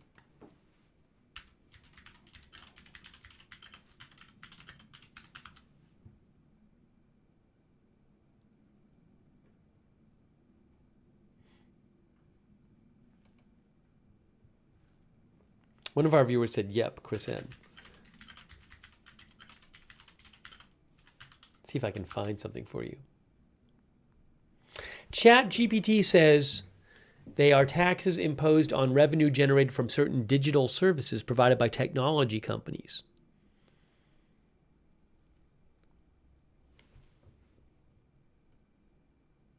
For example, France, says ChatGPT, has a 3% tax on revenue from digital advertising. The UK has a 2% tax on revenue from search engines and social media services, for example.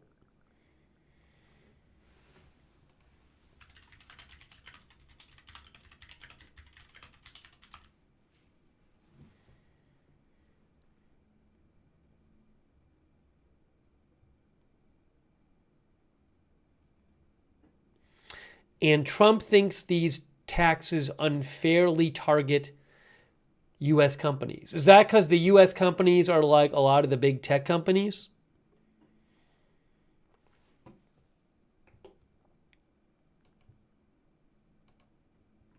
Defending American companies and innovators from overseas extortion, unfair fines, and penalties.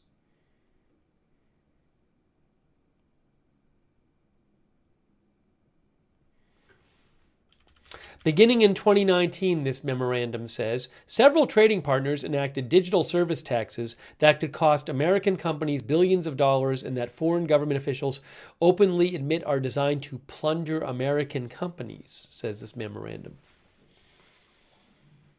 Foreign countries have additionally adopted regulations governing digital services that are more burdensome and restrictive on U.S. companies than their own domestic companies. My administration will not allow American companies and workers and American economic and national security interests to be compromised by one-side anti-competitive policies and practices of foreign governments. All right. I don't know all the details of all this, but that's this. I'm going to post a link to this. You can read this. I'll post a link to this executive memorandum. So that is something he has signed today. That's one thing he signed. It's a bit technical, I know. That is an executive memorandum that he signed today. Has he signed other executive orders today? I have no idea. When will we know this? I have no idea. Will there be a video? I have no idea. The original signing ceremony was supposed to be at 3:30 p.m. It is now 7:12 p.m. I don't know what to tell you. I'll give it a little while longer. I do apologize greatly.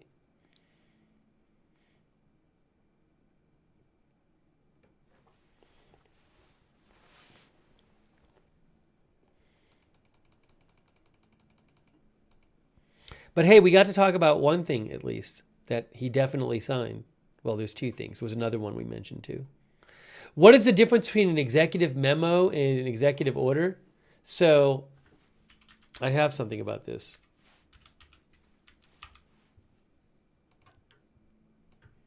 Library of Congress. Executive order, proclamation, or executive memorandum. All three are produced by the president. While we do not have an official definition for these directives, we can look to their typical characteristics to tell them apart. Executive orders are generally directed to govern actions by government officials and agencies, have the force of law if the topic is found. Well, I don't want to get into has the force of law if the topic of the executive order is founded on the authority of the president derived from the Constitution of statute. I mean, this is very technical here. I don't know if this is going to mean anything to anybody. It says at the bottom, it talks about the, hold on.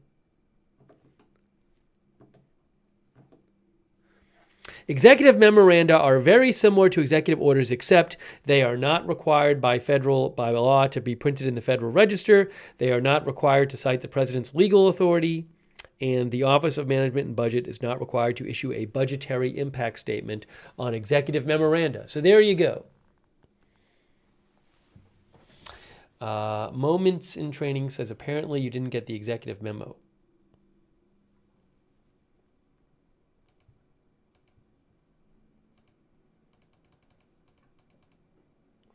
What'll happen is I'll eventually just get off the air, and then right when I get off the air, there'll be some announcement of some big. Oh, is this the? No, is that it?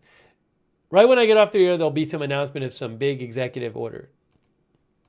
That's what's going to happen with video.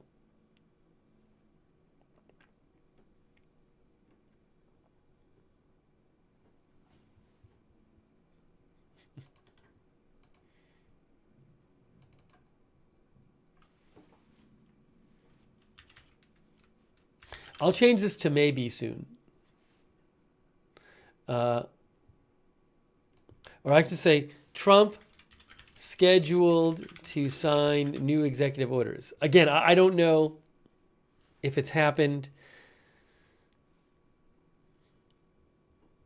if it's going to happen, if there's video of it.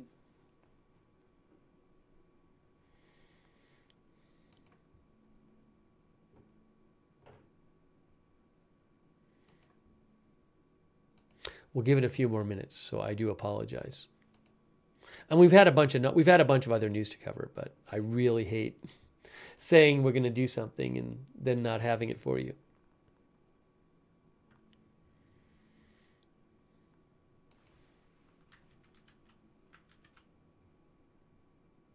Also, you know, there was that news that he might sign an executive order about the United States Post Office and bringing it under the Commerce Department, which would be a big deal. I'd want to cover that if it happened.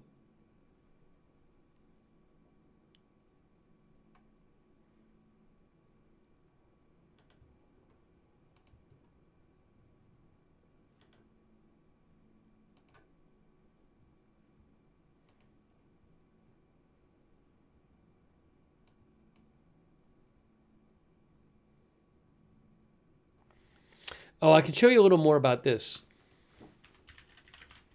You know, we talked earlier about how the Department of Defense today said they're going to fire, the Department of Defense said they're going to fire 5,400 probationary employees, and they say that they're going to eventually fire between 47,500 and 76,000 employees at the Department of Defense. So this is a little update from Washington Post. The Pentagon said today it will fire 5,400 civilian employees next week in an initial purge to its workforce.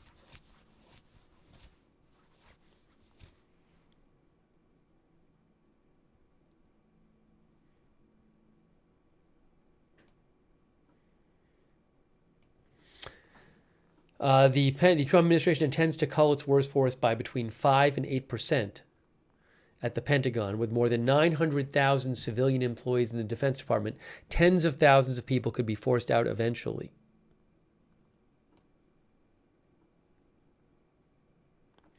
The Defense Department's civilian worker surge, says the Post, is beginning with probationary employees, those who have 1 to 3 years of experience or who recently were promoted. That pool of people numbers between 50,000 and 55,000. After deliberations over the last day, the Pentagon has settled on firing about 10% of the probational employees, a defense official said.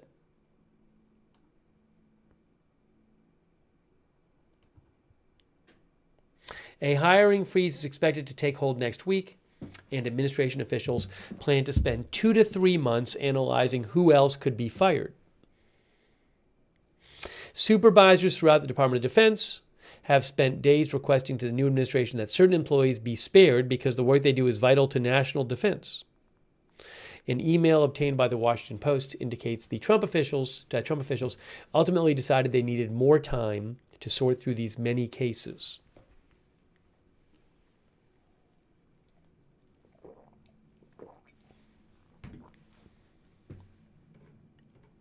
Susie Irish says nobody's job is ironclad. That's going to happen soon, next week, starting next week, the 5,400. Thank you to Dog Mom, our new member.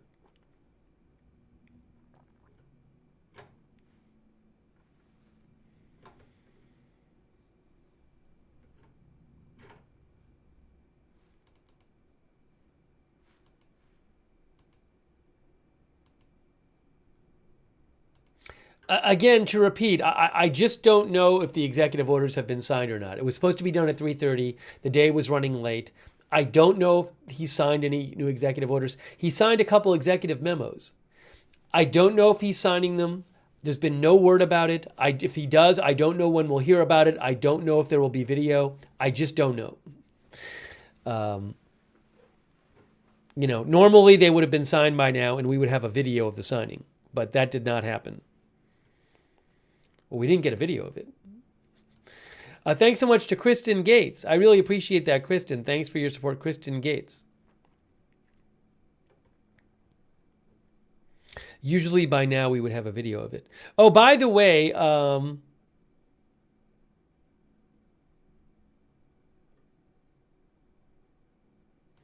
Kyle Cheney of Politico pointed out that a federal judge blocked Trump's effort,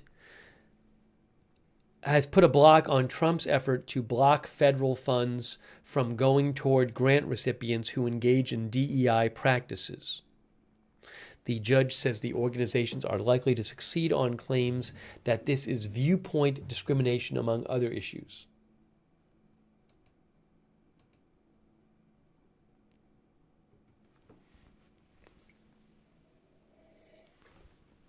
Yeah, I don't know if there's going to be an event. So someone said, are we still waiting for the event? I don't know. What can I say? I don't know. I thought it was going to be similar to other days with executive orders, but I just don't know. I mean, I'm not going to stay on for 20 hours waiting for it. So there's just no guidance on whether this has happened, if it's happening, when we'll know about it, and all that.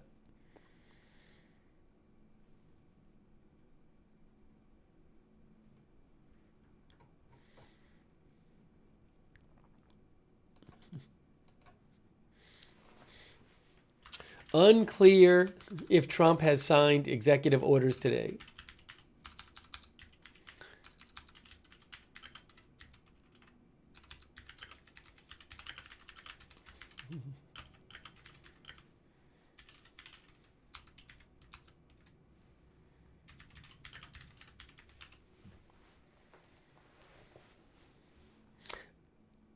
I mean, it was certainly on the schedule. I don't know why they'd put it on the schedule if it wasn't going to happen, but when we might find out, I don't know.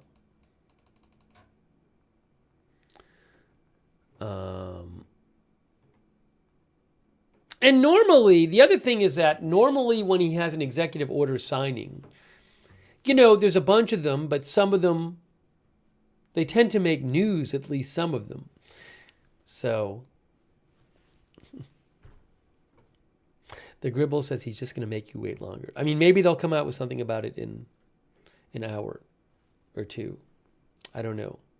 I'm going to have to eat something soon, though, because my eating got all messed up today. What should I do? What should I do, guys? What should I do? I mean, the other thing I can do is, if there's some huge thing, I can always come back on the air and do a stream about that. You know? We've just been covering other news during the stream. That's what we've been doing. Yeah, I think... Oh,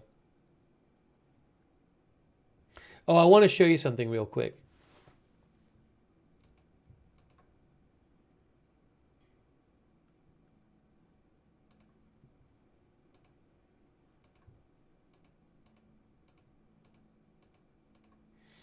Hey, I have a copy of the video. I have some video. Remember we talked about the clash between Trump and Maine's governor over transgender athletes? There's a video clip that Reuters posted. Hang on a moment. 2 weeks ago. Let me see if I can put this on the air for you. Hang on. Why is this not doing what I want it to?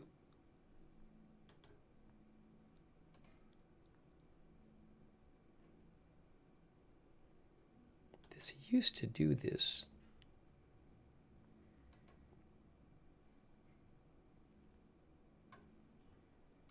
Is audio going to be messed up? Democrats are fighting me in that. I hope you continue. All right, I'm going to play this video. Here's a video clip from Reuters of what happened between Trump and the governor of Maine at the White House.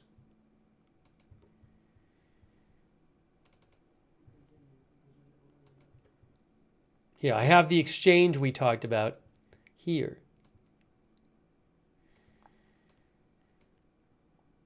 All right, so I need to go do this there. All right, there it is.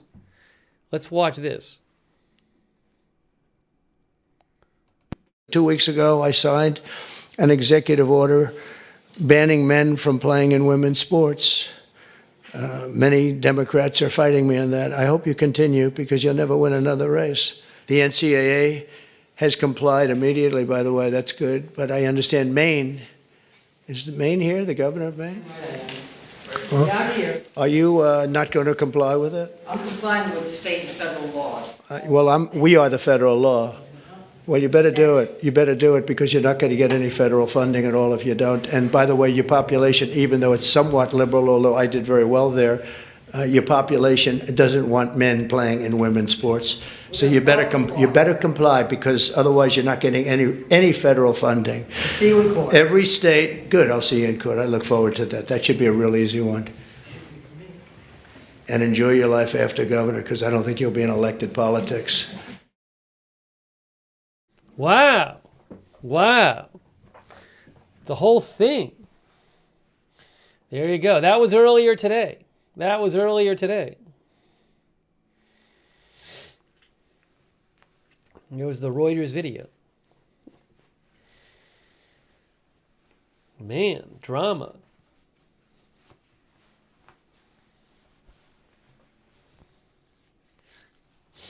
Okay. They Call Me Taj says shots fired.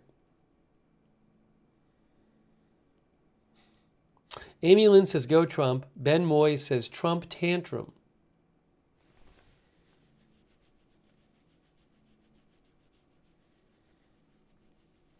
Play it again. Do you want to see it one more time? Should I play it one more time? I'll play it one more time. Again, it's a Reuters video of earlier today. Trump and the governor of Maine. 2 weeks ago, I signed an executive order banning men from playing in women's sports. Many Democrats are fighting me on that. I hope you continue because you'll never win another race. The NCAA has complied immediately, by the way. That's good. But I understand Maine. Is Maine here, the governor of Maine? Yeah, I'm here. Are you not going to comply with it? I'm complying with state and federal laws. We are the federal law. Well, you better do it. You better do it because you're not going to get any federal funding at all if you don't. And by the way, your population, even though it's somewhat liberal, although I did very well there, your population doesn't want men playing in women's sports. So you better comply because otherwise you're not getting any federal funding. I'll see you in court. Every state, good. I'll see you in court. I look forward to that. That should be a real easy one. And enjoy your life after governor because I don't think you'll be in elected politics. All right. All right.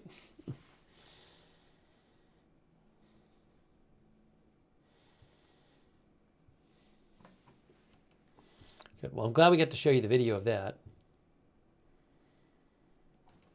And then something else. Also, Reuters is reporting U.S. could cut Ukraine's access to Starlink internet services over minerals, say sources. We talked about this a little in a previous stream. The idea is that if Ukraine doesn't sign an agreement with the U.S. to give it a bunch of its mineral wealth, that the U.S. could cut Ukraine's access to Starlink. You can see here, Reuters says, U.S. negotiators are pressing Kyiv for access to Ukraine's critical minerals. U.S. negotiators pressing Kyiv for access to Ukraine's critical minerals have raised the possibility of cutting the country's access to Elon Musk's vital Starlink satellite internet system. Ukraine's continued access to Starlink was brought up in discussions between U.S. and Ukrainian officials after President Zelensky turned down an initial proposal from U.S. Treasury Secretary Scott Bessent. Starlink provides crucial internet connectivity to war-torn Ukraine and its military. The issue was raised again yesterday during meetings between the U.S. Special Ukraine Envoy and Zelensky. During the meeting, Ukraine was told it faced imminent shutoff of the service if it did not reach a deal on critical minerals, said a source. The source said losing Starlink would be a massive blow for Ukraine. Zelensky has rejected demands from Trump's administration for $500 billion in mineral wealth from Ukraine to repay Washington for wartime aid, saying the U.S. has offered no specific security guarantees. On Friday, Zelensky said the U.S. and Ukrainian teams were working on an agreement, and Trump said he expects a deal will be signed soon.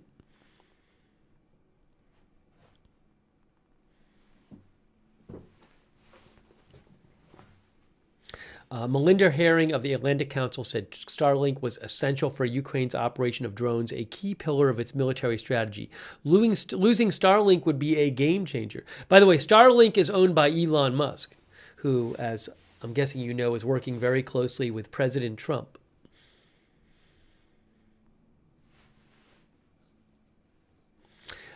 This expert said losing Starlink would be a game changer, she said, noting that Ukraine was now at 1-1 parity with Russia in terms of drone usage and artillery shells. Ukraine has a wide range of different drone capabilities, ranging from sea drones and surveillance drones to long-range unmanned aerial vehicles.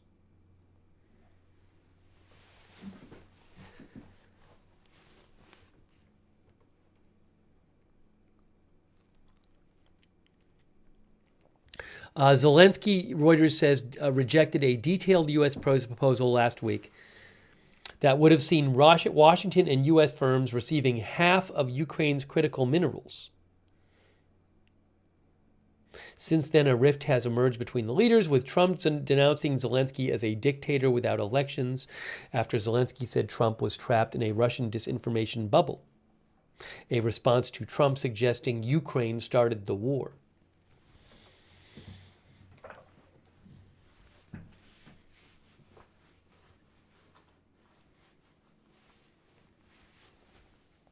So something to keep an eye on.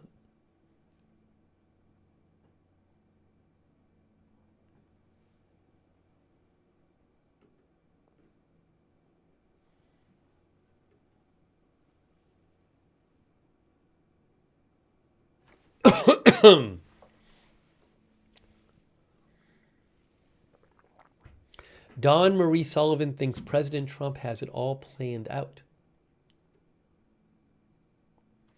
Secret Formula says they don't need Starlink now. Ukraine isn't a country anymore, according to Vladimir Trump.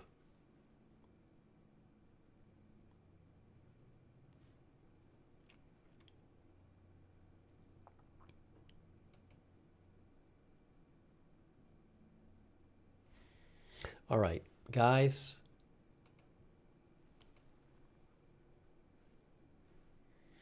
I don't really have updates. Breaking news! Trump fires chairman of the Joint Chiefs of Staff. We have breaking news.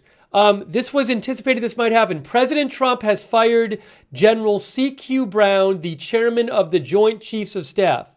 This is being reported by Phil Stewart of Reuters. Breaking news just got reported. Trump fires the chairman of the Joint Chiefs of Staff. He had there was talk of him doing this, but Phil Stewart of Reuters just reported this. Trump fires General C.Q. Brown, chairman of the Joint Chiefs of Staff. I believe that's the top military official in the country, isn't it?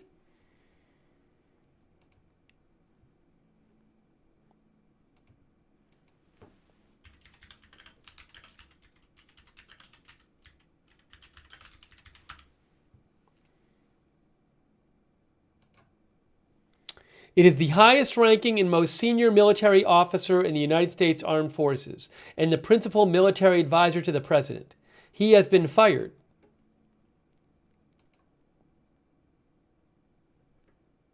Again, this is from Phil Stewart of Reuters. Trump fires General C.Q. Brown, chairman of the Joint Chiefs of Staff.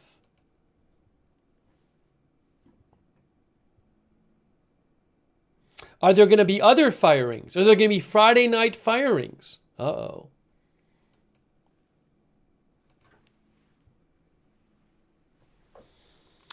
Big breaking news. I'm going to put this in the headline.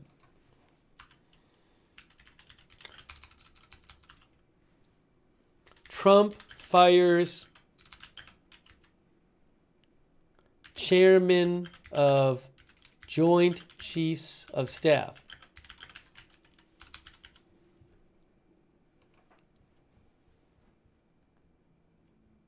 Big news just happened. He is the top military official in the United States. Yeah, I'll try to get you some background on this.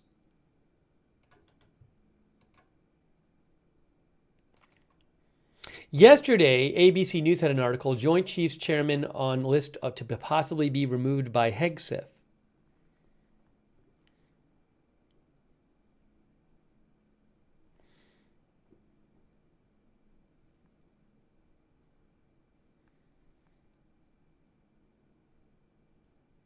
Hegseth had said in November that he needed the Joint Chiefs Chairman needed to be fired. And Hegseth had said any general that was involved in any of the DIA woke blank has got to go.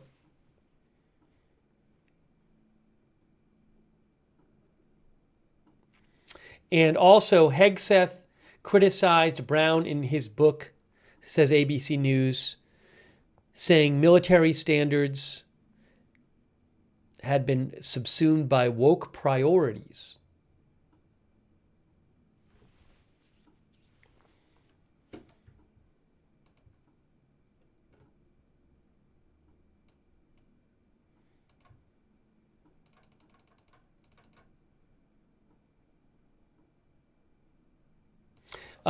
Yes, so it's being widely reported now that Trump has fired the chairman of the Joint Chiefs of Staff. I'm seeing it by AP. AP reports it. Caitlin Collins says he is being replaced with the Air Force Lieutenant General Dan Kane.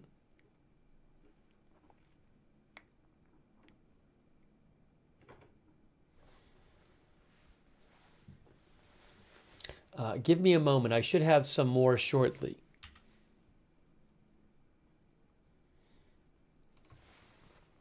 I should have some more very shortly. Wow, big news.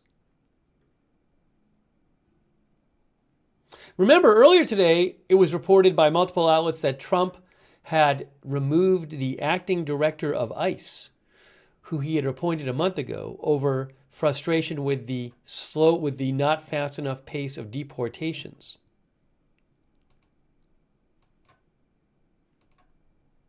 I think he's been, well, hold on, I'll have to, let me get you something about him. Charles Q. Brown, right here. He has been serving as the chairman of the Joint Chiefs of Staff since October of 2023. He also was the chief of staff of the Air Force. He entered the Air Force in 1984 and served as a fighter pilot. He had 130 hours in combat.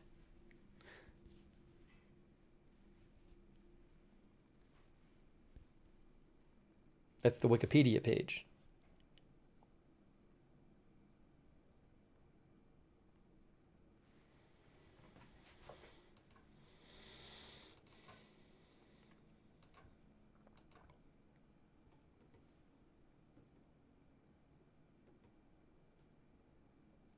I haven't seen like a press release on this or anything yet.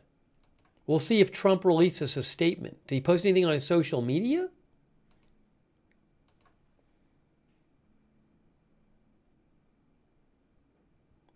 Here it is. Oh, he posted it on True Social. Look, Trump posted on True Social. I want to thank General Charles C.Q. Brown for his over 40 years of service to our country, including as our current chairman of the Joint Chiefs of Staff. He is a fine gentleman and an outstanding leader, and I wish a great future for him and his family. Today, I am honored to announce I am nominating Air Force Lieutenant General Dan Raisin Kane to be the next chairman of the Joint Chiefs of Staff.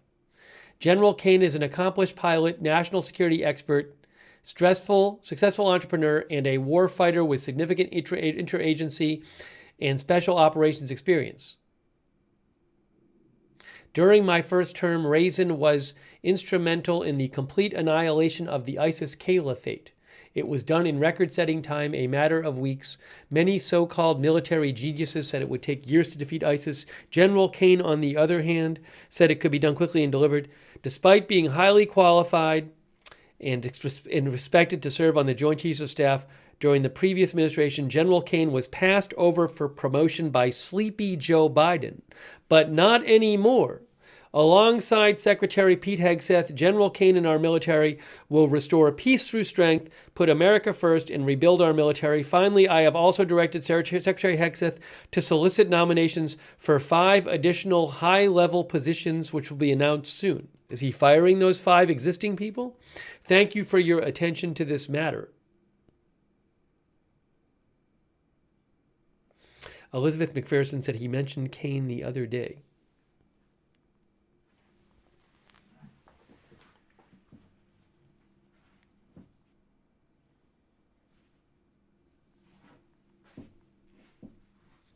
Well, guys, Trump has fired the chairman of the Joint Chiefs of Staff. He had kind words for him here, but he also fired him.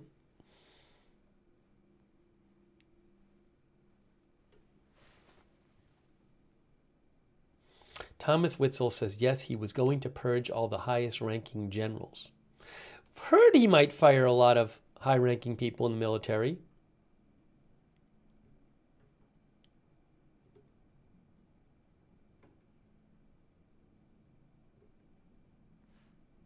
Does this count as a Friday night news dump when it's announced at 7:30 p.m. on Friday night? News dump?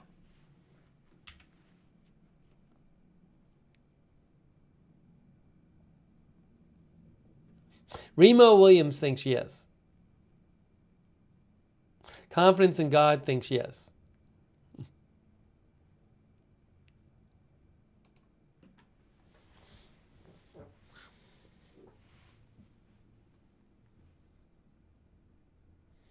Susie Irish says, seems so.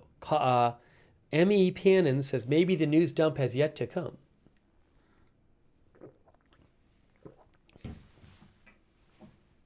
See? So there was other news tonight.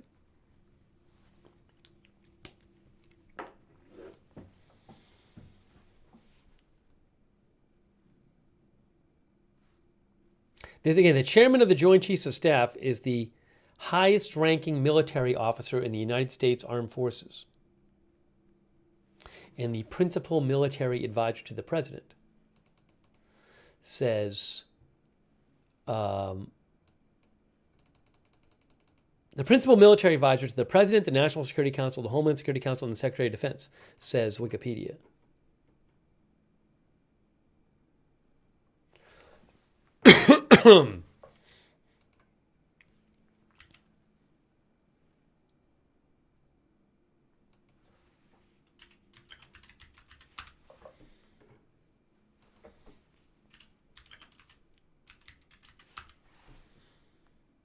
Here, I have a little update out for you.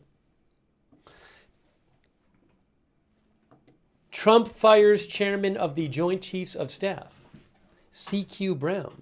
President Trump abruptly fired Air Force General C.Q. Brown as chairman of the Joint Chiefs of Staff, sidelining a history-making fighter pilot and respected officer as part of a campaign to rid the military of leaders who support diversity and equity in the ranks.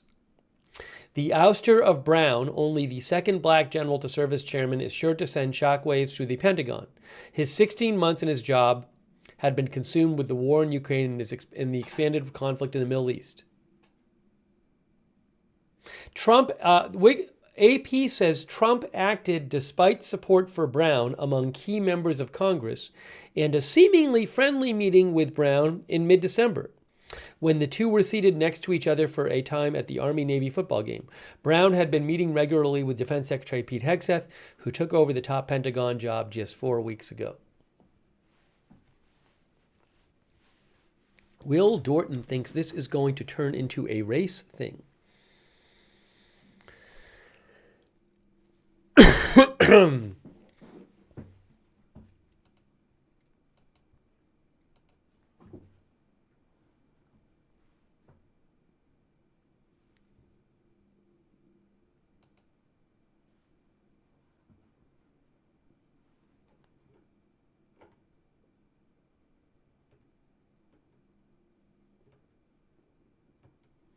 Friday night firing. Friday night firing. You know, in his post, Trump didn't really explain why he fired him. I mean, if you read into it, he says that, like, despite being highly qualified and respected to serve on the Joint Chiefs of Staff during the previous administration, General Kane was passed over for promotion by sleepy Joe Biden. Well, but didn't Trump name General Kane to the Air Force to be head? Hold on a second here. Let me look this up, because I don't know if that even really explains it.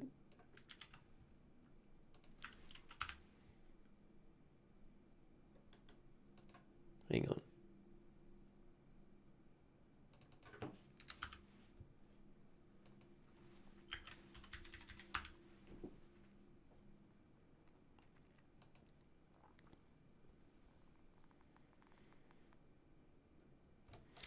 I mean, maybe you could argue that maybe he's saying that he thought he should have been it in the last administration. I don't know. I mean, he didn't say, there was nothing specifically negatively said in this post about CQ Brown, but.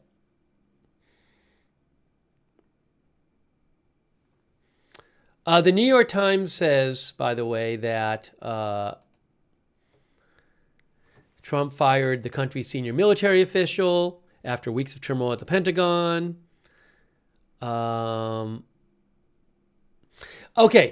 He is being replaced by retired 3-star Air Force General John D. Cain,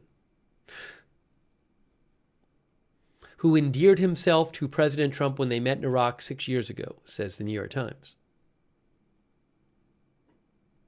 Oh, the New York Times points out, by the way, that the chairman of the Joint Chiefs of Staff usually remains in place when administrations change.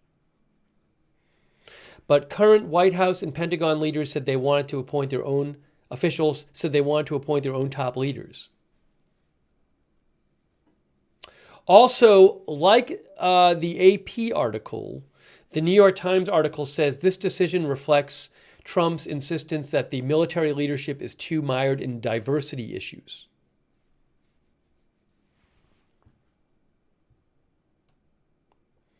As one of the other articles talked about this, the Times says that Defense Secretary Hegseth, I think the ABC News article talked about this, Defense Secretary Hegseth has previously said Brown should be fired because of his woke focus on diversity, DEI, in the military.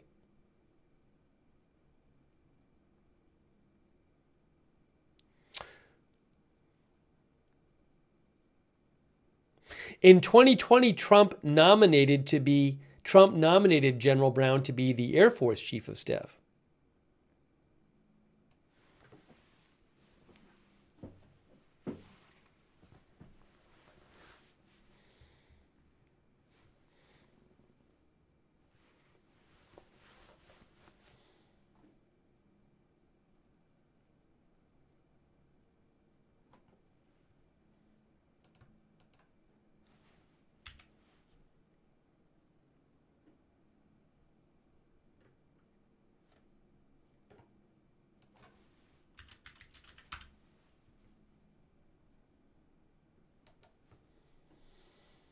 So we had some late news here. Again, the highest ranking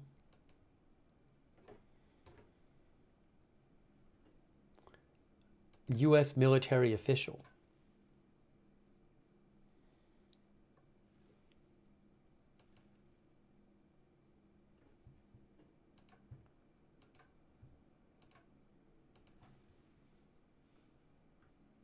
Did Hegseth make an announcement? I wonder if Hegseth will have anything to say about this. I haven't seen anything on his social media.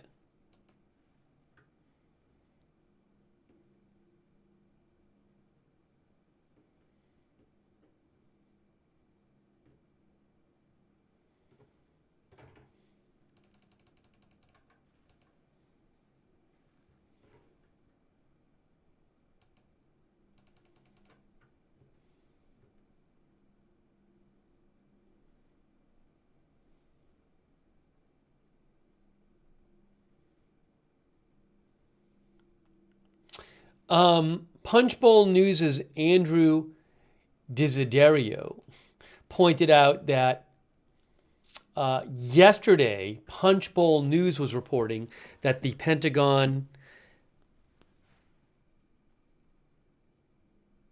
had circulated a list of generals, flag officers that Secretary of Defense Hegseth is interested in firing or replacing.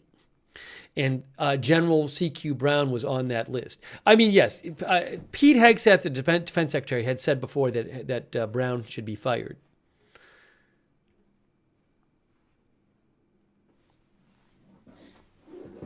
By the way, thanks so much, Connor Garrity. That's so generous of you. Wow, that's really nice of you. Connor Garrity. Daily Mail says Zelensky has surrendered his minerals to USA. Will sign deal in hours. So I haven't seen that reported anywhere else. I'll check the Daily Mail. They don't have the best record with scoops. I also don't know. Daily Mail said they claim that. Did they even say where they got this support? They're talking about the Wall Street Journal? So they talk about how the Wall Street Journal says the White House and Ukraine are close on a deal for mineral rights. That's what the Wall Street Journal reported tonight.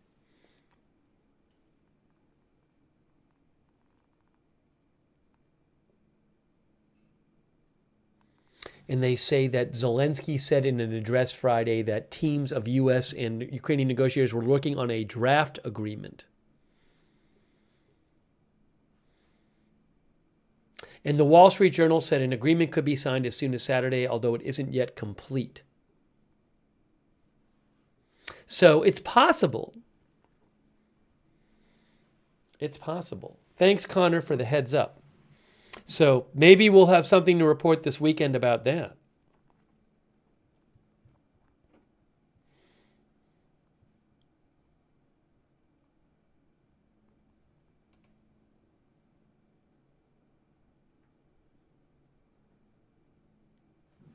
One of our viewers says Daily Mail has access now. You need to update your priors. I'm not sure. They didn't even, in their article, the Daily Mail, they don't even say where they got the information. They say nothing about their sourcing. And then they talk about the Wall Street Journal. So I don't know where they're getting their reporting. I don't know where they're getting this information from. Maybe it'll turn out they're right. I don't know. We'll have to see.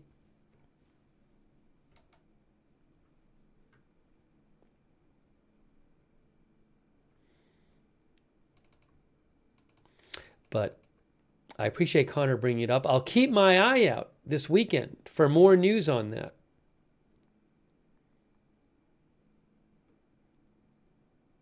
Remember, we showed you a story that earlier. I got to wrap this up. We're kind of getting off topic. We showed you the story earlier. U.S. could cut Ukraine's access to Starlink internet services, which it really needs there for its military, over minerals. And it says that Reuters says that during a meeting yesterday, Ukraine was told, with the U.S. representative, Ukraine was told it faced imminent shutoff of Starlink if it did not reach a deal on critical minerals.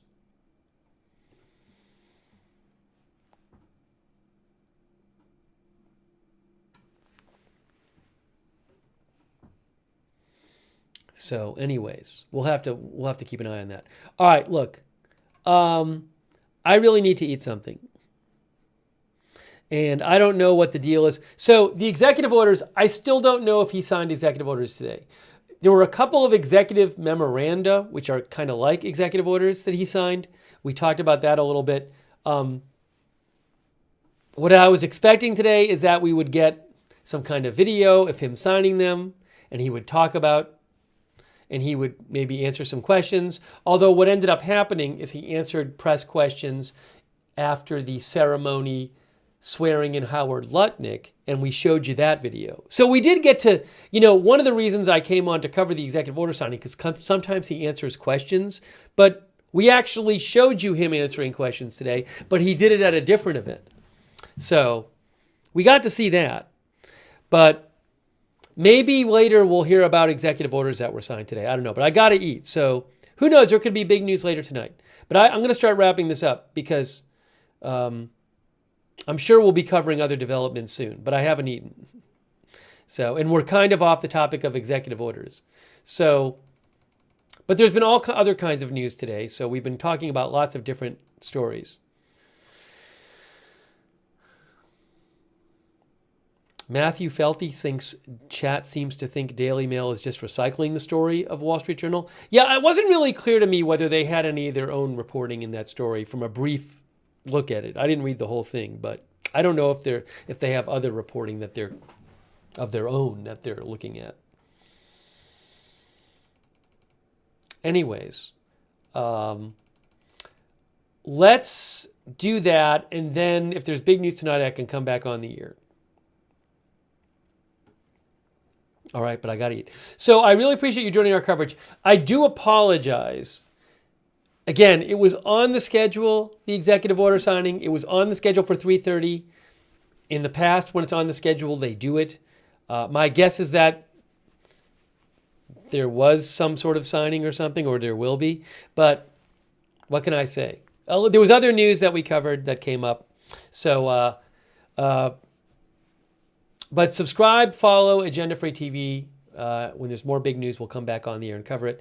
And also, I'll post updates on my X account, @Lookner on X. You can follow me over there. Posting a link in the chat. But @Lookner on X, follow me there for updates, for breaking news. And turn on notifications. We have a notification system that works awesome. I can't tell you when we're coming on the air every time because I don't know when big news is going to happen. But if you want to get notified, we have our own notification system. It works great. Turn it on. It's free. The mods will post the link to the notifications in the chat. And you can find it in the description of this video on YouTube and Facebook as well. Also, a huge thanks to our moderators who have been here today. Thank you so much, Beth Mythical and Sabrina, for example. We couldn't have our chat without our moderators. So no, we wouldn't have any chat rooms. Couldn't do it. So thank you to all of our moderators, Linda Bell, Clary, Misha over on X, over on Twitch, Matthew Kohai, Surly Dev, Kay Lowry, Body, Margaret Riley, all of our other moderators too on Facebook and everywhere else. Thank you. There was actually a bunch of news today that we covered. It just wasn't the executive orders. Thank you also, Captain Jerry Donnelly, for your support, and Noah, our member, and Evil Bunny. Thank you, Evil Bunny, for your support. Evil Bunny says Canadians are canceling Starlink every day. Two Dog Mom, our new member. And everybody who donated. That's really nice of you guys. Connor Garrity and everybody else who donated. I think I thanked everybody. Oh, Juan... You know, I have to check these things, especially sometimes with a Twitch username. I think this is not intended to be a naughty username. Juan Dixon Diaz. I think that's not intended to be a naughty username. I got to be careful. I've been burned before. Thank you, Juan, for subscribing on X, and Morph Pogo for subscribing not on X, on Twitch. Morph Pogo and Juan, thanks for subscribing on Twitch. You never know. Bill Huang says, got him. Yeah, you never know. You never know. Maybe it is. Maybe it's a really subtle one. You never know with our Twitch viewers. But I read it anyway.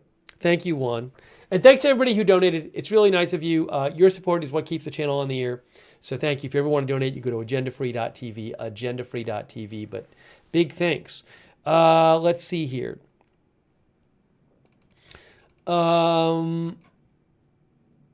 Yeah, and again, there could be other news tonight. Hopefully I'll at least have time to eat before there's more news.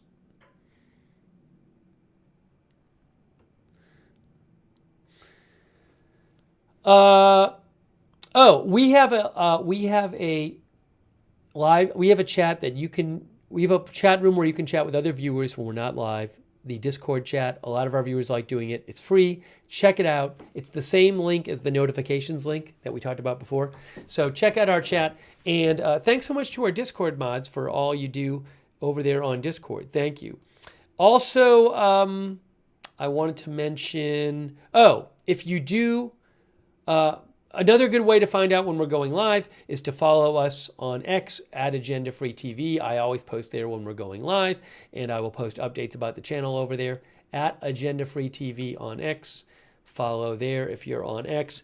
And if you are on YouTube, make sure you turn on the YouTube notifications, which is a little funky. You got to click the notifications bell and choose all notifications. So on YouTube, if you want to get the notifications, after you subscribe, click the bell and choose all notifications. All. There you go.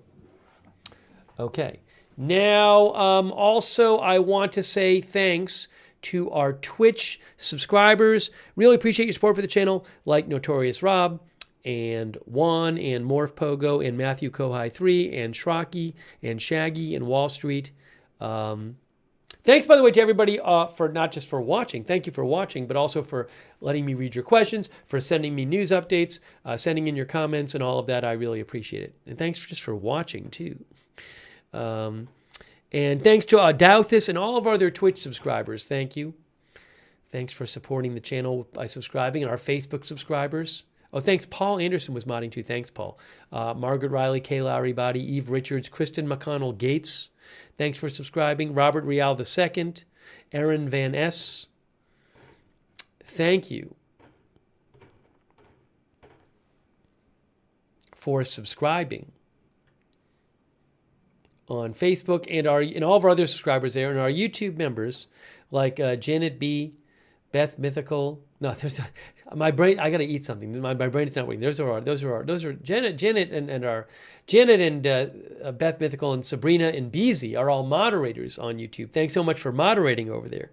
Our YouTube members I want to thank too: Captain Jerry Donnelly, Silver Shadow, Jules Henderson, Dean R, Eric Johnson, Guerra DTRG65, Silver Shadow, David Gray, Dr. McRib, Jimmy ZNJ, Wickedest Witch, Envy, Old Ace, all of our other YouTube members too. Thank you. J.K. Sinar, Susie Irish, and all of our other viewers.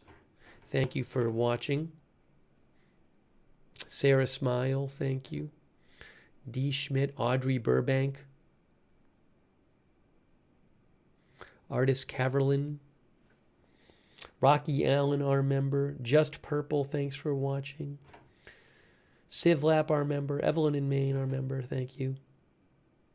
Thanks, Yvonne McMillan. Yes, so I'm going to try to eat, and maybe big news can hold off until then. Who knows? We may be back on the air. But hey, we did get to cover live right as it came out. We brought you that news of Trump firing the chairman of the Joint Chiefs of Staff, which is a significant story. All right, that is it for now. Thank you guys for watching, for tuning in. I'm sorry we didn't get more about the actual executive orders. What can I say? I don't know what really happened, but maybe we'll hear more about it tonight. That is it for now. Thanks so much for watching, and we'll see you soon with more live breaking news coverage right here at Agenda Free TV.